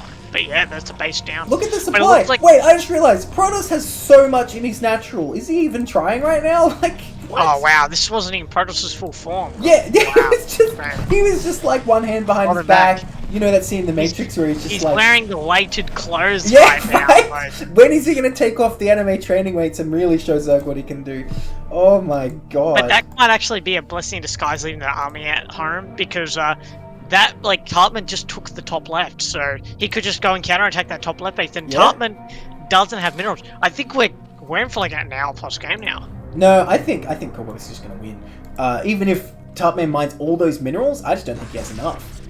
Okay, Protoss needs to like not go down this ramp though. Okay, good. Okay, he's finally realized he has some kind of army. Well, I suppose it depends what Tartman does with this. I mean, sorry, what Wargaze does with this. If he hits the top left like you say, I think it's game over. But if he doesn't realize, but I think by rights he should realize. But again, it's hard to realize what the best move is. And look at this shuttle attack. What do we got? Oh, We got wow. friggin' 16 zealots. They're going for this third base. I'd love to see them hit the main and hit the tech, but Wargaze forgets, doesn't move them. If they just sit there, Zerg's gonna deal with them. Okay, here they come. Has Zerg even seen this? I mean, you know, normally you'd expect Zerg to see this, but in such a long game, you know, you get fatigued, you don't notice this kind of thing, and I don't think he has seen it. This is crazy. Just dropping I don't this think he on has seen it at all. And he's gonna pick off the Defiler Mound, That's huge. the Queen's Nest, and the Evolution Chambers. And yeah, Tartman's like Tartman just doesn't have the supply to deal with this thing, and he's made a ton of Scourge to try and counter these shuttles. But it doesn't matter because the Zealots are already down, and if he gets the Hive, that's If he gets the that's hive, that's insane. game over. You can't get your tech back. It's going to take so much time and money. I mean, Zerg's not doing anything about this right now. These Hydras just chilling, not that they're even enough. The spawning pool, the Spire. Zerg's going to be stuck on Ling Hydra. No Defiles. Oh, No, not even Lings, just Hydra. Yeah. Hydra only. Well, I And see he that's can good. remake this spawning pool, but man, that's 200 minerals that he really doesn't have right now. Yeah, Oh my god, what a move by Wargaze. What a move. absolutely. Again, he's Very, kind of playing very one hand behind his back, just keeping his army back here, and like, just sending what little hit squad he needs to send. Now, I didn't even see what happened. What happened to the Protoss units in the bottom right? Did they return, or did they get wiped out? They got wiped out, I just Okay. saw. Was it I did efficient? check that. I wasn't 100% sure. I saw Dark Swarm, I saw some Hydra. I wasn't sure how efficient it was. But Okay, looking well- at the supply, I want to say it was relatively efficient. Wargaze is running out of money though, so I feel like he does need to make the decisive move and hit this top left, but I think as long as he does that, he's got this. Well, there's a lot of minerals still down here. I don't know, maybe Zerg can keep mining from these bottom rights. That was a good plague on top of those Yeah. Zealots. No detection here either, so that Lurker's gonna have a field day. Oh yeah. Ooh, that was really nice because he like Yeah. sprayed the Hydras in a line, and when the Yeah. Lurkers just like destroyed. Like they hit like 8 Zealots at a time. Like that was really nice. Wargate's out here playing StarCraft while Tartman studying geometry. Okay, the shuttle attack trying to go in on this base. He really needs to just run away from those Scourge. What is he doing? Don't do it. Just leave. Oh no. Okay, Just okay. Here we manually go. control his Scourge. Oh, Okay. what's in the other one? Or was that what was in that one? Oh, that Reaver must have been played. He didn't drop another Reaver. There's another Reaver in that shuttle just waiting to get Scourge. Go on, drop it. Drop it. Do it. You're gonna have to drop it now. I mean, Well, I mean, he's kind of done his damage anyway, so... Oh my god. One Reaver. He's not even using a Reaver again. Cole gets fighting this whole game one hand behind his back. yeah. Okay, it does get taken out. He's doing a hell of an army here. Again, if he wanted to come here, he absolutely could. Just committed to doing this like harass style, which, I don't know, might not work in the end. Okay, here we go. The main army is moving. Well, if he hits this base, it'd be good too, but it is almost mined out compared to the top left, although no base has Tartman- particularly many minerals. Warpgate really needs to take a base here. Like Tartman, though? like he can. He's definitely got the minerals, and he might have the army. But like it's Hail Mary time. Like you've got to get Yeah. something done. You can't do it with just this small army while Zerg's mining. Well, if he busts this base and then immediately pivots and busts the top left, I think he's done it, but can he do that? He needs to make more Templars, I think. Oh my gosh, this is such a close game here. That Plague Zealot taking that out. I think. Just remember, Neb, every single mineral is precious right now. He can't make too many units, otherwise you literally have to long distance mine. And I think if it comes to that, Zerg will just like lay down like a field of lurkers, and then you're just never gonna mine. So again. you reckon when he does these shuttles probe, it looks like he's listening to you, not me. Yeah. I don't know. I feel like the move would have just been go full pedal on the gas and just bust both bases Zerg has, and then Zerg won't be able to do anything. I just don't think Protoss can be that efficient. Yeah, maybe you're right. Maybe you're right. He had some good fights before, so I don't know. Protoss, by the way, getting +3 plasma shields definitely paying off in this game. Yeah, it looks like he's listening to me. He's gonna air vac those probes out of that base and just send them over there. Wait, he doesn't have enough minerals to. Oh no, he's making Temple, and he doesn't have the minerals to build an Nexus. Oh, he's got to cancel, right? He's got to cancel whatever he's building. What's he making? I hope he realizes. No! Oh, what an error! That's not good. Very unfortunate here. Does he realize? So now he has to long distance. Well, to be fair, one shuttle load will do the job, so we can just mine 8 batches of minerals, send the shuttle back, and leave the others there to start the Nexus. Okay. It's not like anyone's in a hurry this game, and like manually mining the probes. Yeah. That's not a headache at all. Okay, so it looks like Zerg wants to try this. Okay, going to be a plague, which is going to be absolutely huge. So much damage, but honestly, if you're just trying to hold this as Protoss, you're probably just going to resign yourself to getting plagued anyway. I feel like if the Reavers were all a little bit forwards, like on top of the ramp, he might have been able to pick off that Defiler before the. Look at this. He is literally no, go that way, probes. Oh my god. Oh no. Okay, he does stop them. Imagine if they. He knows he's going to have to air vac them out. Yeah. But he's got the plan.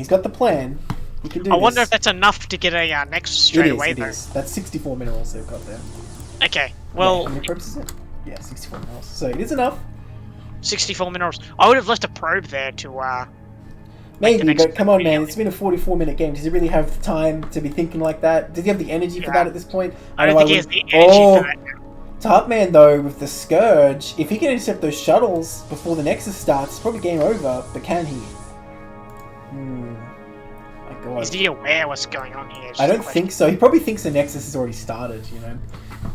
I think he is aware because he does have Scourge, but he's not moving them into position. Yeah, well, all Wugsaw needs to do is make the run one more time, then he has 8 probes there to mine, which honestly is kind of enough. You know what this shuttle is right now? It's a sprint. Like, he's getting across, like, the lava lake as the... Yeah, that's right, running the gauntlet, and he made it, You know, there's no Dragoons here, it's really Archons only, so... This is bad for lurkers. Like, not bad for lurkers, bad for Protoss. Like, it's really good for lurkers. Yeah, but that said, you're not going to get them up the ramp first, that Reaver, though. Like, there's no way lurkers could ever run in here, though. Especially with the storms available, too. You got to be careful with these observers, though. That's one way Wargates could lose here, is if you lose all the observers. Look at this. Zerg trying to come in the natural. There are storms available. I want to see some storms go down. There you go. Oh, that's a really good storm right there. Really good storm dodge, though, I got to say. Needs another one. Wargates threw another one. There, he's got plenty of storms. So much energy, once again. I hate seeing this. This is my, like, pet peeve in StarCraft. People not using their storms. Okay, there you go. There we go. Alright, so it looks like he's just looking for units to load up. Yeah, he's loading up the rest of his units to send over there. More storms. He knows that he has to, but he also has to keep his main alight because he can't pick the gates. So, well, yeah, you could run up the ramp and get, like, you know, a couple Archons, a couple Templars, maybe. Oh, where did those Zealots even come from? Where were they this whole time? Oh, they were at the third. He just picked them up. Oh, okay. Well, you know, they'll do the job for now, but Zerg is sending more and more up here. Man, this is the problem Protoss had. They have to try and relocate from here. Uh-oh. Oh, that plague as well. Man, is Zerg's going to break through and kill the main? Is that how this game's going to end? I think that's how it's going to end, because how do you... unless... Lots of energy, though. Here we go with the storms again. Come on, throw them down. Don't be shy. There you go. Nice. Oh, that's a lot of damage too. But there's nothing else left here, so once he's out of energy... They are powerful, but how powerful are they? Oh, I mean, okay. Yeah, I mean... That's it, though. That's it. That's all the energy he has. He's got to morph him now. Towards the front. That's probably got to move. Okay, well, hear me out here. Zerg really has to kill, like, every gateway for this to be worth it, because Protoss doesn't really need more than one gateway at this point in the game. But he can, right? Like, Zerg's stealing mine out. Gives Zerg time to shuttle back. And you know, in the meantime, this Reaver's getting some value. He's not mining from the space, which is definitely a mistake. But I don't know, I feel like Protoss might be able to shuttle back just enough to hold this, because we don't have much Zerg stuff on the map. That said, Zerg have a big mineral bank right now. I think just not realizing he even has money because he kind of expected to be broke. Okay, there we go. Whole bunch of units being built. 18 Hydras, but that is the only thing Zerg can really make. He can make Lings, he can make Hydras, and that's it. Did the Defiler get taken out? No, these Defilers are still alive, so that's no issue. Yeah, but he's lost the den, so he can't remake them. But yeah, really, all he can make is... oh, he did remake the pool, so he could technically make Lings again. Yeah. But... yeah, it looks like, I think all you need is Hydra right now, because all you have to do is... because Warpgate's lifted up all his Templar, and he's like, okay, I just want to keep my base up so I can mine, but what are you going to make with all those minerals? Like, you need the gateways up as well, so he needs to protect these gateways. He doesn't want to have to remake gateways, but... well, at the same time, okay, he realized has hardly anything here. This, like, one Reaver is probably going to be enough... sorry, 2 Reavers is probably going to be enough to just micro all this stuff down, right? I mean, what happened to the Observer? Yeah, I agree with that. Ooh, I would love to see a group of Scourge made to deal with the shuttles. well, because, we like, have seen them made, we just haven't seen them used. oh, they are there, yeah. He They're needs to still use there, the the same Scourge. ones. And yeah, Yeah, now same Zerg ones. is repelled. It's like, okay, what did you actually accomplish? You killed like a bunch of cannons and gateways, which I don't think Protoss really cares about that much. As long as they have some gateways, because they don't need to be like producing a max army in 5 seconds here. Now, it looks like Zerg might be gearing up to attack the bottom right. I don't know. There's no minerals left for Zerg to mine unless they can retake this base. What you see is what you get. 1,200 minerals in the bank. It's a good number of Hydras, but I just don't see Hydralists getting into this base. Look how much Protoss left here. Really prioritizing defending that bottom right. That may be the right call here. What happened to the shuttle? Did it get taken out for those Reapers? No, it hasn't been taken out yet. It's still running the gauntlet? Oh my god. Still running the gauntlet, yeah. What a It looks hero. like the last of the minerals were just spent by Tarpman as well, so literally what you see is what you get. Oh my This is gosh. it.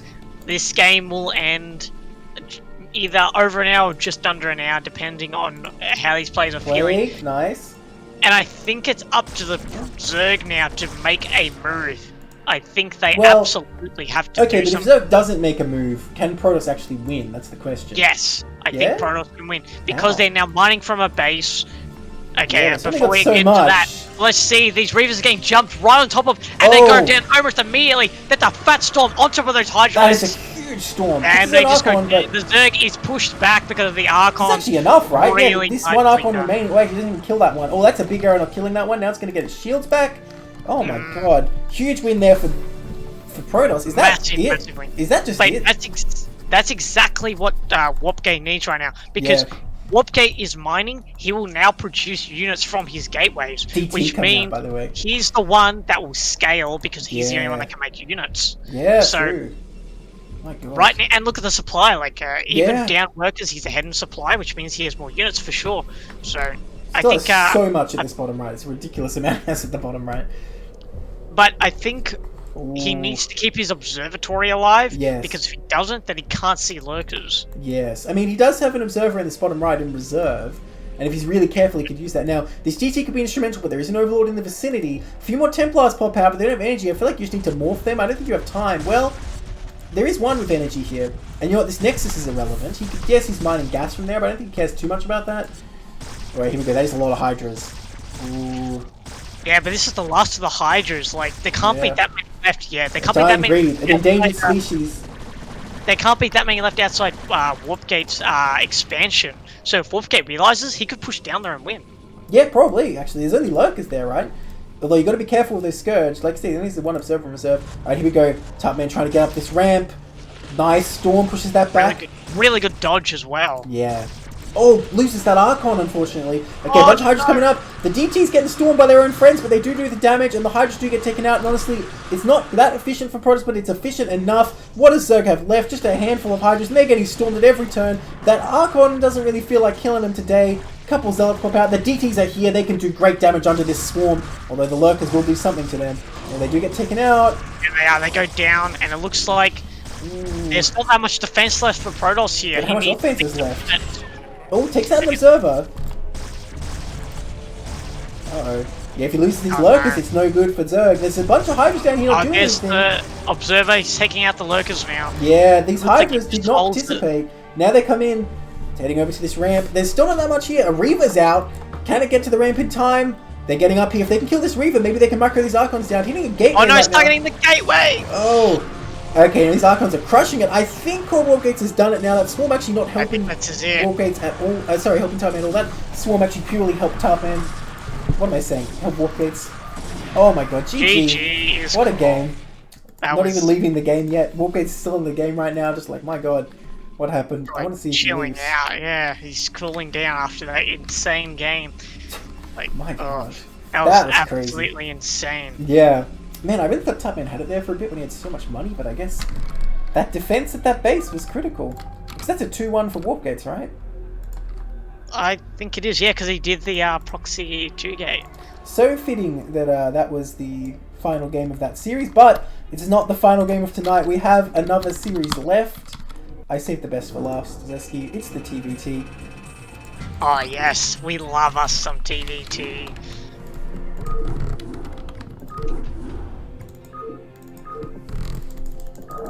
I know the chat's probably going to get bored, but Neb and I could probably cast Where, TVT. screw the chat. Oh. Streaming 101, abuse your viewers.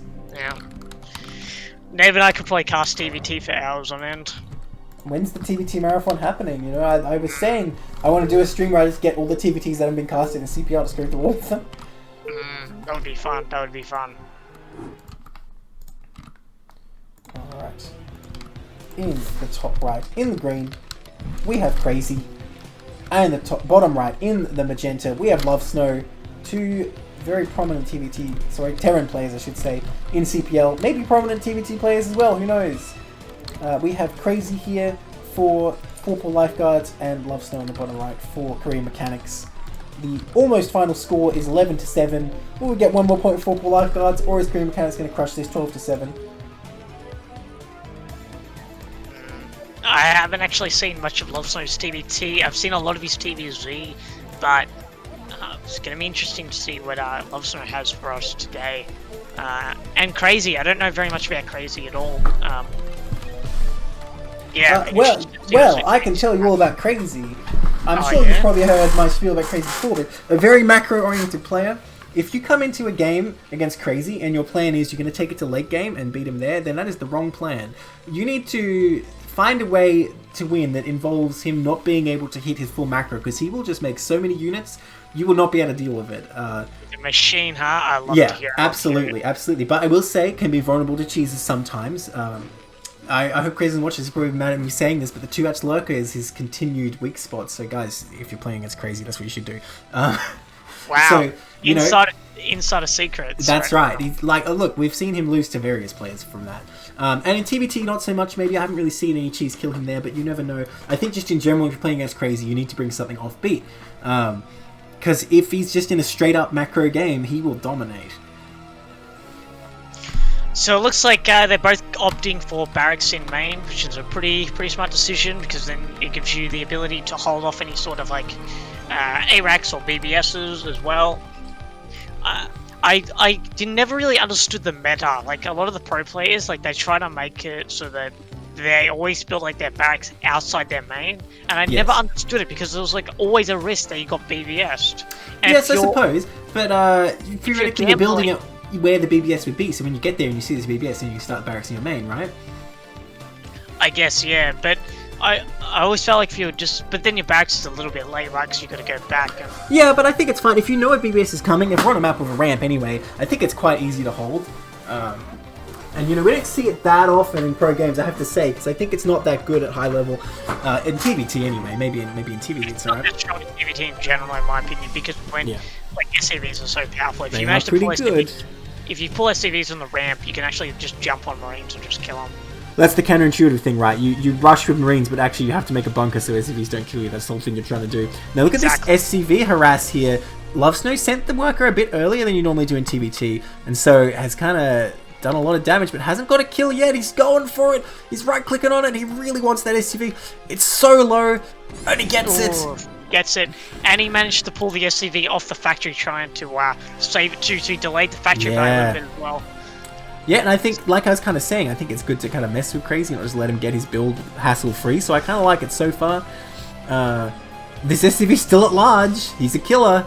He could do anything. Oh, he's about to die. Oh, no, he's not going to make it out. Yeah. Steve, the SCV's not going to make it home tonight. Steve, huh? Is that the name of a psychopath? That's his name. Okay. Yeah. Okay, so... both players are dropping to expand here. No 2-facs can come down. Honestly, for TVT this level, I think going 2-fac would be pretty risky, actually. I think expanding is definitely the smarter choice. but maybe that's just my bias. I don't know. No, I agree with that. Like, definitely two fact here. I think with how these games opened, like players would have seen like the gas collection and everything. Yeah. So yeah, they would have. Well, you got a question on butter as well. Like it's so far away. Maybe if you proxy for the vultures. I think I cast a game already like that actually, where it was 2 fact vulture but 1 fact proxy, which I'm a fan of that kind of thing. So Love Snow opting for 2 vulture before shop. Very standard. Looks like it's just going to be like straight up 3 factory vulture. Should be getting his 3rd factory down relatively soon. But it looks like Crazy like hasn't gotten there's his 2nd factory. It's just a much later 2nd factory. He could also put down a 3rd factory right now as well. He's got I think we're going to see a tank here. That's what I'm looking at. Oh well, maybe he's about to build at one of these SCVs. Or are they just transferring? No tank. All right, yeah. Speed before 3rd factory is interesting. Yeah, it's kind of the old school way to play it. 2 vaults, then shop and speed, and then 3rd factory. And Love Snow is going to have the vulture count in a certain window with this kind of more modern 3-fac opening for sure. But I don't think it's going to be anything crazy as long as Crazy doesn't. Wow, as long as Crazy doesn't attack when he really shouldn't. I think it's not really going to matter. It's just going to mean Love Snow's going to get on the map like 10 seconds earlier. And I suppose he could try and sit at the ramp, but that'd be pretty brave to just kind of like be like, okay, I know I have this 10 seconds where I can just go and take this location. That's like pretty high level. If Love Snow does that, ends up laying mines there, then I don't know, he's pretty next level. I mean, I think Love Snow knows it's vulture now, so he won't send his vultures like across the map until he's like exactly. Hole. But again, like he should be hitting 12 before Crazy, so he should be able to just like jump in front of Crazy's main and just like. I think he's going to try and move out here, or maybe he's trying to defend his Marines. No, he's going to go for it. All right. I mean, yeah, that's the right move here. Now, Crazy with the vulture speed timing though, can kind of be more confident that he can run away. It's already done, in fact. But then here's the thing: this ramp. Oh, not the ramp. No, he's going straight in. I don't know about this. I think this is a mistake. This is a mistake right here. You do not want to go in. Okay, he does back off. Crazy kind of caught sleeping. The vultures. Crazy should have pounced on that. As soon as he saw those vultures, he should have just immediately like right-clicked on them. But kind of caught a bit slacky. Yeah. Well, I mean, your opponent went 3-fact vulture, right? So it's going to be pretty much the same. Anytime they're going to run all the way to your rally point, you're going to have more. They can put in the AI depot. But this is unnecessary. Crazy just kind of being intimidated and sitting back behind his depot when really he has the count. And even with these reinforcements, I think Crazy still has the advantage, right? Was it 9-9? 9-8, see? So, I don't know about this. Yeah, but Love Snow is not pulling his vultures from at home. Like, he has way more vultures. He's just not pulling them over here. He needs to get them over here, like, right now and stack the vulture count. Well, this is the problem, though. Love Snow's gonna lay mines here. Crazy's not doing anything about it. And even if, the vultures never fight, that's gonna be a huge change. So, look at that bait. That was nice. Okay, that's really big right there, because that really changes the counts a little bit. Love Snow's gonna jump in, and I think this is a bit of a mistake because Crazy has the arc. And it looks like the vultures are just going to be trading. We'll see.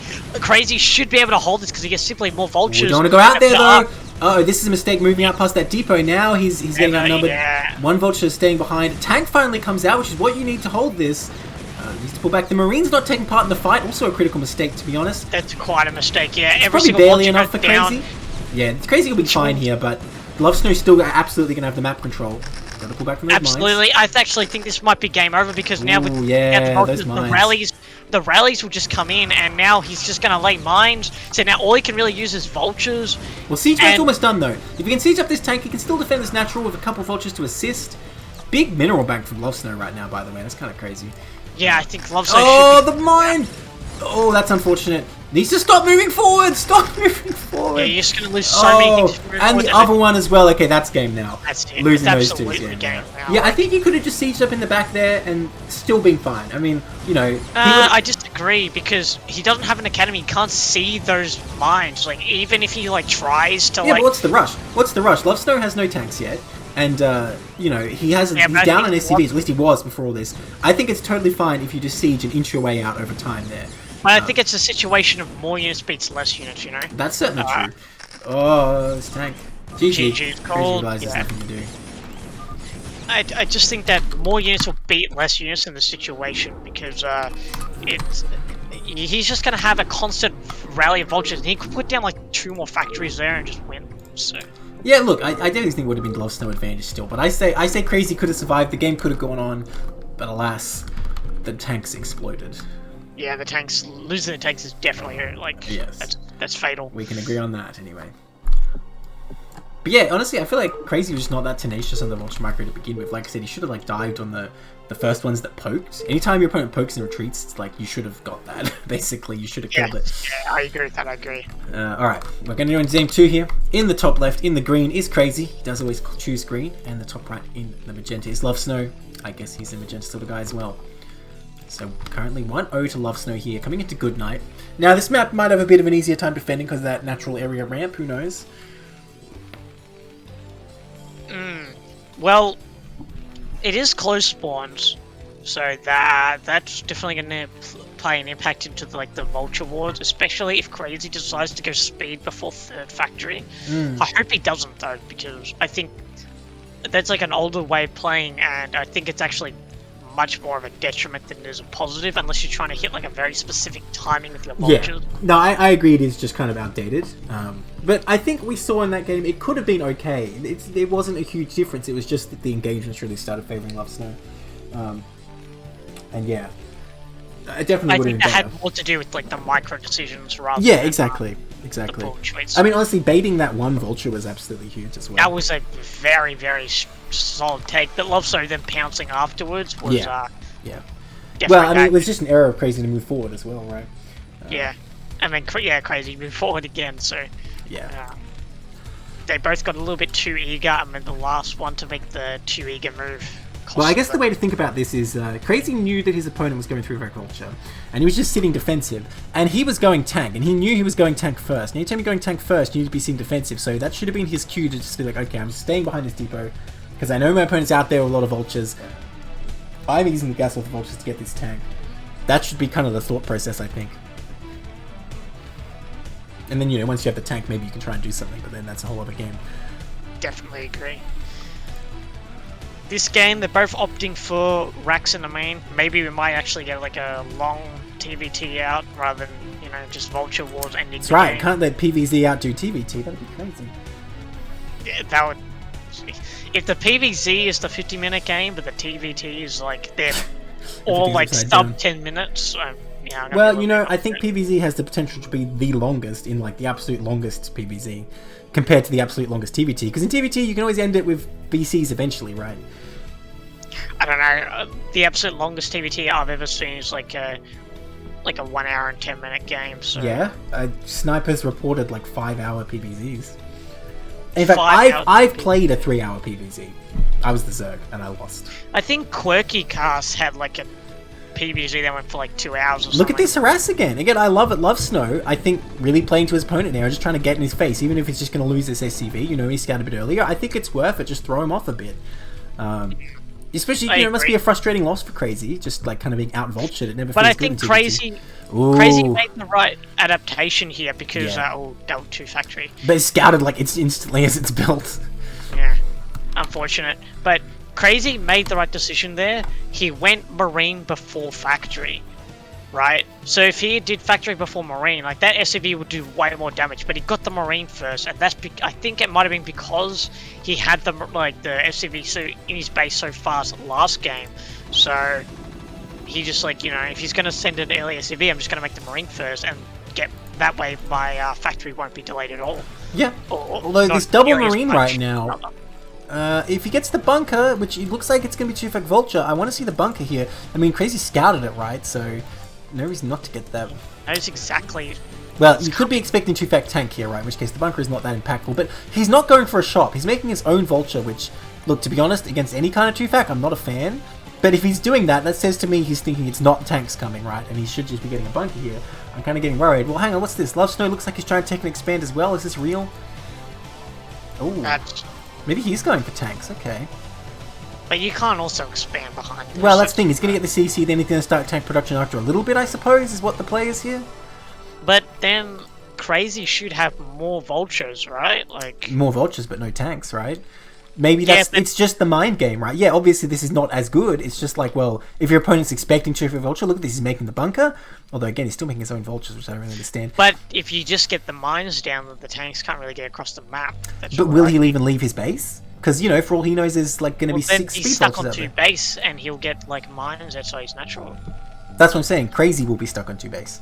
I feel like is what's going to happen here. I feel like Crazy doesn't I want to actually leave. think it's the opposite. I think Lovestone's going to get stuck on 2 base. Look, theoretically, if Crazy had perfect information, yes, but he does not, and I think he's expecting a big vulture attack here. Although, Yeah, again, I think he is as well because he's going for a 3rd factory. he's not and he's positioning still his not getting vultures. mines. He needs to. He- If you're expecting a big vulture attack, you've got to block this choke anyway. So I'm not really quite sure what Crazy's doing now.